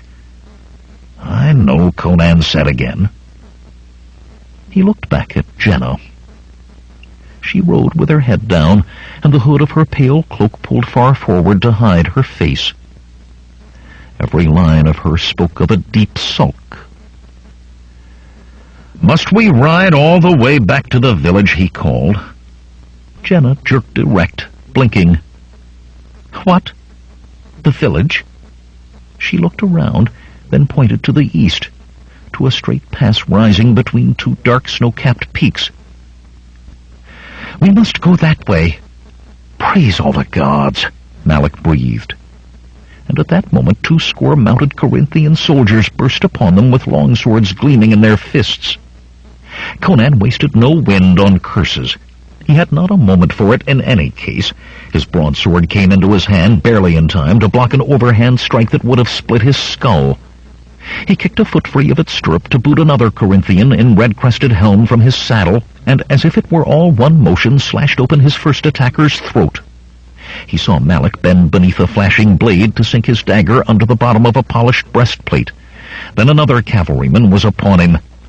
"Conan!" The shrill scream reached him even as he engaged. "Conan!" The one glance the Cimmerian could spare was enough to freeze the breath in his throat. A laughing soldier had his hand tangled in Jenna's dark hair, and their two horses danced in a circle, only her frantic grip on the tall pommel of her saddle keeping her from being unseated. One glance Conan could spare, and when his eyes turned back to his opponent, the Corinthian gasped at what he saw in those icy sapphires, for it was his own death. The man was no mean hand with his long cavalry sword, but he had no chance against the grim Northland fury he faced now. Thrice their blades met. Then Conan was turning away from a bloody corpse that toppled to the rocky ground behind him. Desperately, Conan raced his horse for Jenna. The slender girl had loosed one hand from her saddle to clutch at the first in her hair. Her other hand had only a precarious clawed hold on the pommel. The horses pranced and circled, and the Corinthian threw back his head in gales of laughter. "Ehrlich, take you, dog!" Conan snarled, and stood in his stirrups so that his backhand blow had all the strength of his massive body driving the whipping blade. So great was his rage that he barely felt the shock as his razor steel sheared through the laughing soldier's neck. Mouth frozen forever in mirth, the Corinthian's head flew from his shoulders, blood fountained from a torso that remained erect for moments longer, then rolled over the rump of the prancing horse. Fingers twisted in Jenna's hair almost pulled her from her saddle before they slackened in death. She slumped across the pommel, sobbing wildly and staring with bulging eyes at the headless body beneath her horse's hooves. It took Conan no more than an instant to take in the situation on the small battlefield. Malik now rode one of the smaller Corinthian horses, and even as the Cimmerian looked, he leaped from that to another, pulling back the rider's head by the red crest on his helmet and slitting his throat. Flashes and roars accompanied Akiro on his mad dashes about the narrow valley. Every time the rotund wizard found time to breathe, he began the arm motions that heralded his major displays of power. But each time, horsemen in polished breastplates would close about him, and with a shouted curse, Akiro would startle them with a burst of light and a clap of thunder. The deflagrations and deafening bangs hurt no one, though, and the old man was finding less time after each to try his greater wizardries. Zula and Bombata each attempted to fight to Jenna's side, but flashing tulwar and whirling staff were hard-pressed simply to keep back the soldiers who strove to cut them down.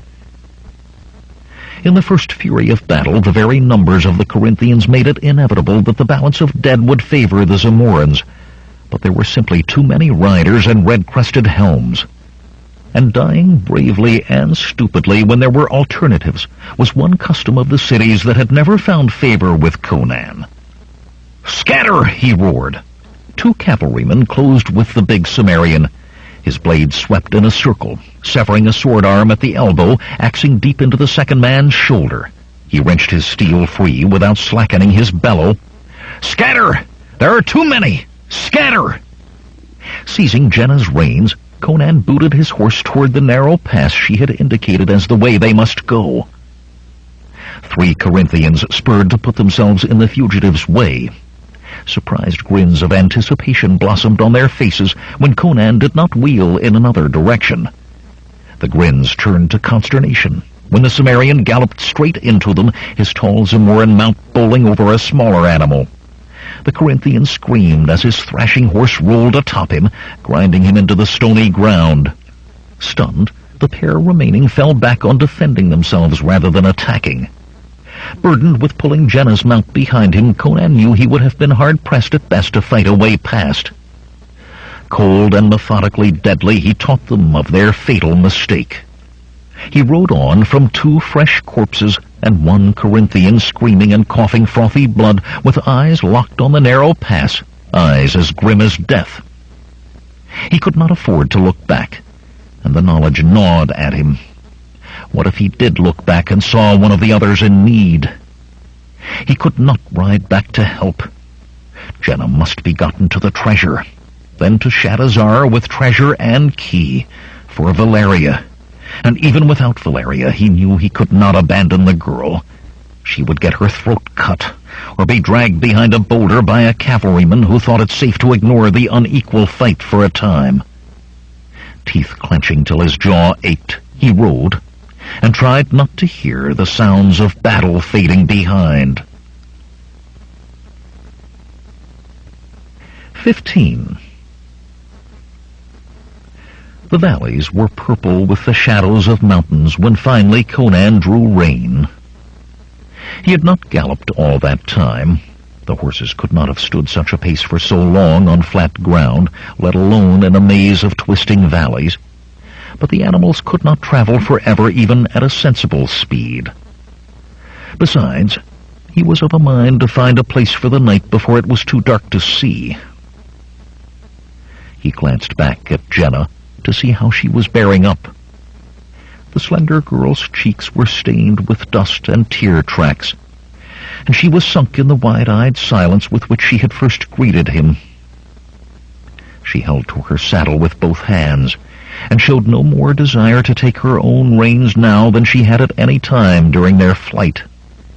She had replied to his few comments only with shakes or nods of her head, though he reluctantly admitted his gruffness of the past few hours might have had something to do with that. All she appeared to want to do was stare at him, and it was beginning to make him nervous. If being in the middle of a battle had driven her mad... "Are you all right?" he demanded roughly. "Well? Speak to me, girl." "You were terrible," she said softly. "They might as well have held switches instead of swords." "It was not a sport," he muttered. "Not the game you still seem to think it." Wondering why he suddenly felt so angry, he resumed looking for a place for camp. "It is just that I have never seen such a thing before," she continued. "What Zula did in the village, what happened at Akiro's hut, they were different. I was apart from them. They were like entertainments, like jugglers or a dancing bear." He could not help growling his reply. "Men died in those entertainments. Better that they should die than we should, but that does not change the fact of it. No man should die for entertainment." He saw a likely spot, half a score boulders taller than a man on horseback set close together and near to a steep slope. Twitching his reins, he turned toward them. "I did not mean to offend you, Conan." "I am not offended," he replied sharply. He led her horse between 2 of the boulders, just far apart enough to admit him, and found a space between the great stones and the precipitous slope that was more than large enough for them and the animals. The boulders would keep off the worst of the mountain winds, and more importantly, shield them from searchers. Dismounting, he helped Jenna down and set about unsaddling the horses. "Build a fire," she said, hugging her cloak about her. "I am cold." "No fire." Even had there been anything to burn, he would not have risked giving away their hiding place. "Here," he said, and tossed the saddle blankets at her. "They smell," she sniffed, but as he squatted to check their meager supplies, he saw that she had draped them about her shoulders over the cloak of white wool, albeit with much wrinkling of her nose. He had had a waterskin and a pouch of dried meat tied behind his saddle, and there was enough of the meat for several days. Water, however, could be a problem. The skin was only half full. "Do you think they got away too?" she asked suddenly. "Bambata, I mean, and Zula, and the others?" "Perhaps." Abruptly he tore the bandage from his head and began unwinding the one about his chest. "No," Jenna cried. "You must leave them. Akiro says—" "Akiro and the others could be dead because of these," he growled. "Because of me." He used the bandages to wipe off the wizard's greasy ointment. End of side 3.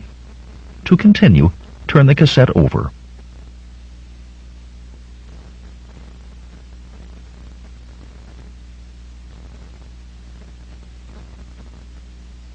Side 4.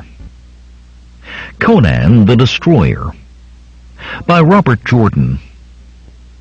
Continuing on page 178. To his surprise, the gashes were only slightly swollen pink lines, as if they had had days of healing already. I was worrying about these, about the itching and the stink. If I had had my mind about me, those Corinthians would never have been able to take us by surprise so easily. With an oath, he tossed the wadded cloth aside. "It was not your fault," she protested. "It was me. I was sulking like a child when I should have been telling you the way to go. Had I not been, we would have turned aside before they attacked us." Conan shook his head. "'Tis foolishness, Jenna. In this twisted maze you could have seen the true way but moments sooner at best, and the Corinthians would have attacked as soon as we turned away from them." He chewed on a strip of dried mutton, as tough as ill-tanned leather, and of equal taste, while she frowned pensively. "Perhaps I could not have done anything more," she said at last. "But I see your point concerning yourself. You, of course, can see around corners and through stone, and so should have warned us. It is quite wonderful to know we had 2 wizards in our party. But why did you not give us wings, so we could fly away?" Conan choked on a bit of mutton. Regaining his breath, he glared at her, but she looked back as a wide-eyed vision of innocence. It was possible he thought that she was innocent enough to mean exactly what she said, to actually believe that he... No, he was not fool enough to believe that of anyone. He opened his mouth for a retort, and closed it again with the certainty that anything he said would only end in making him feel truly the fool. "Eat," he said sourly, throwing the pouch of dried meat at her feet. She chose a piece delicately. He could not be sure, but he thought as she nibbled at it with small white teeth that he detected the edges of a smile. It did little for his disposition. Light faded from the sky, and amethyst twilight descended on the mountains. Finishing the meager meal, Jenna began to shift about, as if seeking for a more comfortable spot on the stony ground. She hitched the blankets this way and that, finally complaining, "I am cold, Conan. Do something." "No fire," he said curtly. "You have the blankets." "Well, get beneath them with me, then. If you'll not allow me a fire, at least you can share the warmth of your body." Conan stared. More innocent than any child, he thought. "I cannot. That is, I will not." "Why not?" she demanded. "I am freezing. Did not my aunt send you along to protect me?" Conan laughed and groaned at the same time. Ask the wolf to protect the sheepfold. He shook his head to rid it of unwanted thoughts. "You must have a care of Taramis, Jenna, when you are back in Shadazar." "Of my aunt? But why?" "I have no true reason," he said slowly, "but kings and queens, princes and princesses do not think as do ordinary folk. They do not see right or wrong the same way." "Are you troubled by the dream I had?" "Pambata was right. It was just a dream, Conan. Anyone could have bad dreams in a place like that crater. Taramis loves me. She has cared for me since I was a child." "Be that as it may, Jenna. Should you ever have need for help, send word to the Tavern of Abuletes in Shadazar, and I will come. I know many places where you would be safe." "I will," she said. But he knew she did not believe in even the possibility of it. "I am still cold," she went on, smiling and lifting a corner of one blanket. A moment longer the big Cimmerian hesitated. Then, telling himself that it was indeed becoming colder, that a sharing of warmth could harm nothing, he removed his sword belt and seated himself next to her. She pulled not only a saddle blanket, smelling strongly of horse, over his shoulders, but part of her cloak as well. The blankets began to slide from them, and as they shifted to secure them, he realized that she was leaning against him. Instinctively, he put an arm around her. His hand landed on the warm curve of her hip, jumped away as if burned, brushed the soft roundness of a breast, then settled on the indentation of her waist. "'Tis warmer than I thought," he muttered. There was sweat on his forehead. "Perhaps I should move." How much forbearance, he wondered, could even the gods ask of a man? Jenna snuggled herself more firmly against him, touching the golden dragon at his chest with a single finger. "Tell me of Valeria." He stiffened, and she glanced up at him. "I overheard you and Malik, and Akiro. I am not deaf, Conan."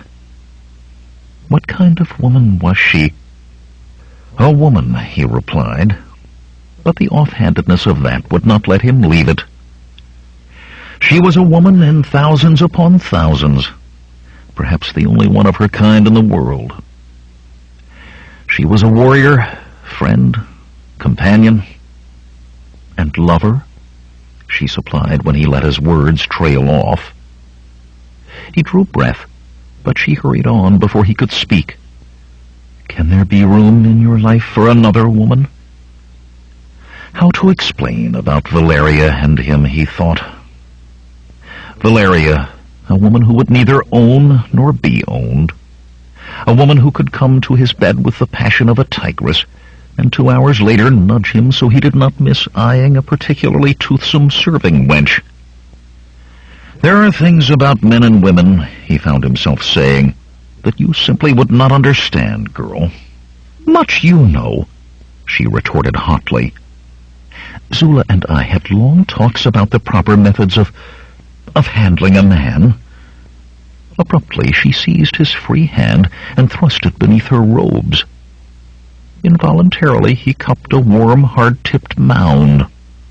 The thought returned to him, made to nestle in the palms of a man's hands. "You know not what you are doing," he said hoarsely. Before the words were out of his mouth, she threw herself on him. So great was his surprise that he toppled over backwards so that she lay atop him.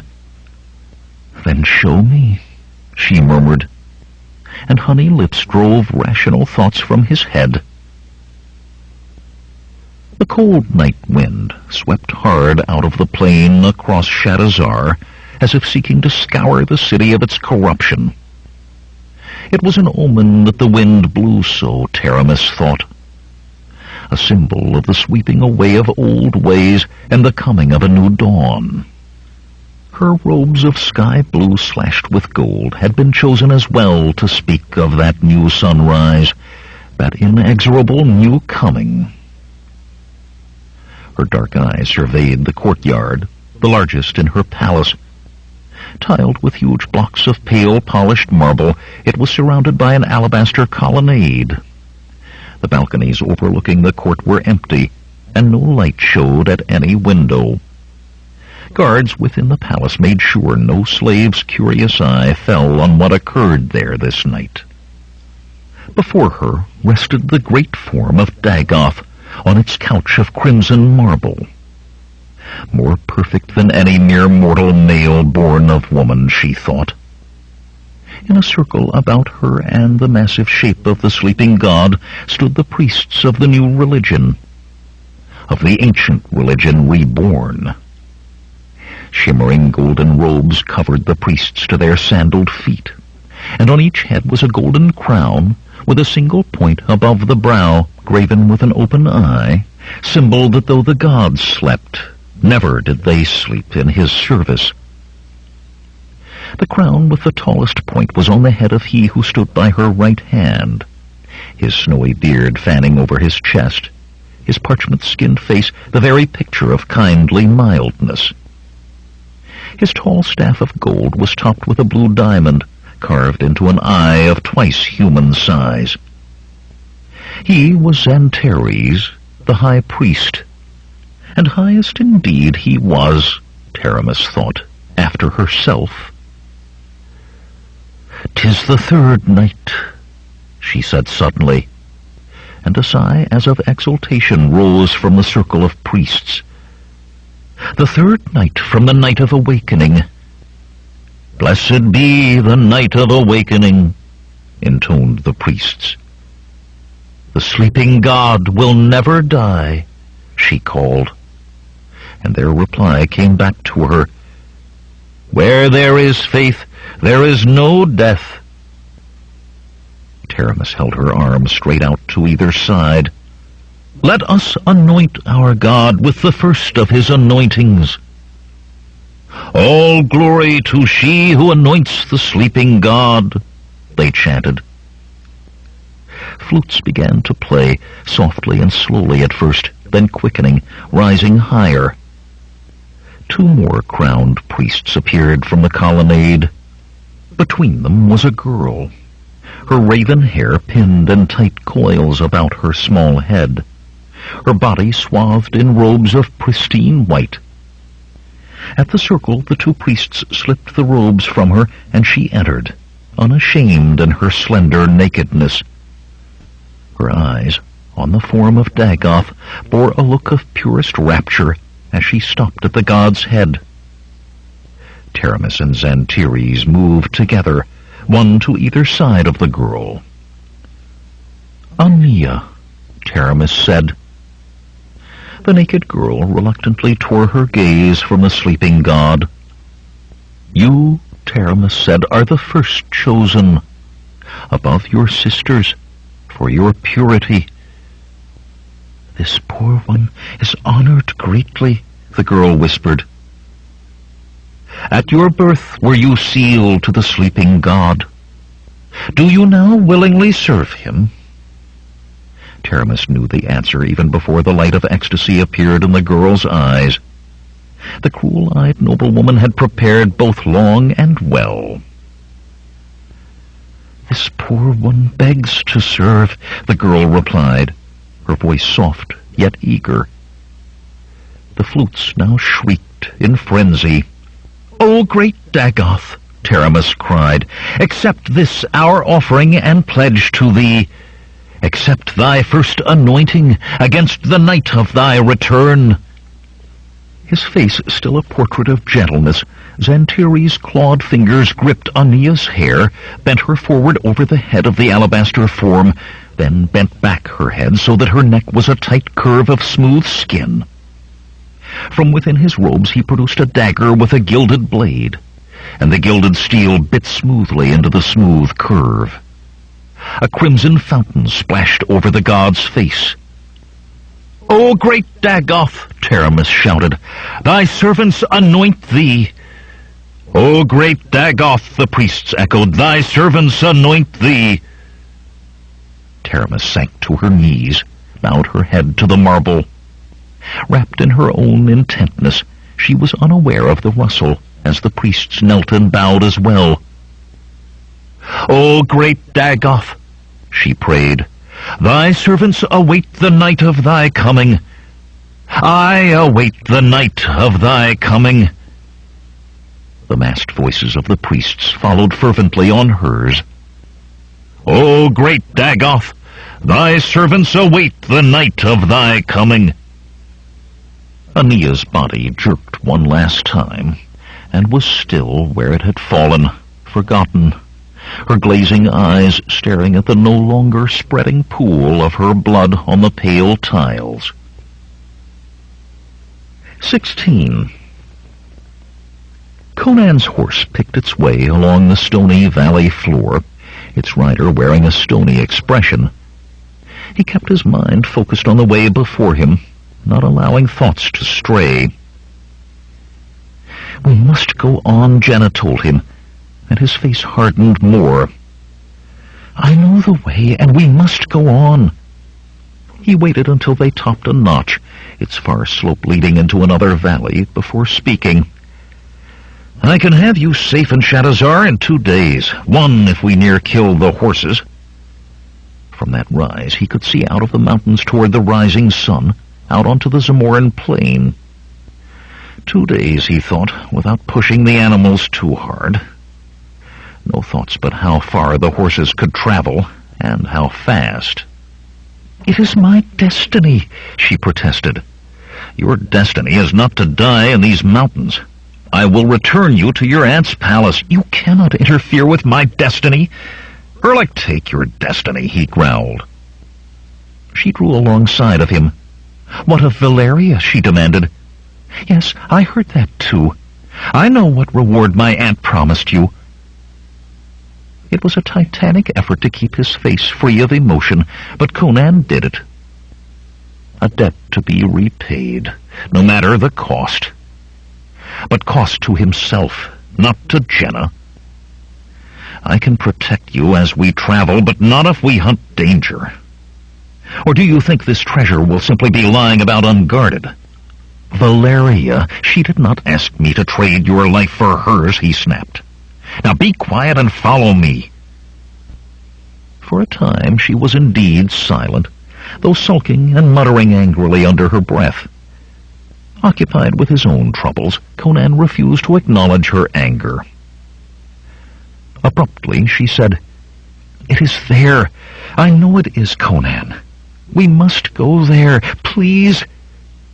Despite a resolve not to, he looked where she was pointing. The gray-sloped mountain was not high, but near the base its stone flanks split unnaturally into hundreds of granite fingers and spires.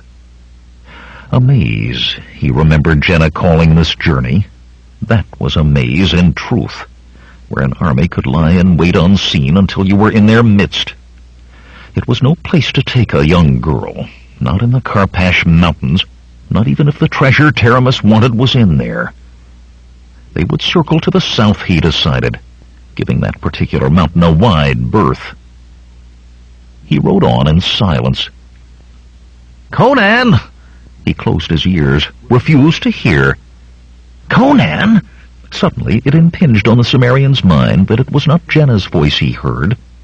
His hand went to the worn hilt of his broadsword. That the caller knew his name could mean much or little. Then, from where a fold of land had momentarily hidden it, a horse appeared, with a Corinthian military saddle and a wiry, dark-eyed rider. A broad grin split Conan's face. "Malik!" he shouted. "I feared you were dead." "Not I," the small thief roared back. "I am too handsome to die." On Malik's heels the others came, Bombata and Zula, Akiro easing his seat in his saddle and complaining about his old bones. The black woman rode straight to Jenna, and the two of them put their heads together for talk pitched not to travel to any ears but their own. "What happened with the Corinthians?" Conan demanded, "and how did you find us?" Akiro opened his mouth, but Malik rushed in. "When they saw you two topping the pass, about half the fools rode off shouting about being first to ride the girl." "Don't you all glare at me? Mitra, they said it, not me. In any case, cutting the numbers down gave Akiro a chance to work. Tell them what you did, Akiro." Akiro opened his mouth again. "He made a tiger appear," Malik laughed. "It was as big as an elephant, Fidesa witnessed my words. The horses went mad." He caught the old wizard's gaze on him and subsided with a weak, You tell the rest, Akiro." "It was a small illusion," Akiro said. He did not take his eyes off Malik as he spoke, as if afraid that did he look away the wiry man would cut him off again. "Even with fewer of the Corinthians, I had no time for more. It was of sight and smell only, and could not even move. But the horses, to our great luck, did not know that. They did indeed go mad, ours as well. But it enabled us to escape, without the pack horse as you see, but with our skins in one piece." There was a deal too much of sorcery on this journey to suit Conan, but he could not complain when it saves his friends' lives. Instead, he said, "It was fortuitous you found us. We entered these accursed mountains together, and it is well that we leave together." Malik started to speak, then snapped his mouth firmly shut at Akiro's glare. "Fortune had naught to do with it," the yellow-skinned mage said. "It was this." He held a leather cord with a small carved stone dangling at its end. With a deft motion he set the stone to spinning in a circle, yet almost immediately the circle lengthened and narrowed until the stone swung back and forth in a line that pointed directly at Conan. The Cimmerian drew a deep breath. Yet more sorcery. "I do not like such things associated with me," he said, and was pleased that he had not yelled it. "Not with you," Akiro assured him. "With the amulet. Such a thing is much less complex than a living person, and thus easier to fix on. Had I had some of your hair, or some garments you had worn, I could have found you much more quickly." "Crom," Conan breathed. His hair. He would never allow a sorcerer to have such, no matter how much a friend he seemed at the moment. Akiro went on, as if the Cimmerian had not spoken. "With only an inanimate object as a focus, the circle barely changed at first. It was very difficult to read a direction. Much like finding your way through a building in the dark, by feel." "And Bambata did not want to follow it," Malik burst out. "He said he didn't trust Akiro." His last words trailed off to a murmur, and he gave a worried look at Akiro. "It is all right," Akiro said. "I was finished." All the while they talked, Bambata had sat his horse, glaring from Conan to Jenna and back again. Now he growled, "Did he harm you, child?" Jenna looked up, startled from her conversation with Zula. "What? Why, what do you mean, Bambata? Conan protects me, even as you do." Her answer did not seem to satisfy the black-armored man. His face darkened, and the scars on it became livid. He looked at Akiro, hesitated visibly, then spoke. "I must know, wizard. Is she still an innocent?" "Bambata!" Jenna protested, and Zula spoke close behind her. "That is no question to be asked or answered," the black woman growled. "Tell me true, wizard," Bambata said insistently. "For our lives, and more, much more than you can know, depend on it." Akiro pursed his lips, then nodded slowly. "She is an innocent. I sense it so strongly, I wonder that the rest of you cannot." As Bambata sagged with a relieved sigh, the round-bellied mage moved his horse closer to Conan's and lowered his voice. "It is a thing of the spirit and not of the flesh, as I said once before," he murmured. Conan colored, and colored more when he realized that he had. "You pry," he muttered. "Do not use your wizardry on me." "Use the vial I gave you," Akiro said. "Use it, and ride away from here. Take the girl if you wish. I do not doubt you could persuade her to go with you. In another night or two." A faint leer touched his lips and was gone. "There can be nothing in this for you, Cimmerian, save more wounds of the kind that neither show nor heal." Conan scowled silently, denying the temptation to put his hand to his belt pouch to see if the small stone vial was still there. Valeria, and a debt still unpaid. He became aware of Jenna's voice. "He says he will not take me, but I know it is there, I know." Bambata turned a scowling visage to the Cimmerian. "Well, thief, do you abandon your precious Valeria? Did those Corinthians frighten your manhood from you? Or did you ever have—" Conan's eyes were so cold that the scar-faced warrior cut off his words. Bambata's emotions were writ plain on his features. Realization of what he had done, anger at having been affrighted even for a moment, rage that the others had seen it. He gripped his tulwar so hard that the hilt creaked. But the big Cimmerian made no move toward his own weapon. Patience, Conan told himself. In the rugged mountain ranges of Cimmeria, a man without patience was a man who was soon dead. There would be time for killing later. When he spoke, his voice was icy calm. "I would not take her where she wants to go without other eyes to watch and more blades to guard her. We have them now." He pulled his horse up beside Bambata's. "Let us not delay, Zamorin. We must be back in Shadazar by tomorrow night, and we have matters to settle, you and I, when this is done." "I will look forward to it," Bambata snarled. "And I," Conan said, starting forward again, "will look back upon it." 17. Half a day's riding it took to reach those broken fingers of stone, and they looked no better to Conan once he was in them than they had from a distance. Quickly the rough grey walls rose around them, and the way narrowed until they were forced to ride in single file. Hundreds of confined passages crossed and recrossed like miniature canyons, with thick stones separating them. Sometimes half a score choices of direction were presented at once, and each was more cramped and crooked than the one before. "To the right," Jenna said from directly behind him. "The right," I said. "No, not that one. That one over there. It's close now. We could move twice as fast if you'd only let me lead." "No!" Bambata shouted. Conan said nothing, reining in to study the possibilities ahead. 3 narrow corridors through the stone leading off in different directions. Very narrow corridors. It was not the first time Jenna had asked to lead the way, and he had long since tired of explaining the dangers to her. Bambata now refused to leave her side, because he claimed he did not trust the Cimmerian not to allow her to go ahead of him. After Bambata's display at the rejoining, Conan was sure the Zamorin simply did not want to leave her alone with him. But the problem before him left no time to worry about that. "Why have we stopped?" Jenna demanded. "That is the way. Right there." She pointed to the center gap. "It is too narrow for the horses," Conan said.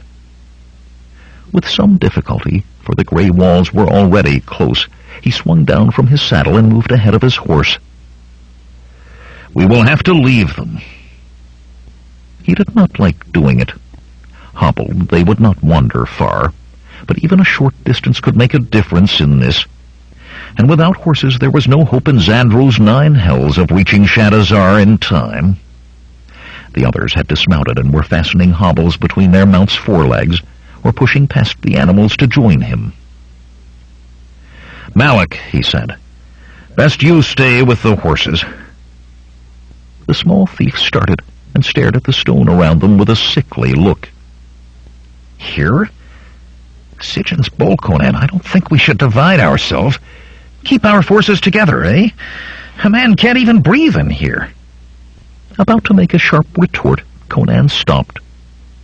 He himself had been thinking much about how close the stone was, how it seemed almost to cut off the air, but he was not one to be affected by tight passages or close spaces. He studied the others' faces, trying to see if any of them felt what he did.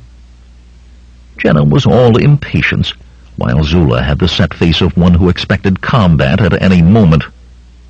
Bambata glowered as usual, and Akiro appeared thoughtful, also as usual. Perhaps it was all in his imagination, and perhaps not. "Yes, we'll stay together," he said. He drew his sword in one hand, his dagger in the other. "Thus will I mark our way." With the dagger he scratched an arrow on the stone pointing toward the horses, "that we can find the horses again. Stay close." To Jenna's eager urging, Conan moved down the rough-walled passage, though not so quickly as she would have liked, and every 10 paces he scratched another arrow on the stone. If the worst came, he thought, even Jenna could find the animals with these. Even alone she might have a chance of escape. At times they had to turn sideways, stones scraping their chests and backs, for some stretches were so straight that not even Zula or Jenna could walk through them normally. However Conan walked, he kept his sword advanced and his dagger ready for anything that managed to get past the longer blade. As he moved deeper into the maze, his sense of something ill grew. Almost could he put a name now to what seemed to permeate the stone through which they made their way. It was like the remembrance of a memory of the stench of death, so faint the nose could not smell it, so tenuous the mind could not grasp it, yet there to be touched by the most primitive instincts.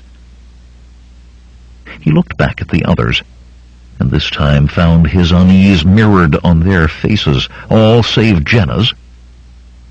"Why do we move so slowly?" the slender girl demanded. Vainly she tried to push past the big Cimmerian, but there was barely width enough for him to pass alone. "We are almost there." "Akiro?" Conan said. The gray-haired wizard's face was twisted as if he had a bad taste in his mouth. "I have sensed it since we entered these passages, but it grows stronger as we go. It is a foulness." He stopped to spit. "But it is old, ancient, and I do not think it threatens us. We are more than a few centuries too late for that." Conan nodded and continued on, but he was not convinced. His own senses might not be magical, but they had kept him alive in many places where he could well have died, and they told him there was danger here. He kept a firm grip on his weapons. With startling suddenness, the passage spilled out into a large open area. Here the rock had been cut away, and the stone remaining carved in intricate patterns to floor a great courtyard that fronted a temple hewn from the very side of the mountain. Massive fluted columns ran across the face of the temple, and once a score of obsidian statues, 4 times the height of a man, had stood between them.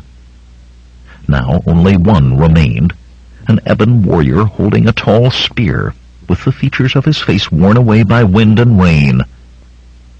Of the others, only shattered chunks of black stone and the stumps of their legs remained. Conan sheathed his dagger and grabbed Jenna's arm as she tried to run to the temple. "Take care, girl," he told her. "I'll risk much here, but you risk as little as possible." Bambata seized her other arm, and the 2 men stared coldly at one another above her head. The promise of death was strong between them. It was another reason to wish the journey done, Conan thought. Such promises as that could not remain unfulfilled forever. "Let me go," Jenna said, twisting in their grasp. "I must find the horn. It is inside there. Let me go." Zula, sneering at both men, put her hands on Jenna's shoulders. "Will you tear her apart, then, or perhaps crush her between you?" Conan let his hand fall away, and Bambata was only an instant behind. Zula drew the girl away, speaking softly in her ear. Conan met Bambata's glare unblinkingly. "This will be settled, thief," the scar-faced man said. "In Shadazar," Conan said, and the other jerked a nod of agreement. When Conan reached the temple, Akira was attempting to trace with his finger weather-worn carving in the pedestal on which the obsidian statue stood. Little was left. "What are you trying to do?" Malik laughed at the old wizard. "Read decorative carving? And to speak of it, I've seen better scroll work done by a one-eyed drunkard." Sighing, Akiro straightened and dusted his hands. "I could read it, in part at least, were it not so badly eroded. It is script, not scroll work. This place is much older even than I believed. The last writings in this language were done more than 3,000 years ago, and even then it was a dead tongue. Only scattered fragments remain. Perhaps I can find more inside." "We are not here to decipher old languages," Bambara growled. Privately, Conan agreed, but all he said was, "Let us get on with it, then." Rock doves burst from their nests high behind the massive columns, their wing beats like an explosion in the stillness, as Conan strode to the tall bronze doors, covered with the verdigris of centuries. Through the thick green could be seen a huge open eye, worked deeply into the metal of each door. A large bronze ring hung below each eye. "We'll never get that open," Malik said, eyeing the corrosion. Conan grasped one thick ring for an experimental heave. To his surprise, the door swung out with a squeal of hinges long ungreased. It was but chance that it opened so, he told himself. If men used those doors, they would grease the hinges. He did not like the relief he felt at that. Still, he told himself, he was there to see to Jenna's safety, not to flaunt his own bravery. "Keep a sharp eye," he commanded, "and your guard up." Then he led the way inside. Beyond the great doors, the dust of centuries lay thick on the floor. Torches stood along the intricately carved walls in golden brackets, untarnished by the years, but festooned in cobwebs. Above them, the ceiling was lost in shadows, and the vast hall stretched before them into darkness. Suddenly, Zula screamed as a spider, its outstretched legs wide enough to cover a man's hand, ran across her bare foot. "Only a spider," Malik said, crushing it beneath his foot. He kicked the pulped remains away. "No need to be afraid of a—" The wiry thief cut off with a yelp as Zula's staff whistled toward his face and halted, quivering no more than a finger width from his nose. His eyes crossed, staring at it. "I am not afraid," Zula hissed. "I simply do not like spiders." Rustlings sounded deeper in the hall, and she peered in that direction nervously. "And rats. I especially do not like rats." Conan lifted a torch down from the wall and sheathed his sword to dig into his pouch for flint and steel. "If these still burn," he began. Akiro's lips moved, and fire suddenly danced atop his bunched fingers. He touched it to the torch, which burst aflame with a crackle that was loud in the still hall. "It will burn," he said. "Can you not wait until you are asked?" Conan said dryly, as he stuffed the lighting implements back. Akiro shrugged apologetically. Bambara and Malik lit torches from Conan's, and they started warily down the great hall. Their feet disturbed dust unmarked, save for the small tracks of rats. The bones of small animals and birds lay scattered about, some buried in the dust, some atop it. Long had it been since anything had moved there, save the rodents and their prey. The chittering of rats held back by fire, and the strange smell of humans followed them, and the torch's flames were reflected in hundreds of tiny, hungry eyes. Zula muttered and swiveled her head as if trying to watch all ways at once. Malik no longer made fun of her discomfort. He rigidly avoided looking at those glittering eyes, and mixed curses and prayers to a score of gods in a low monotone. At the far end of the hall were broad stone steps, leading up to a dais, atop which sat a high-back throne of marble.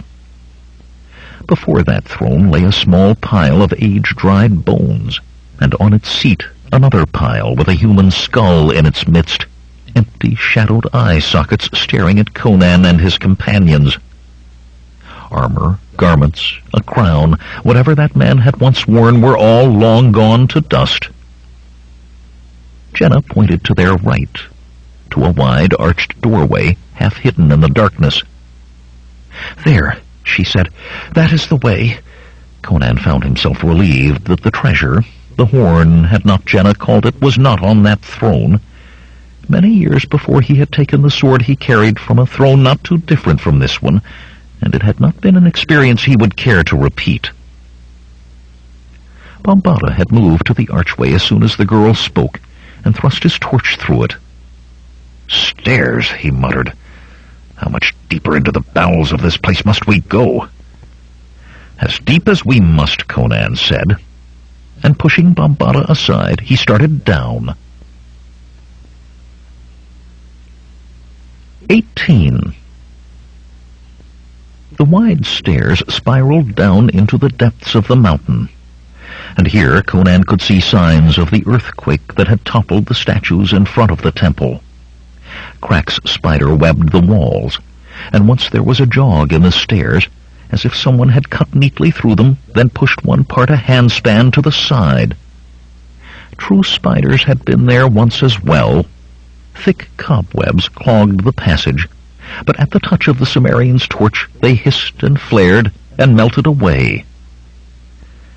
"I do not like this, Conan," Malik whispered loudly. "Ogon, strike me, but I don't." "Then wait above," Conan replied. "With the rats." The small man's voice was a squeak, and Zula chuckled, though not strongly. A final turn, and the stairs led into a long chamber with a high vaulted ceiling, supported by what seemed at first glance to be golden columns, a row of them along each wall. Nearly half the columns were toppled, though, their broken pieces littering the dusty mosaicked floor, and the pieces showed thin, hammered gold leaf atop ordinary gray stone. The ceiling was worked in a profusion of strange symbols, only one of which Conan could even recognize. An open eye, as on the bronze doors, repeated over and over among the other designs. What it meant he could not begin to guess. "Conan," Akiro called, "this seems the only way out, other than the stairs." The wizard stood at the far end of the chamber by a broad door that seemed of iron, yet had no spot of rust on it. It had no hinges either, Conan saw, as if it were merely a huge metal plate set in the stone. "This is the way," Jenna whispered eagerly. She stared intently at the door, or at something beyond. "We must go on." The door's dark gray surface was smooth, except for the inevitable open eye in its center, and two snarling demons' heads near the bottom. Tusks, like those of a wild boar, curved out from the open mouths of those grotesque heads. If the door could not be pushed open, Conan thought, then possibly... He rapped his sword sharply against each of the grimacing demon heads. From one gaping mouth wriggled a scarlet centipede. Its bite was sure, slow, and agonized death. Malik leaped from its way as it scurried for a hiding place among the fallen columns. Sheathing his sword, Conan handed his torch to Zula and squatted before the door. One hand he placed in each demon mouth. As he had thought, his hands fit easily. He heaved upward. "Handles!" Malik exclaimed. With every muscle straining, Conan began to wonder if he had been right in reaching the same conclusion as the smaller man. The metal slab moved no more than if it were a part of the mountain. Suddenly, Bombada was there beside him, grasping one of the demon heads. Conan shifted both hands to the other and redoubled his effort. Tendons stood out along his neck and thighs, and every sinew of him cried out. Silver flecks danced before his eyes, and the iron slab lurched up a hand's breadth. Slowly then, with a metallic ratcheting noise, the door rose. until Conan and Bombata between them held it above their heads. "In!" Conan rasped. "Quickly!" The others of the party squeezed hurriedly by the two big men. Then Bombata released his hold and followed. Conan's thews quivered with the strain of holding the weighty door alone, yet he hesitated. When he released it, it would come down, and look as he might, he could see no demons' open mouths, nor other means of lifting it from the other side. They would be trapped. But if he could not find a way to prop it open, he would have to let it fall. Murmuring to himself thoughtfully, Akiro stepped to the wall beside the door, where a bronze rod ending in a large knob, embossed with the ever-present open eye, projected from the stone. The mage put a hand on the knob, pushed, and the rod sank into the wall. Conan blinked. There seemed to be a lessening of the weight on him. He eased his upward pressure slightly. The door did not move. With a sour grunt, he stepped from under it. "I thank you," he told Akiro, "but now that I think of it, could you not have opened this yourself?" "I could have," Akiro replied mildly, "but you said I should wait to be asked. As I was not—" "Where are the others?" Conan cut him off. The light of Akiro's torch lit one end of a narrow corridor, and there was no sign of anyone other than the two of them, nor any light from the other torches. Cursing, the Cimmerian set out down that hall at a run, with Akiro panting in his footsteps. The corridor opened into a large circular chamber, and both men skidded to a halt in amazement. The others were already there, holding their torches high while they stared about them. Directly opposite the door through which they entered, a monstrous head of carved black stone, fanged and glaring, as tall as a big man, projected from the wall. Two other doorways, set equidistant around the circle from the first, led from the chamber. Or rather, one did, for the other was broken and choked with rubble that spilled in a fan into the room. The rest of the walls were carved in bas-relief, images of fabled beasts, gilded with gems set for their eyes, while others formed hooves and claws and horns. At intervals around the walls, great plaques of gold were set, covered with strange script. The low-domed ceiling was tied with onyx and set with diamonds and sapphires, twinkling in the light of the torches as if to represent a night sky. Akiro rushed to one of the golden plaques and ran his fingers over the deep-carved script as if he did not believe his eyes. "This is the same language as outside, and more of it than exists in one place anywhere else in the world. I can make it out. Listen." He spoke on slowly, pausing to trace letters. "And on the 13th day of the last battle, the gods did come to war, and the mountains did tremble at their footsteps." The rotund wizard went on, but Conan was more interested in what Jenna was doing under Bombata's watchful eye. She alone had not goggled at the riches of the chamber. Her eyes were only for the massive, terrible head of black stone. Now she stood before it, looking nowhere else.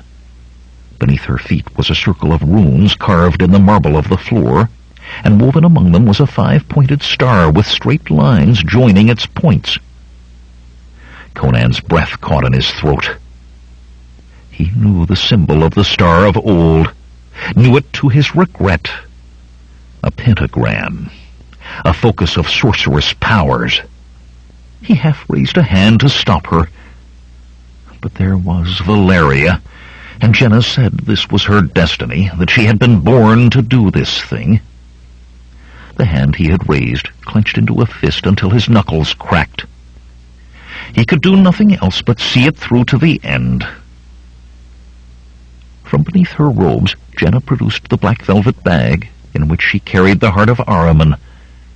As the blood-red gem slipped into her palm, its sanguine glow filled the chamber, and the jewels set in the ceiling seemed to glitter more fiercely. Carefully she set the heart down before her in the pentagram. There was a small niche carved into which it fit exactly. As she straightened, awareness faded from her eyes. In a trance, she chanted, and her words rang round the walls. As she intoned the words, the radiance of the heart increased. Yet now it was focused, shining only on the great stone head, bathing it in crimson light. The black stone eyes especially seemed to reflect its glow, and crimson shadows danced in their depths that had not been there moments before.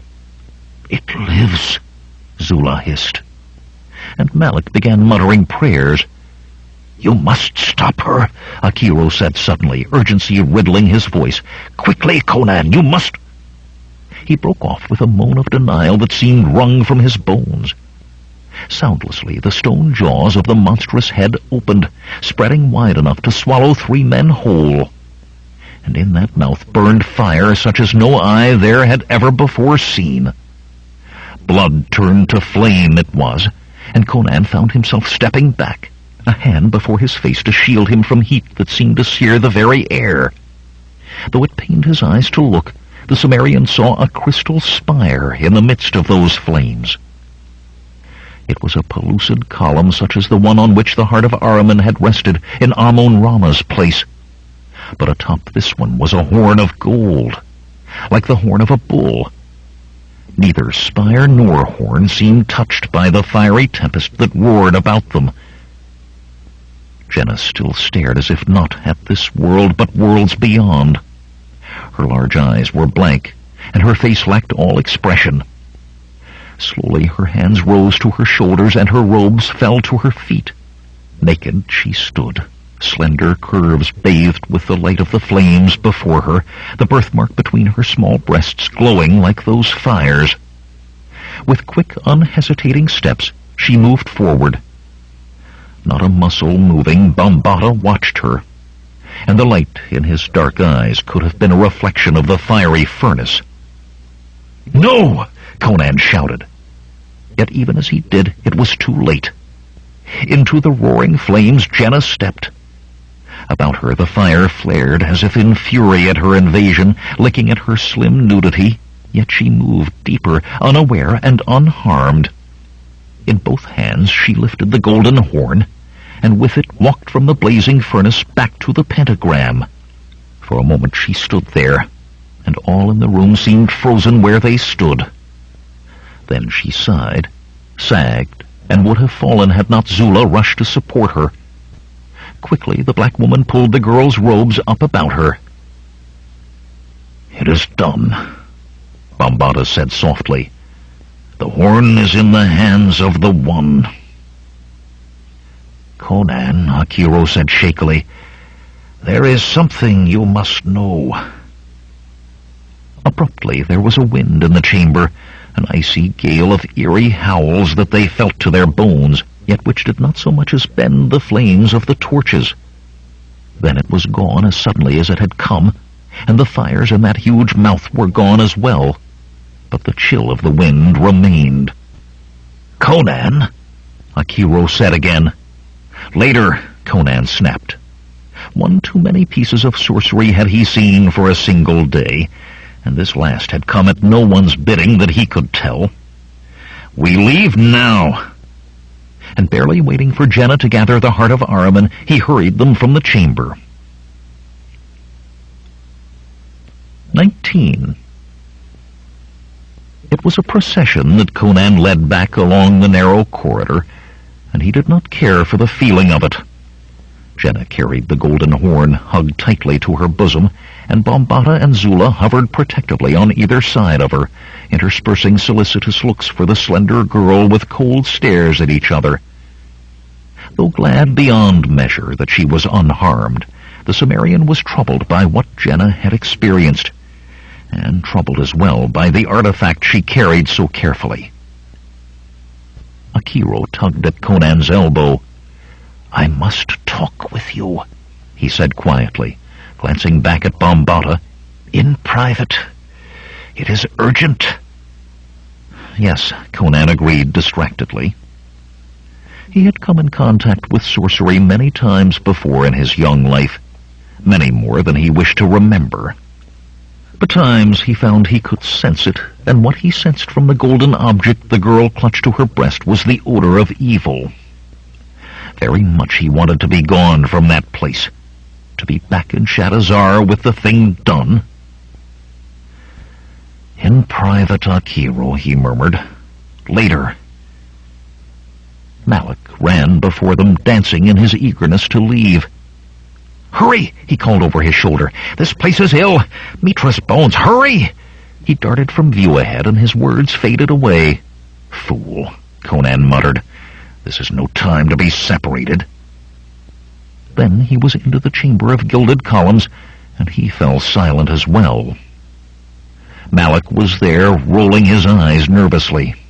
Also, there were more than a score of warriors in black leather armor of archaic design, leaning on long spears. The smallest of the men was head and shoulders taller than Conan or Bambata. They were as black as the obsidian statue before the temple, and Conan was relieved to see their chests rise and fall with breathing. They were men, not statues come to life. That had been his first thought. Two of the warriors stepped forward. One had a crest of long white hair spilling down the back of his bronze helmet. The other wore no helmet, but rather a black leather skull cap, from which hung long fringes of red hair. He with the white crest spoke. To Jenna. "Long have we waited for you, for the One. We have slept as our God sleeps, and we have awaited the day of your coming. The night of awakening approaches." Bambata shifted uneasily, and Akiro's breath whistled between his teeth. "This girl has no part in your ways," Conan said. "We crave pardon if we have disturbed your temple, but we have far to travel and we must go." All the while he noted the disposition of the ebon warriors. He had no wish to fight if it could be avoided, but these men seemed to be saying that this was their temple, for all it looked not to have known a human tread in centuries, and men often grew violent when they thought strangers interfered with their religion.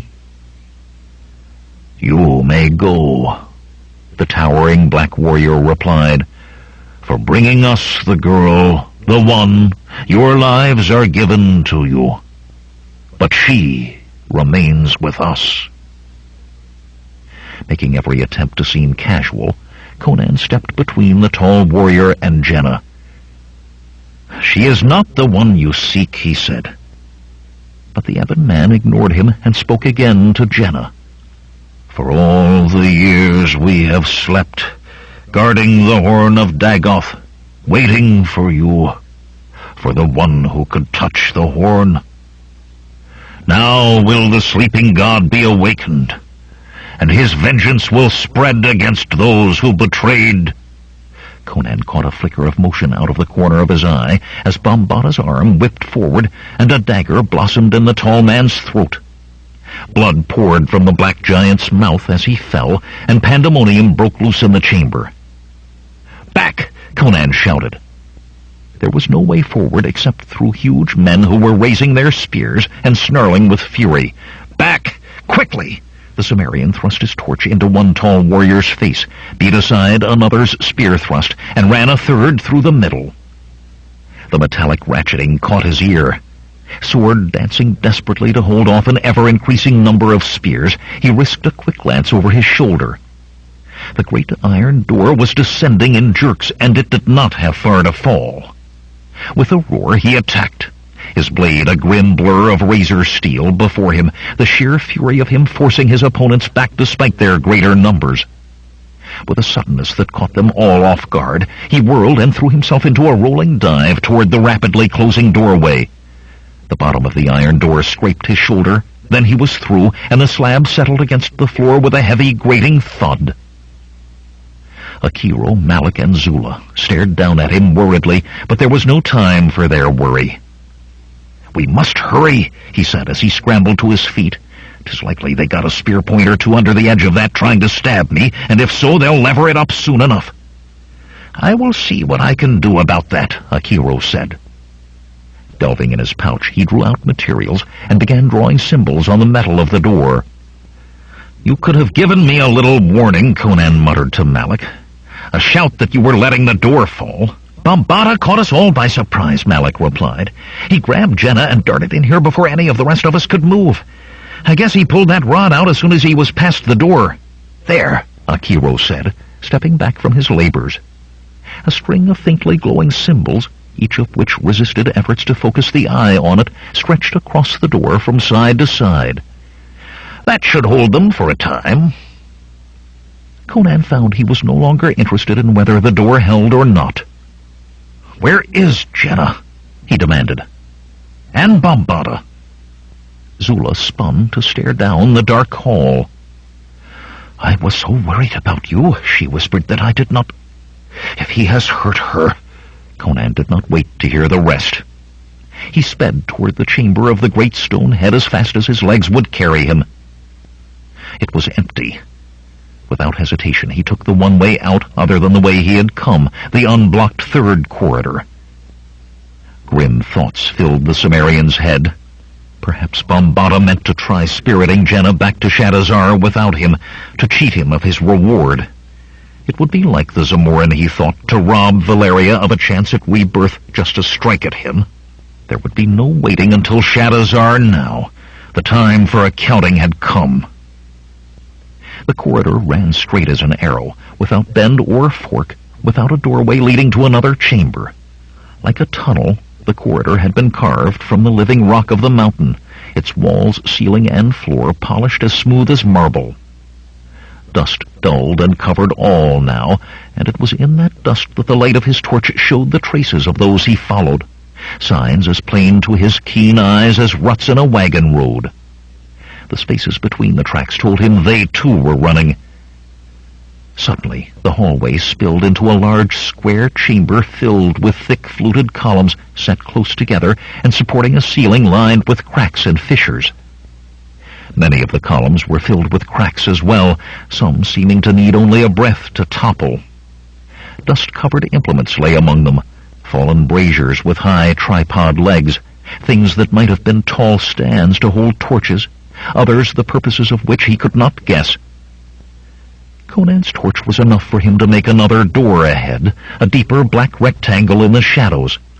The tracks in the dust led toward that door as well, but he stopped his headlong dash. Bambata could be hidden anywhere among those myriad columns, and tracks so plain could lead to an ambush.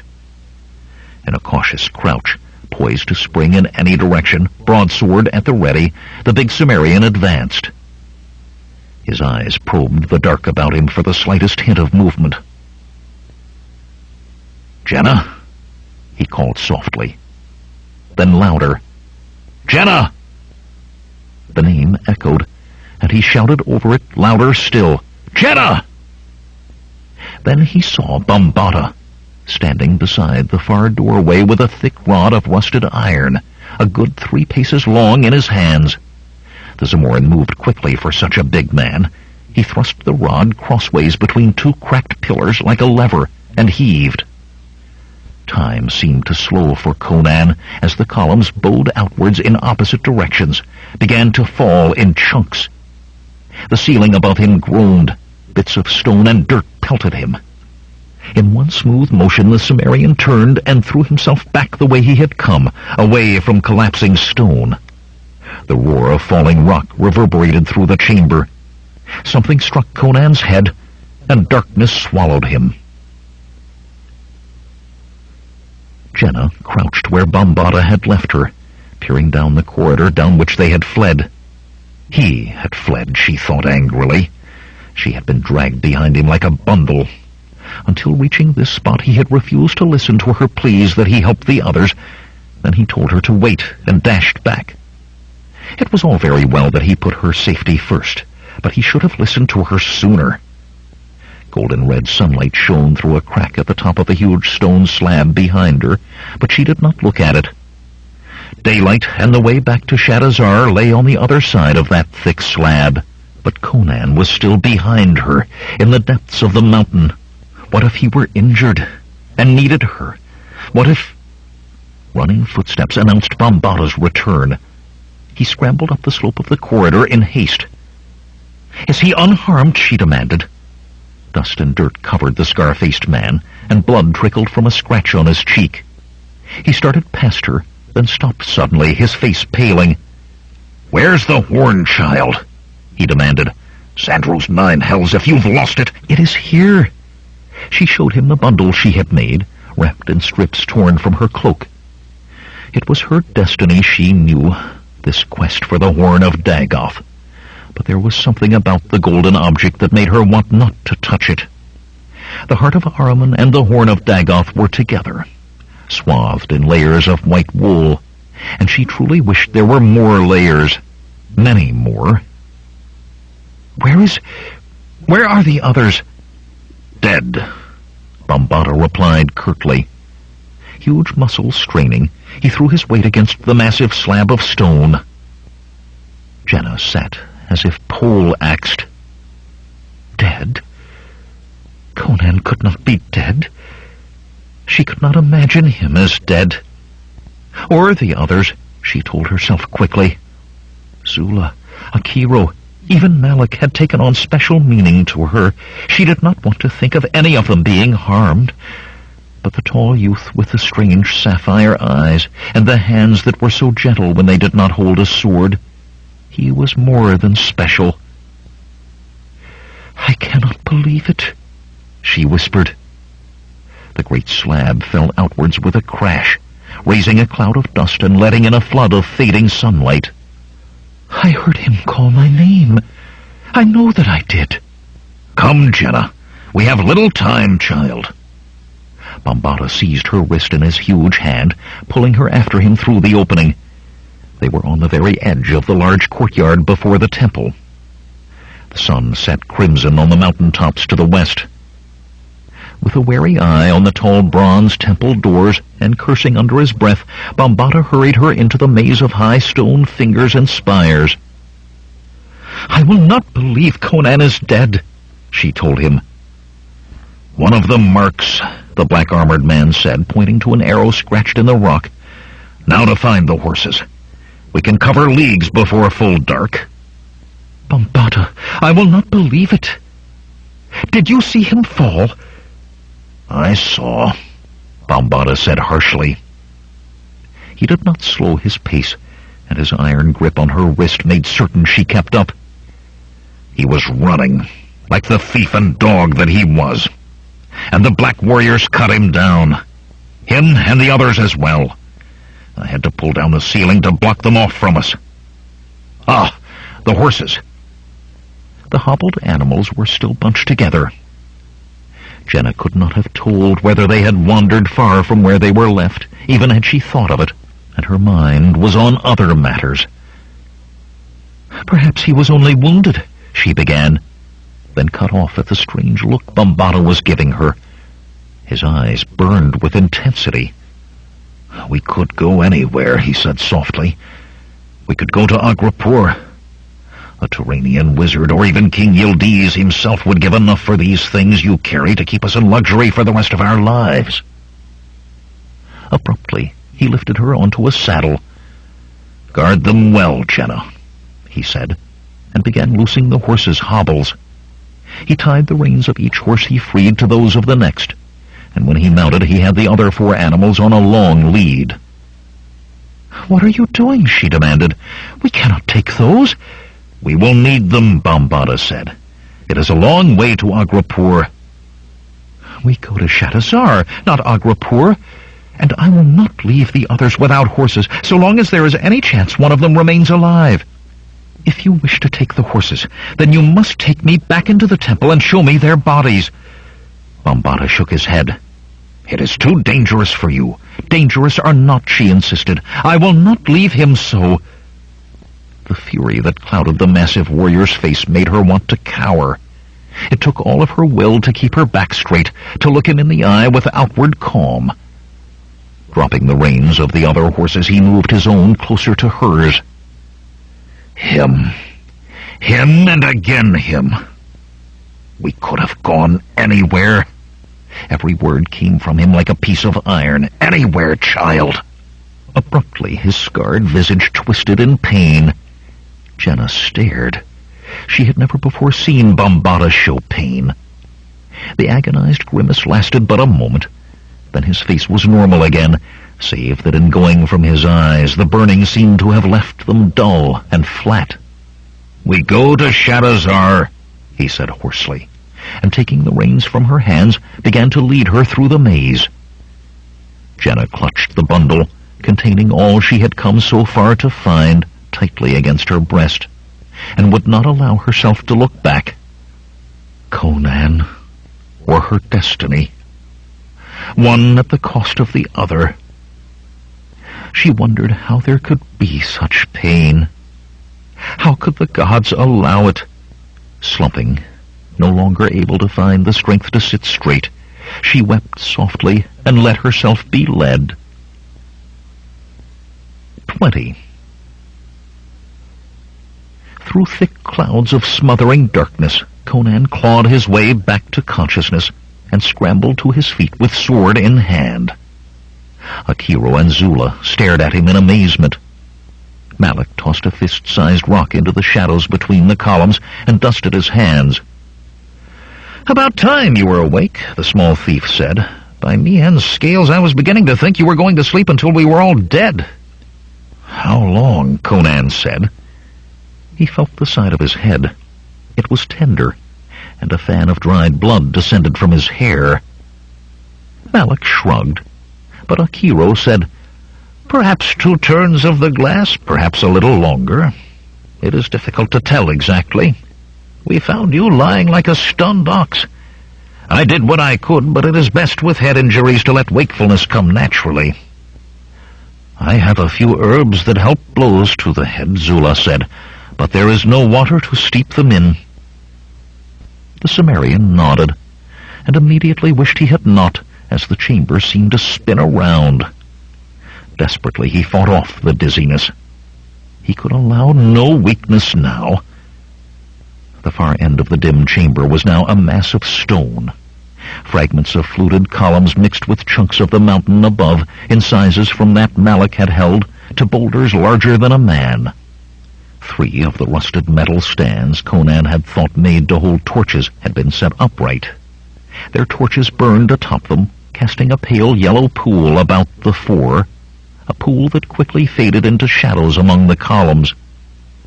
Not all the light came from the torches, however. From down the unblocked passage came a flickering azure glow that was painful to the eye. "What is that blue light?" Conan asked. "A ward," Akiro told him.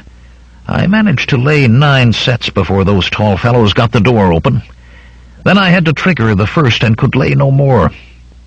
It is dangerous to place one of those while another burns close by." "How long?" Conan began, and got his answer before he could complete the question. The azure flickering increased in speed, and Akiro bent to draw symbols in the dust with a finger and mouth his silent incantations. With the last flash of brilliant blue, the light was gone. In an instant, it began again, and a shriek echoed down the corridor as it did. Akiro tilted his head as if listening, then sighed. "One was very fast, but not their wizard, worse luck. If Bambata had to slay one of them, he could as well have killed the one with the red crest. He is their mage, and without him they would never even have gotten that door open, much less reached my wards. And I must fight him with little more than my bare hands." "I do not see why he had to kill any of them," Zula said angrily. "They offered no violence toward us, only speaking to—" Her words trailed off with a sympathetic look at Conan, but he ignored it. "I doubt they would have let us go without a fight," he said. "Not with Jenna. In any case, I'll not let them spear me like a wild pig just because Bambata started it." "That's it," Malik said. "Ogun's toenails, if a man attacks you, you carve him. And if it's all a mistake, you can burn a little incense in the temples for his spirit." "Not always the best way," Akiro said dryly. "But those men are foul." "I saw no foulness in them," Zula protested, and the wizard snorted. "That is because you are not a mage, nor did you read the plaques as I did. The unease we felt as we entered was put there by those men, and by those who came before them over centuries. Human sacrifice was the least of it. They make the shamans you assisted me with seem as babes at play." "I care not if they're cannibals," Conan said. "It is past time for us to be getting out of here. Bambata and Jenna get closer to Shadazar with every moment, and I do not doubt he'll do his best to leave us out of what has happened when he tells Taramis of it. I do not intend to be cheated of my promised reward." Akiro looked at him pityingly, and Zula gaped. "But we thought, Jenna..." She gestured helplessly at the jumbled stone filling the other end of the chamber. "Bambata pulled that down," Conan said. "He could not wait to face me in Shadazar, but I cannot think he pulled it down on his own head, nor on Jenna's. We will dig our way out and follow. There is but a night and a day left before we must be back in Shadazar." "You intend to dig through the mountain?" Malik said incredulously. The other two looked at the Cimmerian as if he had gone mad. "I saw this chamber when it was whole," Conan told them as he strode to the mass of rock. "I know how much of it is gone." He seized a torso-sized piece of a column and heaved it loose. Smaller stones slid free and bounced around his feet. "The passage Bambata followed is no more than 3 or 4 paces from us, and we have only to clear a way wide enough to squeeze through." He carried the stone well into the columns before dropping it. There was room there for all they had to move and more. When he returned, the others remained where they had been, still staring at him. "Well," he demanded, "would you rather die here?" Without a word, Zula came to dig at the stone. Malik came more slowly, and not without a look over his shoulder at the old wizard. "Aren't you going to help, Akiro? You could wave your arms and make all this disappear." "You display your ignorance openly," Akiro snorted. "In any case, I must watch to trigger the next ward when this one fails. Unless you want your first warning of those spearmen to be when one spits you like a lamb. You trigger all of them now, old man. Then you could help." The gray-haired wizard laughed derisively. "Do I teach you how to steal, my small thief? Be about something you know how to do." Conan labored like an automaton, fixing his mind on the goal of freedom, refusing to allow the immensity of the task to daunt him. 2 stones he moved for every one moved by Zula and Malik together. Sweat oiled him till he glistened in the torchlight, and there was always more sweat to wash away the dust. When, with a loud rumble, rock cascaded from above to replace all they had done, he chivied the others back to work without ceasing himself. He must reach Jenna. He must repay his debt to Valeria. Jenna. Valeria. The two swirled in his mind, till he could not tell which drove him most. When another ward failed, and Akiro chanted to replace it, Malik stopped to watch, knuckling the small of his back. "You really read those plaques, Akiro?" he asked. "Work," Conan said. And after one glance at the Cimmerian's grim face, Malik bent back to the stones. Akiro, however, seemed to want to talk. He settled himself against a column and began. "Yes, I read them. Enough of them, at least. The golden horn that..." He frowned at Conan, then went on. "It is the horn of Dagoth." "The Black Warrior called it that," Malik panted. "Do not interrupt," the wizard replied acerbically. "Millennia ago there was a war between the gods, which was not a rare thing in those times. In a great battle, Dagoth was defeated by having the horn ripped from his head and carried far away. The horn carried what might be called his life force, and without it he slowly turned to stone. According to the plaques, he sleeps, and when the horn is placed again on his head, he will wake. "So that is why Taramis wants it," Conan said, still laboring. "To wake a god. Surely a god could bring Valeria back to life." "Yes," Akiro sighed. "I suppose Dagoth could restore her to the living." "So Taramis did not lie," Conan said with satisfaction. As if he had received rest and cool water, the Cimmerian increased his efforts. As the others slowed, he carried stones with greater speed. Zula fell trying to keep up with him and could not stand. Conan paused to carry her back to Akiro, then rushed back to his labor. Later, when Malik dropped, the Cimmerian merely dragged him clear of the path he must follow from the stony blockage to where he threw the rocks. He knew vaguely that they had dug past the end of the chamber into the corridor, and still rock was piled before him. He knew it in a dim recess of his mind, but to acknowledge it might be the beginning of defeat, and he suppressed it ruthlessly without even being aware that he did so. Time lost all meaning to him. Effort lost all meaning. As if he were himself made of stone, incapable of tiring, he attacked the barrier relentlessly. Twin images drew him on. Valeria. Jenna.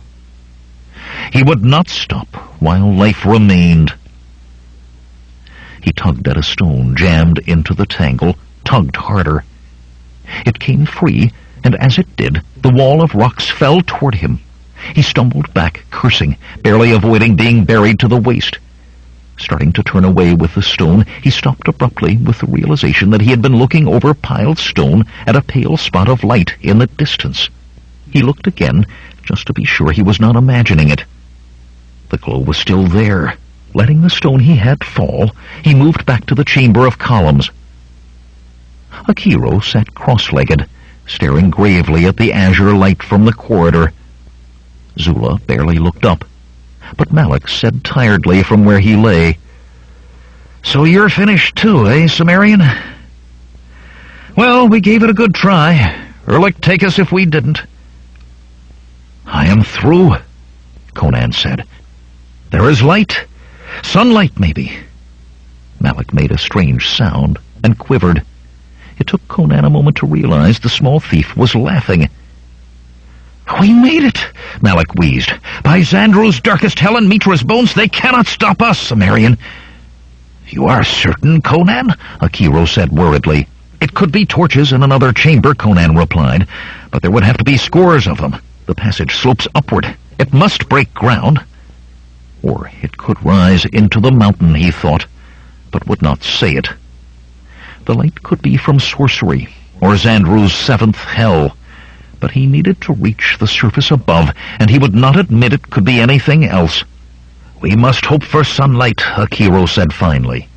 "The seventh ward yet holds, though not for much longer, and 2 more wait. You must get Zula and Malik out of here as quickly as possible. I will follow as soon as I can."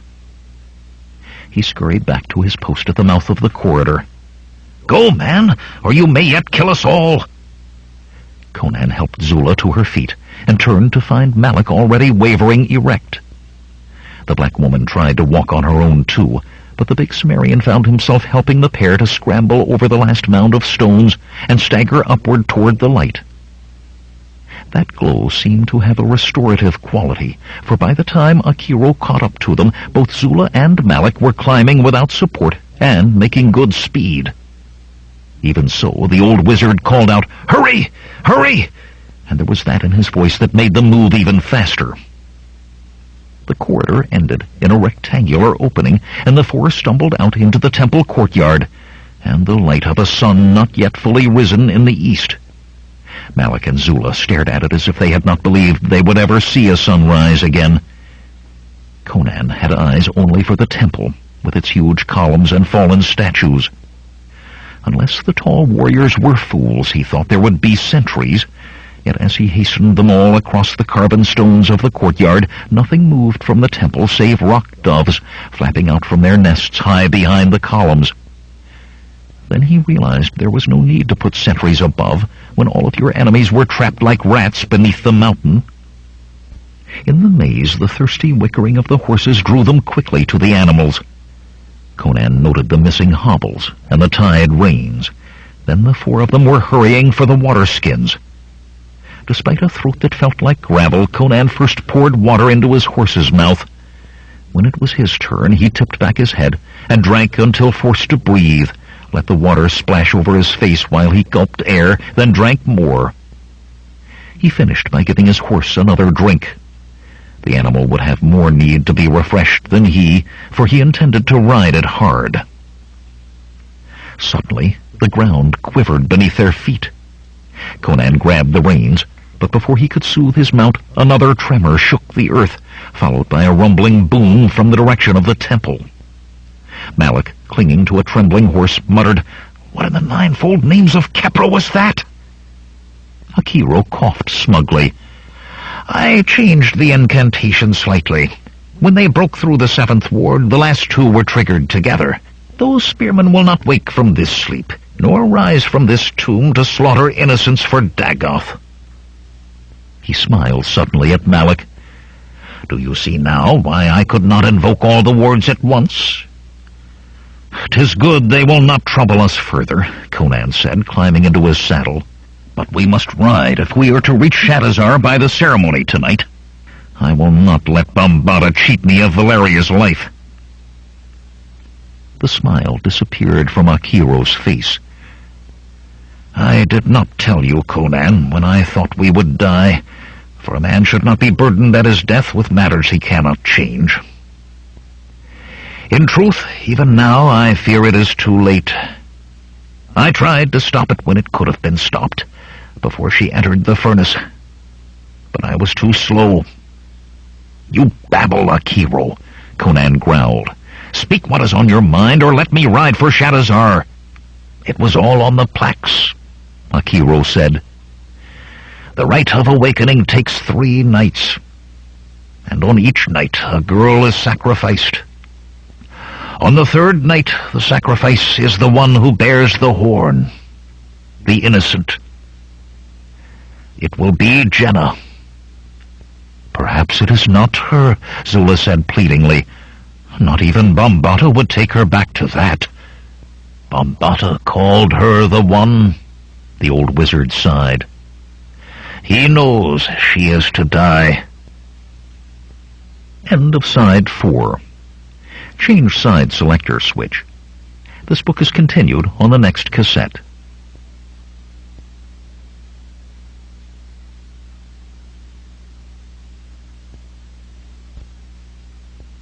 Side 5.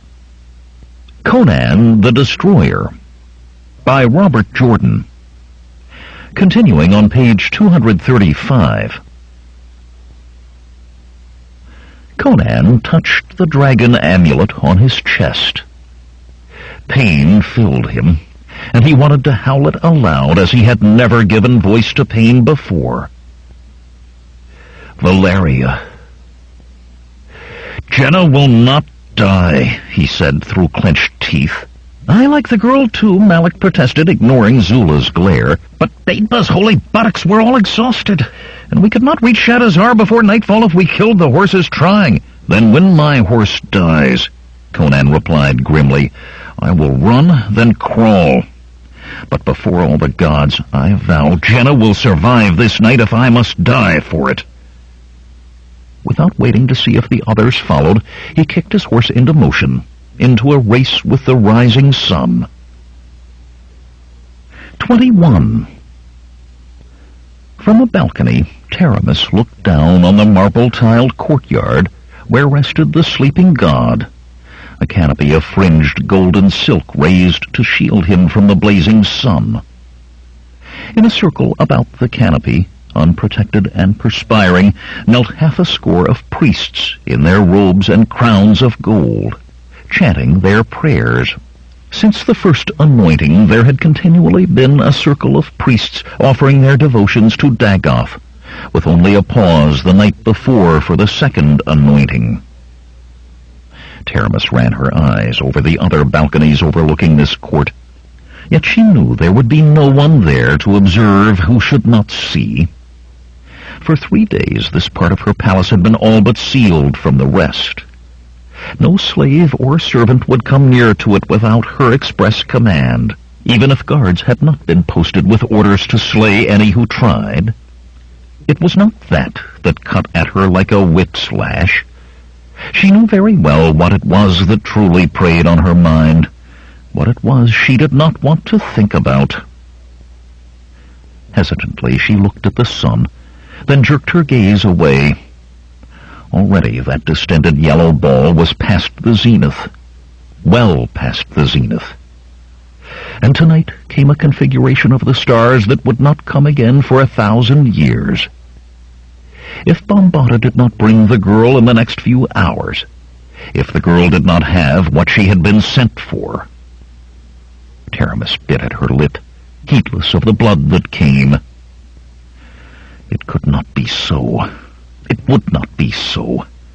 She refused to die, knowing that power and immortality would come to someone else 1,000 years hence.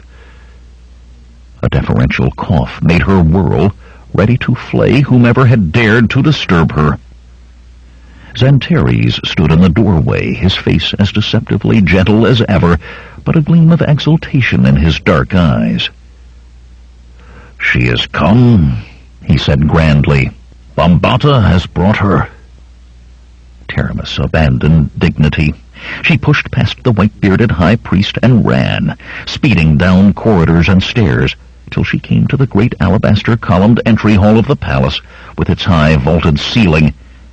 And there, dusty, bedraggled, and travel-stained, stood Bombata, with his helmet under his arm, and Jenna, clutching a dusty bundle, barely recognizable as once white wool, to her bosom. Taramis hardly even noticed the massive black-armored warrior. Her eyes were all for the girl. "Do you have it?" she whispered, approaching slowly. "By all that is sacred and holy, child, do you have it?" Hesitantly, Jenna held out the bundle she had clasped to her breasts. She swayed, and Taramis saw that she was exhausted. But the time for rest was not yet. Other, more important matters came first. The tall Zamoran noblewoman looked around frantically for the high priest, ready to shout for him, but he was there. Reverently, Xantares held forward an elaborate golden casket, within which were crystal supports wrought with all of Taramis' sorceress skill and cunning. "Place them there, child," Taramis said. From the bundle, Jenna produced the heart of Ahriman, sanguinely glowing, and placed it in the casket. Taramis held her breath. The dirty white wool dropped to the marble floor, and Jenna was cradling the golden horn of Dagoth in her hands. As that, too, was laid on crystal supports within the casket, Taramis' hand twitched with the desire to touch it. Not yet, she reminded herself. Now it was death for any hand but Jenna's.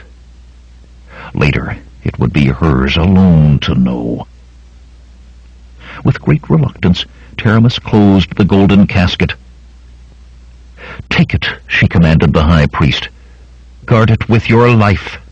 Xantares bowed himself from her presence, and she turned her attention back to Jenna and Bombata. The girl swayed again. "Where are the bath girls?" Taramis demanded. "Must I have the fool wenches flayed?" Two white-robed young women, black hair pinned in curls close to their heads, sped into the hall and fell to their knees before Taramis. "The Lady Jenna is travel-weary," the beauteous princess told them. "She must be bathed and massaged. She must be properly garbed." Jenna smiled warmly, if tiredly, at the woman as they hurried to her. "It is so good to see you again," she said. "It seems years since I have had a proper bath. But where are Ania and Liella?" The white-robed women's faces went blank, and Taramis hastened to fill the silence. "They are ill, child. You will see them later. Take her away. Can you not see she is near collapse?" She watched them lead Jenna from the hall, then turned smiling to Bombata. "It is done, then," she sighed. "It is done," he said. But something in his eyes made her frown. Her mind raced, searching for what could possibly be left yet undone. "The thief," she said. "He is dead." "He is dead," Bambata replied. "You put your sword through him." "No, but—" her hand flashed out, cracked against his face. "When the one holds the horn," she quoted, "the sky-eyed thief must die. And he lives. Danger comes on his shoulder, and death rides his right hand." She drew a deep breath. "You know what is written in the scrolls. He lies entombed with half a mountain atop him," Bambata growled sullenly. "Fool! If you did not handle his corpse—" "I will not take a chance, Bambata, not even a small chance. Not now. It is all too close to fruition. Treble the guard." "For one thief who is certainly dead," he barked. "Do it," she commanded coldly. "Let not so much as a mouse pass the palace walls without a spear in it." Not waiting for his reply, she turned away.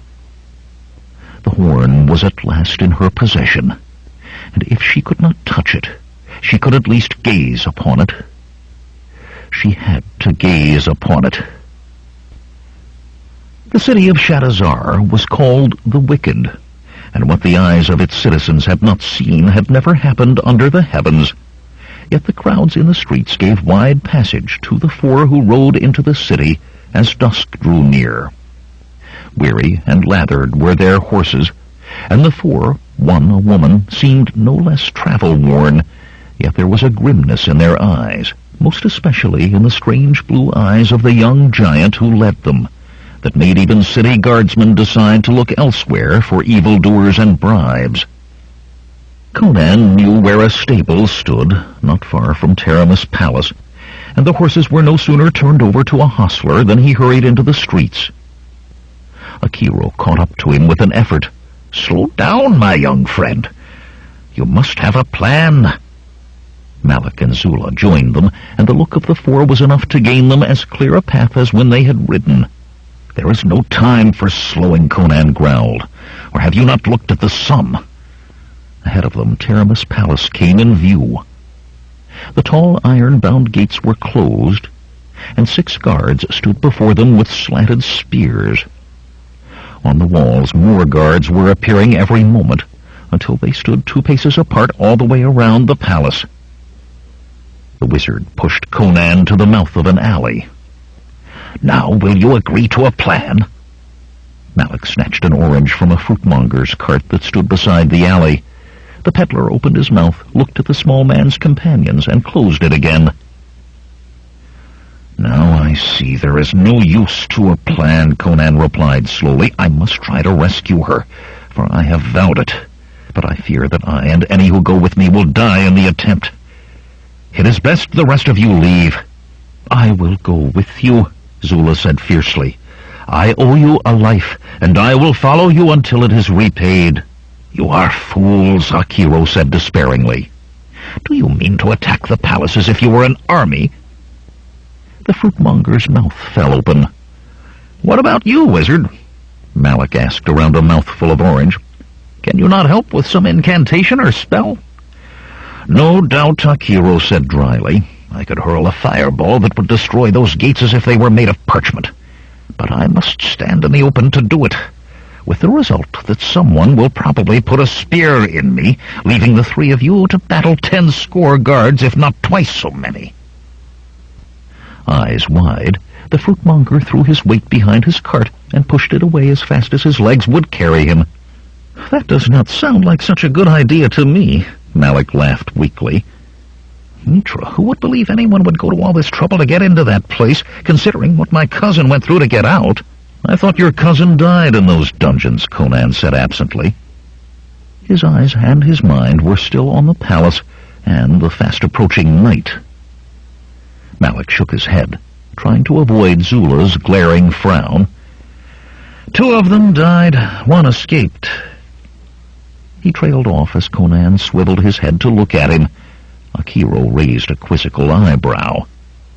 "That is, he did die. All of them died. I know nothing about tunnels or anything of that sort. I don't remember, I swear it. I could break his head, Zula said thoughtfully.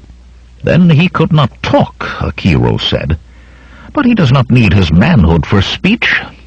I could shrivel that. Conan merely fingered the hilt of his dagger. The small thief looked from one pair of eyes to another, then sighed. Oh, very well. I'll show you.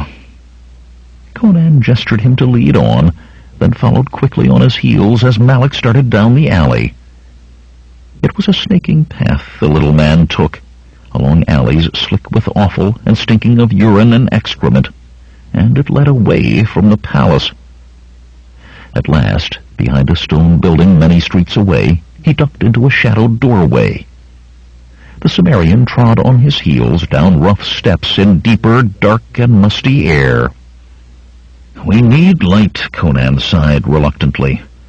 Akiro? Abruptly there was light, a ball of it resting on the wizard's fingertips. They were in a cellar, filled with sagging crates and splintered barrels. Dust and cobwebs lay thickly on everything.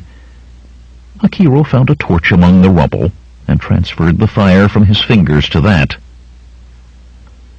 There is a way from this place to a palace, Zula said disbelievingly. On hand and knees, Malik counted the large square stones of the floor along one wall. Here, he said, pointing to one that seemed no different from any other. This is the one, if I remember it right. You had better, Zula said darkly. Conan knelt by the stone. At one side there was just enough gap for him to get a grip with his fingertips. He pulled the block up, worked his fingers under it, and heaved it over. Below it was a dark hole, slightly smaller than the stone slab. He seized the torch from Akiro and thrust it into the opening.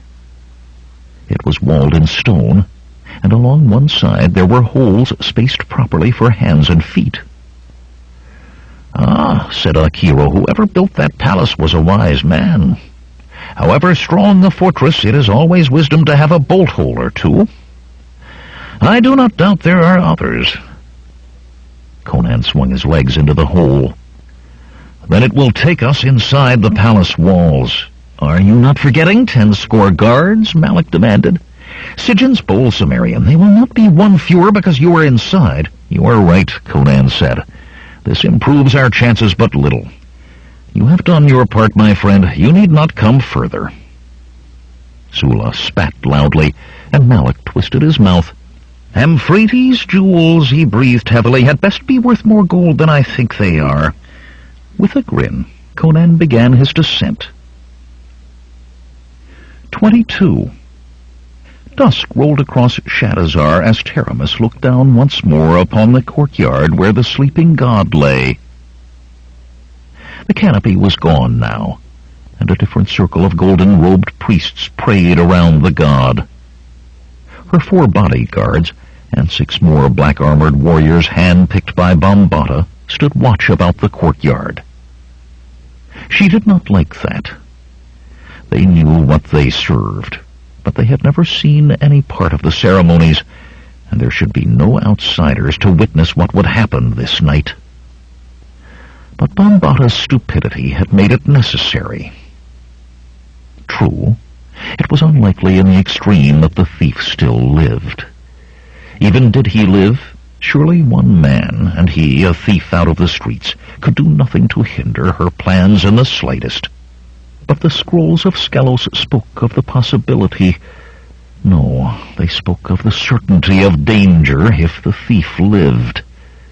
And that fool Bambata had the temerity to sulk somewhere in the palace because she had upbraided him. Something would have to be done about Bambata when this night was over. With a last look at the darkening sky, she returned to her chambers. There was much yet to be done. From the chest of ebony inlaid with silver, she took a twist of parchment. Wine she poured from a crystal flagon into a goblet of chased gold. The parchment gave up a white powder which dissolved quickly in the wine. A second goblet stood beside the first on the lacquered tray. It was not sorcery, this potion, but it had no taste and would do its work well, and all spells were forbidden this night, save those required by the rite of awakening. She clapped her hands, and when a slave woman in short white tunic appeared, commanded, "Bid the Lady Jenna attend me." Soon now, she thought. Soon. Thrusting the torch ahead of him, Conan ran in a half-crouch down the low-ceilinged tunnel, its stone walls gray with mold. "Not so fast," Malik complained. "Mitra's bones could not whoever built this have given it enough height for a man to stand up." "You can almost stand as it is," Zula said, prodding the small thief to greater speed with her staff in his ribs. Malik glared at her, but only said, "I hope at least they have stairs at the other end. I don't fancy another climb of 50 paces in the dark." Conan cursed as the torchlight showed him a blank wall ahead. Then he became aware that the ceiling was higher here. He straightened and found himself in another shaft like the one they had descended, complete with holes along one wall for hands and for feet. Without hesitation, he climbed. "A plan," Akiro called after him hoarsely. "You know not what is up there." Conan climbed on. It was not easy with the torch in one hand. The method required keeping both feet in place and balancing while the one free hand darted to a higher handhold. A single miss in that quick grab, and the long fall back down the shaft was inevitable. Too, it was a way of climbing that should have been done slowly and carefully, but Conan had no time for being careful. He pushed on as if it were stair steps he climbed. At the top of the shaft, there was a black iron bracket on one stone wall for the torch, and a foothold on the opposite side of the shaft from those he had climbed, so that a man could straddle it if he did not mind getting close to the torch's flame. The stone above had a ring in its center, no doubt to aid closing the bolt hole behind refugees should the palace's lords and ladies ever find the need to use the route. There had been none on the stone at the other end, as no one had ever been expected to enter from that direction. The torch seared Conan's back as he heaved against the stone above him.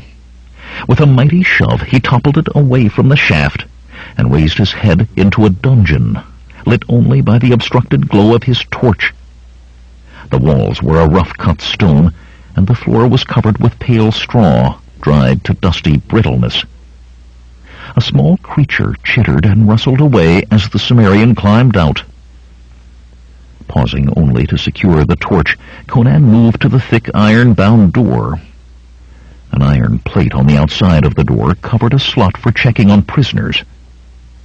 A careful push showed the huge lock was not fastened. Slowly he cracked the door, grimacing at the squeal of the crudely wrought iron hinges. The stone-walled hallway outside was empty and dark. "You should have waited," Akiro panted, scrambling from the shaft. "You had no way to know what lay on this side of that stone." "It had to be a dungeon," Conan said. "Malik's cousin could hardly have made his escape from the Great Hall or from Taramis' bedchamber." The old wizard stared at him, astounded. "Logical. I did not expect such thinking from you. You always seem to go at problems with a sword rather than logical thought." Malik, who was allowing Zula to help him into the cell, muttered, offended. "How do you know my cousin did not escape from Taramis' bedchamber? All the men of my family have a great attraction for women." Zula snorted, and Malik opened his mouth again, but Conan cut short any argument with a sharp gesture. "Do that later," he said, and slipped into the hall. A choice of direction was easy. One way lay more darkness, the other a glow of light. Dropping his torch on the bare stone floor of the corridor, Conan drew his sword and moved toward the light. Short of the dim glow that spilled into the hall, he stopped in consternation. This was the jailer's chamber, a large cube with a rough cot in one corner, well lit by torches in iron sconces. On the far side, stairs led upward. and at a table of crude-hewn planks by those stairs sat the jailer, a big balding man with as much hair on his arms and legs as he had once had on his head. He chewed at a joint of beef held in one thick-fingered hand, while the other scratched casually beneath his leather jerkin. He faced the hall where Conan stood, hidden only by darkness, and from where he sat he could be halfway up the stairs shouting an alarm before the Cimmerian could reach the table. As Conan tensed to take the chance, Zula touched him on the arm and shook her head. Swiftly she doffed the strip of cloth that covered her small breasts. Malik licked his lips ostentatiously, but she ignored him, tucking the cloth into the other piece she wore about her loins. Then, with a welcoming smile on her face, she padded into the jailer's chamber, using her staff as if it were a walking stick. The balding man froze, with the joint half raised to his mouth. "Where in Xandru's nine hells did you come from?" he growled. "You're no prisoner of mine." Zula did not speak, but the roll of her slim hips increased as she continued toward him.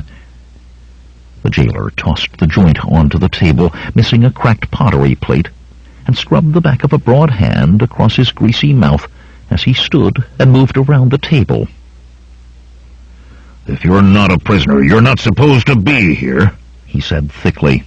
"And being where you're not supposed to be can get you put to the question. Painful, that. Why don't you talk?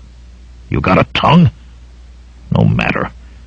If you want to avoid the hot irons and the strappado, wench, you're going to treat me like a walking god and the love of your life all rolled into one." He reached for her then.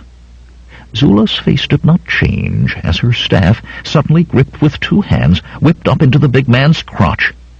A strangled squawk burst from his throat, and his eyes bulged almost out of his fat face. He doubled over, and her staff whirled around to crack the side of his balding head.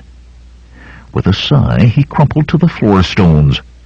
Calmly, Zula donned her halter once more. "Most effective," Akiro said with a smile, as the others joined her. Malik studiously avoided looking at her bosom even after she was covered. Conan did not wait for talk. The coming of night weighed him like massive stones on his shoulders. Sword in hand, he raced up the stairs, barely hearing the clatter as the rest followed behind. "You sent for me, my aunt?" Jenna said from the door. Taramis put on a smile, pleasant, and she believed familial. One more role the girl had to fill, she thought, and for that Jenna had been prepared well. Thin black silk covered her to the floor, hugging her slender curves. Her black hair, dressed simply, flowed about her shoulders, and her face was bare of any trace of kohl or rouge.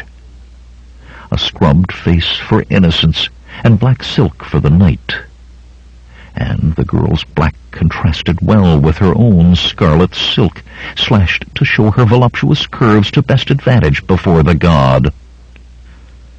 "Yes, child," Taramis answered. "This is your natal day, and tonight you fulfill your destiny. Come, drink a celebration cup with me."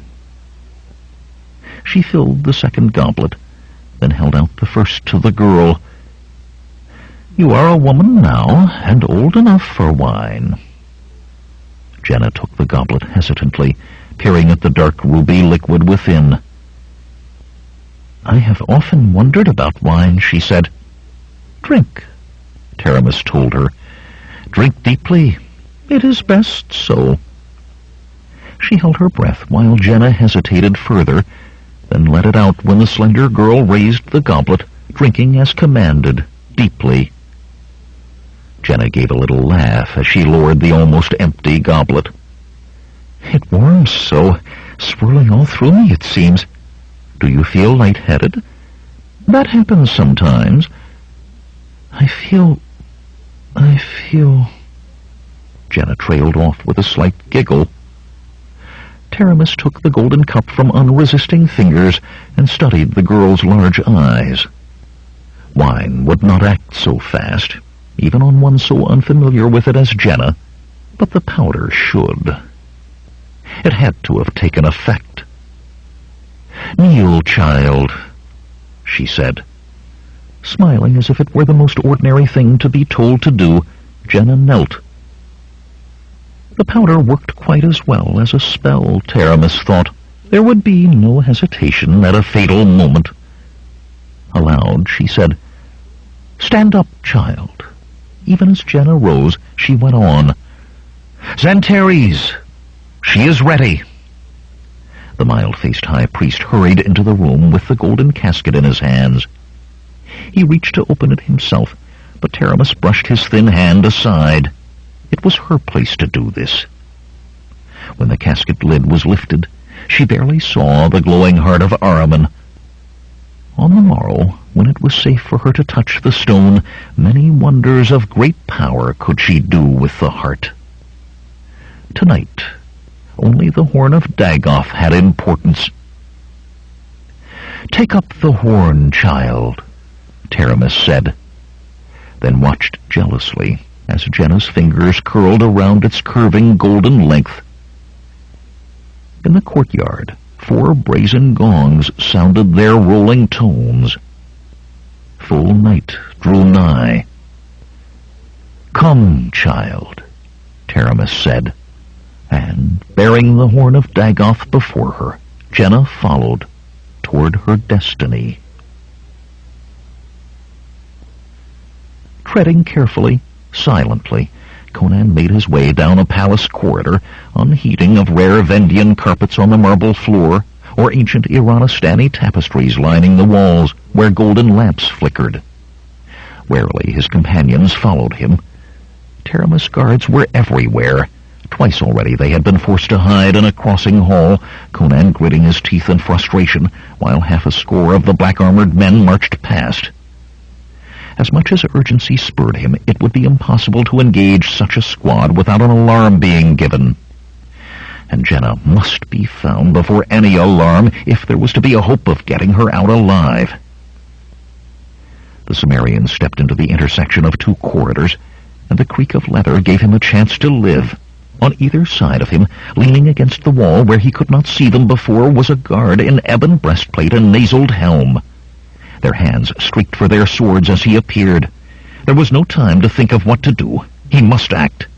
With a 2-handed grip on his hilt, Conan pivoted to the left, driving his blade through the guard's breastplate while the other's sword was yet half drawn.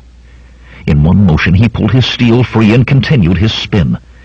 The other man had his tulwar drawn and was making the mistake of raising it to slash rather than thrusting. The tip of Conan's streaking blade slashed across the undersides of the man's upraised arms. As the guard jerked his arms down in reflex at the agony, Conan completed his turn, taking a step closer as his sword twisted in a narrow loop and bit deeply into the black helmet. The second corpse struck the marble floor within a heartbeat of the first. Malik whistled in admiration, and Zula stared in awe. "You are fast," she breathed. "Never have I seen these men," Conan cut her off, "will be found soon or missed, whether we hide them or not." "You mean the 10 score guards are going to know we're here?" Malik's voice was shrill. "Don's bony rump!"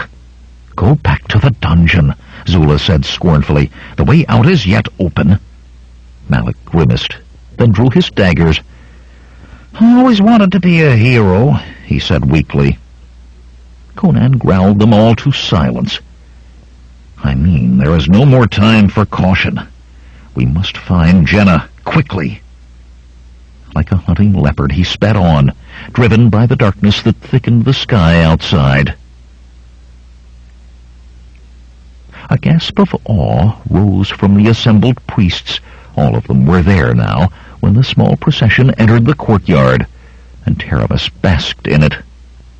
She knew it was for the girl behind her, for the one and the golden horn of Dagoth that she bore.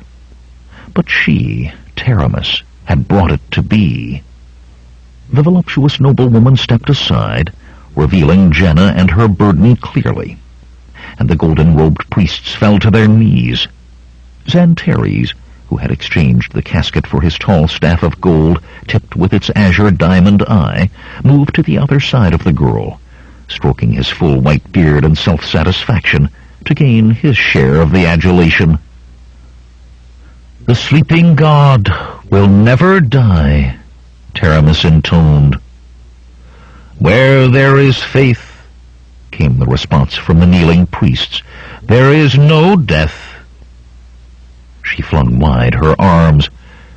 "This is the night of awakening," she cried, "for the One has come." The reply echoed from the walls. "All glory to the One who serves the sleeping god."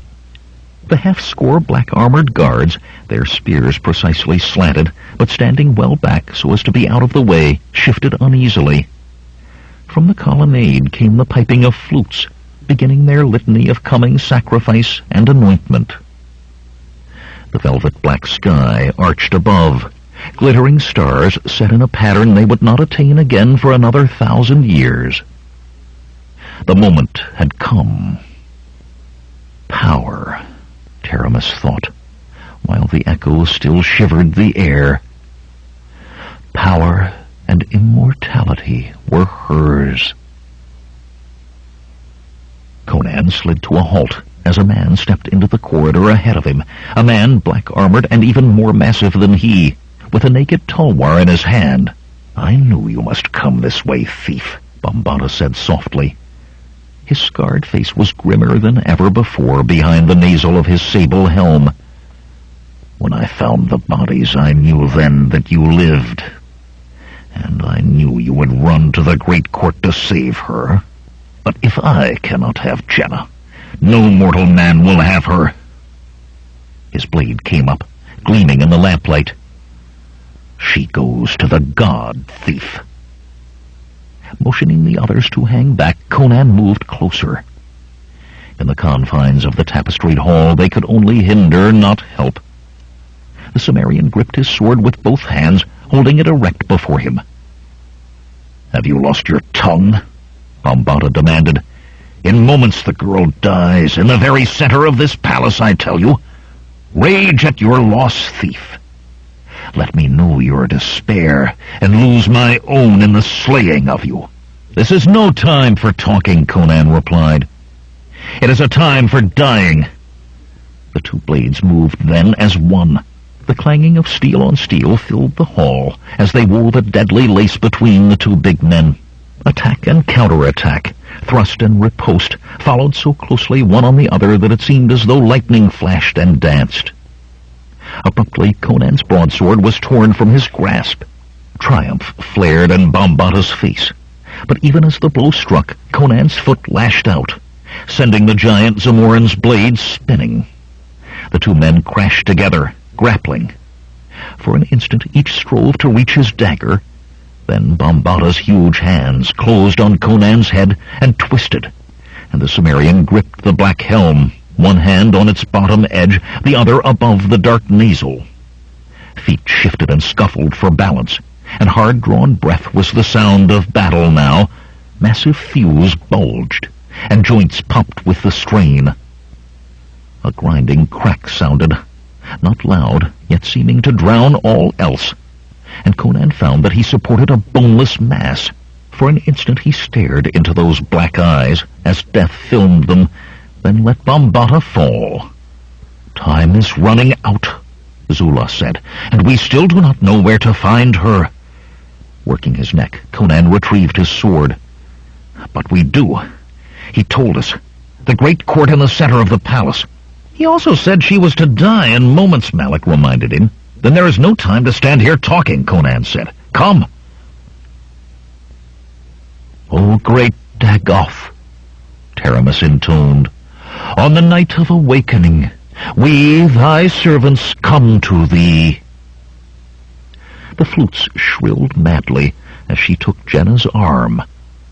Xantares took the other, and between them they led the girl to the head of the great reclining form of the god, its noble forehead marred by the dark circular depression.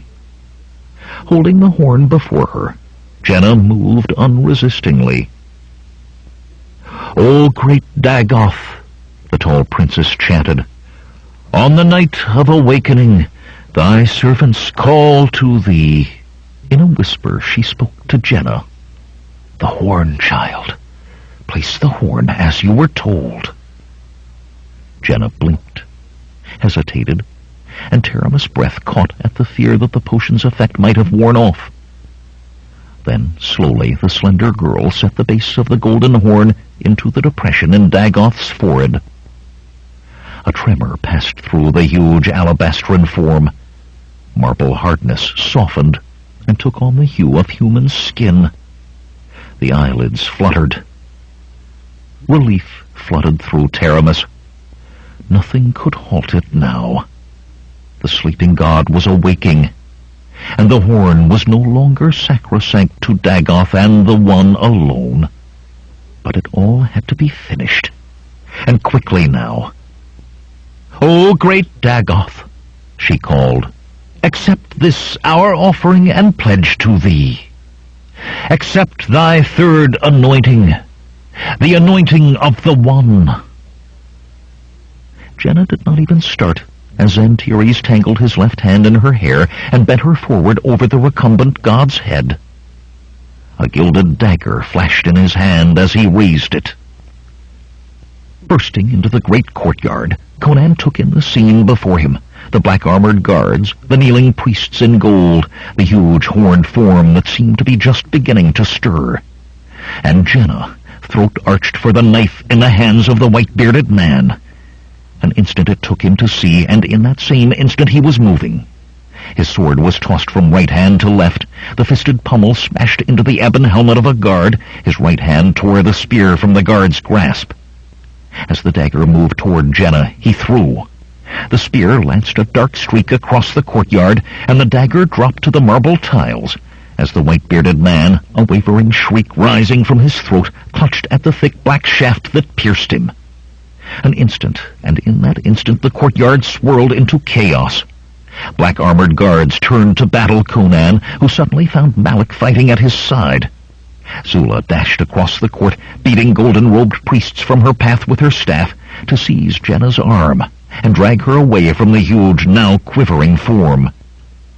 "There is yet time!" Taramis screamed. "It must be done! It must be!"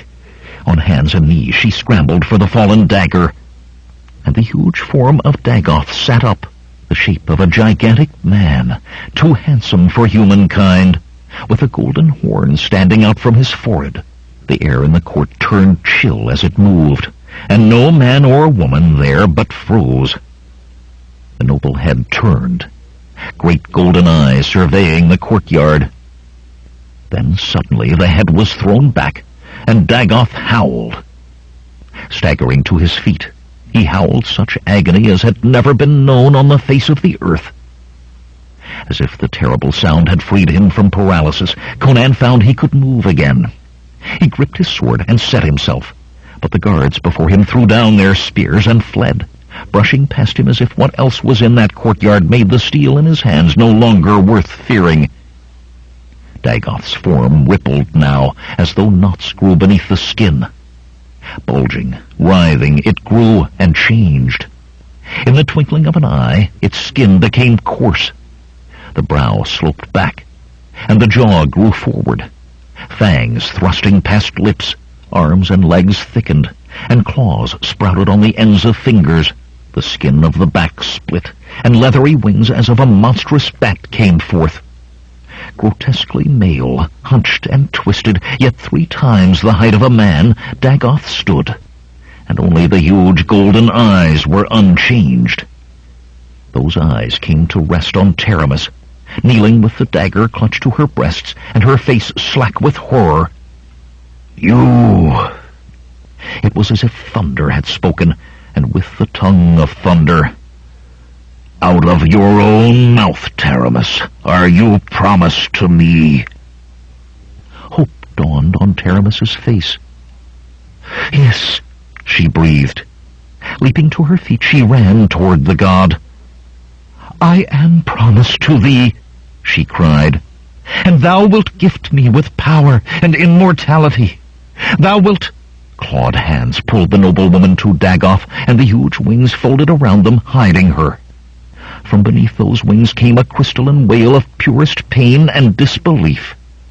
The wings opened, and Dagoth tossed aside a robe of scarlet silk. "Thus it is," the thunder roared, "to know a god, and be known by a god." Zula had stopped to stare in horror at the garment that was all that remained of Taramis, and Jenna stood beside her, seemingly unaware of what occurred about her. Dashing forward, Conan grabbed each woman in turn, pushing them toward the shelter of the palace. "Run!" he commanded, and they ran. "No, mortal," came the thunder. "She is the one, and the one is mine." Conan felt the ground tremble as Dagoth took a step. The women could never outdistance that monstrous form. Time would have to be bought for them. Certain for the first time in his life that he faced something he could not defeat, Conan turned to confront the god. Suddenly a fireball streaked over his head to strike Dagoth's chest. It bounced away like a pebble from a mountain, yet even as it did, another struck, and another. "Run, Cimmerian!" Akiro shouted. "Erlich, take you, run! I cannot hold such as this forever!" Dagoth's wings stiffened, then snapped together behind his back like a thunderclap. And as if that sound had called invisible lightning, Akiro was flung into the air and hurled backwards. "And you, mortal," Dagoth thundered at Conan, "would you oppose a god? Know the fear of what you do." Then did Conan feel fear rolling over him, fear primordial, fear so strong that it felt as though his very bones would split asunder. Overpowering waves of it crashed on him, pushing that which called itself Conan of Cimmeria back beyond knowledge of civilization or fire or speech, back to the ancient creature that knew no gods, the creature that survived its lack of claws and fangs because it was more deadly than leopard or bear. That creature knew but one response to fear. With a roar, the cave sloth knew and feared. Conan attacked. His broadsword slashed deep, and Dagoth laughed like a storm at sea as bloodless wounds healed even as they were made. Claw-tipped hands seized the Cimmerian, lifted him toward gaping fangs, and still Conan hacked with a mad fury that would not quit till death overtook him. Yet as he fought, dim words penetrated Conan's brain. "The horn!" Part of him struggled to listen, while the greater part raged to kill. "Akiro," that small part thought. "He is only vulnerable through the horn!" the wizard shouted. Conan was raised before the golden eyes, and he returned their gaze unafraid. Fear had been purged from him by the blood-red madness that screamed to slay or die. The Cimmerian laughed as he let his sword fall and seized the horn. It was like seizing lightning, yet he voiced his deathly grim laughter. Massive shoulders nodded. He tore the golden horn from that monstrous head. Pain flared in the god's xanthic eyes, and the fanged mouth opened wider to rip at the human who had wounded him. But the insane rage of the attacker had not left Conan. As he ripped the horn free, he reversed it, thrust it point first into one of the golden globes that stared at him, shoved it deep with all his might. The howl that Dagoth had loosed before was a whisper to the scream that came from him now. Conan was flung through the air, spinning end over end, to crash to the marble tiles. Higher and higher the shriek rose. Suddenly it could not be heard at all, but now the Cimmerian's skull vibrated, and white-hot daggers bored at his ears. Clawing at his head, he struggled to rise. He must fight. He must kill. He must... A measure of sanity returned to him amid the pain, as he realized that he was seeing stars through Dagoth. The gigantic shape still loomed in the center of the courtyard, clawed hands clutching its face, blood like rubies welling between the taloned fingers, the blood of a god dropping to shatter like crystal on the marble beneath his feet. But even as the Cimmerian watched, the form grew dimmer, less distinct. In gossamer outline, Dagoth hung against the night sky. Abruptly, he was gone, and with him the pain from Conan's head. Unsteadily, the Cimmerian surveyed the courtyard. The priests were fled, and of the black-armored guards none remained, save those he and Malak had slain.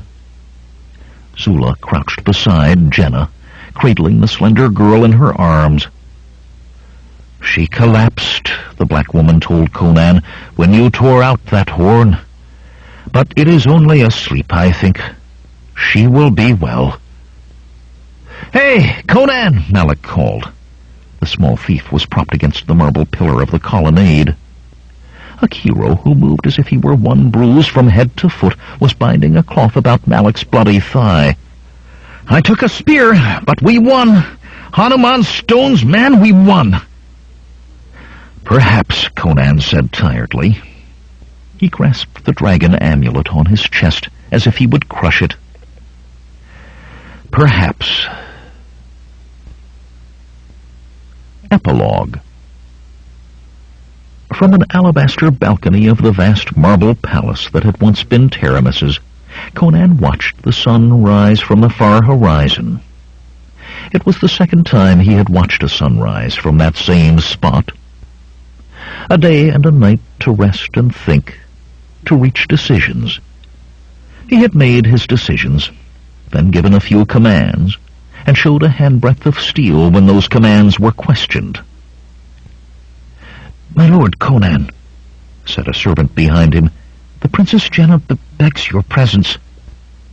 The woman blushed, flustered at stammering, flustered because a Zamoran noblewoman never begged, most especially not a princess. "I am not a lord," Conan said, then quickly added, "Take me to the Princess Jenna," before she could become flustered further. The tapestry-hung chamber to which he was led was meant for informal audiences, with a dais only one step high and an unadorned high-backed chair of polished ebony for a throne. Jenna looked well on it, he thought, in her robes of white silk. The others were much recovered from their ordeals as well, Malak surreptitiously fingering a golden bowl, Akiro looking impatient with a bundle of tightly rolled scrolls under his arm, Zula leaning on her staff near Jenna's throne as if she were a bodyguard. "Conan," Jenna said brightly as he entered, "it has come. King Tiridates has invested me as Princess Royal of Zamora and confirmed me in Taramis's estates." "I congratulate you," he said, and she frowned at him doubtfully. The frown cleared quickly, though, and she said, "I have asked you all to come to me this morning because I have a favor to ask of each of you. You first, Malak." The small man jerked his hand from the bowl as if burned. "I ask you to remain here with me, Malak," she went on, "living in my palace. Thus I will always be reminded that a man can be a fool, yet be brave and good." "Even my mother never called me good," Malak said slowly. His eyes drifted to the bowl. "But I will stay in your palace. For a time." "Best to put a guard on him, then," Akiro said dryly, and grinned at the offended glare he got from Malak. "You also, Akiro," Jenna said, "must stay with me. You are a man of great wisdom, and I will need wise counsel in the days, the years to come." "Impossible," the wizard replied. "You have given me the scrolls of Skelos, and some bush shamans on the Kothian border are carrying on vile practices that I have vowed to end." "I can put soldiers at your disposal to deal with the shamans," Jenna told him, then added slyly, "and Taramis gathered several rooms full of magical volumes and instruments, which you would be free to study for as long as you remained here." "Soldiers," Akiro mused. "I suppose soldiers could deal with such head shamans as those. How many rooms full exactly?" "Many," Jenna laughed. "Zula, you must stay as well. You have showed me that a woman need not be confined by others' boundaries, but there is much yet to teach. The staff, for instance." The black woman sighed regretfully. I cannot. I owe a life to Conan, and I must follow him until I can No, Conan said sharply. The debt cannot be repaid in that way. But it cannot, Sula. It has come to me that some debts cannot be repaid directly the one owed. Find another life to save, and I will be repaid by that. Zula nodded slowly before turning back to Jenna. I will stay, Jenna, and gladly. Conan, Jenna said, and hurried on when he opened his mouth. Listen to me, Conan. Stay with me. Sit beside me. I cannot, Conan said gently. But why not? By all the gods, I want you, and I need you. I live by my wits and my sword. Would you have me become a lapdog? 'Tis all I could be here. I am not made for palaces and silks. Then I will go with you, she said, and stiffened when he laughed. The Turanians have a saying, Jenna. The eagle does not run in the hills. The leopard does not fly in the sky. You would take to my life as ill as I would take to yours. Never a day but I must fight for my life or ride for it. That is the road I travel, and you cannot come with me. But Conan, fare you well, Jenna, and all the gods grant you happiness. He turned his back on her then, and walked from the room. He thought he heard her call after him, but he would not look back or listen. As he had commanded, his horse waited saddled before the palace. The sun was almost to its zenith by the time he reached the rough stone altar on the plains. The wind had swept dirt and sand against it, and he thought Malik might have some difficulty finding exactly where Amphrati's jewels were buried, but otherwise nothing had changed. Slipping the dragon amulet from about his neck, he laid it on the altar. From his pouch he took the vial Akiro had given him. So long ago it seemed. Some debts could not be repaid to the one to whom they were owed. Fare you well, Valeria, he said softly, and scraping the seal from the vial, he drank. Heat rushed along his limbs, and he squeezed his eyes shut, his horse dancing from an involuntary jerk on the reins. When he opened them again, the heat was gone. He found shards of a vial crushed in his fist, and wondered how they had come there. A glint of gold in the sun caught his eye. A pendant he saw, in the shape of a dragon, resting atop a strange pile of stones. He bent from the saddle, but before his fingers touched the gold, he stopped. There was something he did not understand, that told him he should not take it. Sorcery, he decided. Well, there was gold aplenty in Shadazar that was not sorcerous, and willing wenches to sit on his knee and help spend all he stole. With a laugh, he kicked his horse into a gallop for the city. Never once was he tempted to look back. End of Conan the Destroyer by Robert Jordan, RobertJordan. Read by John Polk in the studios of the American Printing House for the Blind, Louisville, Kentucky, for the Library of Congress, September 2003. A Tor book published by Tom Doherty Associates Incorporated, 175 Fifth Avenue, New York, New York, 10010. Further reproduction or distribution in other than a specialized format is prohibited. If you found any cassette in this book to be defective, please place a rubber band or piece of string around that cassette for identification. Place it in the container on top of the front stack of cassettes.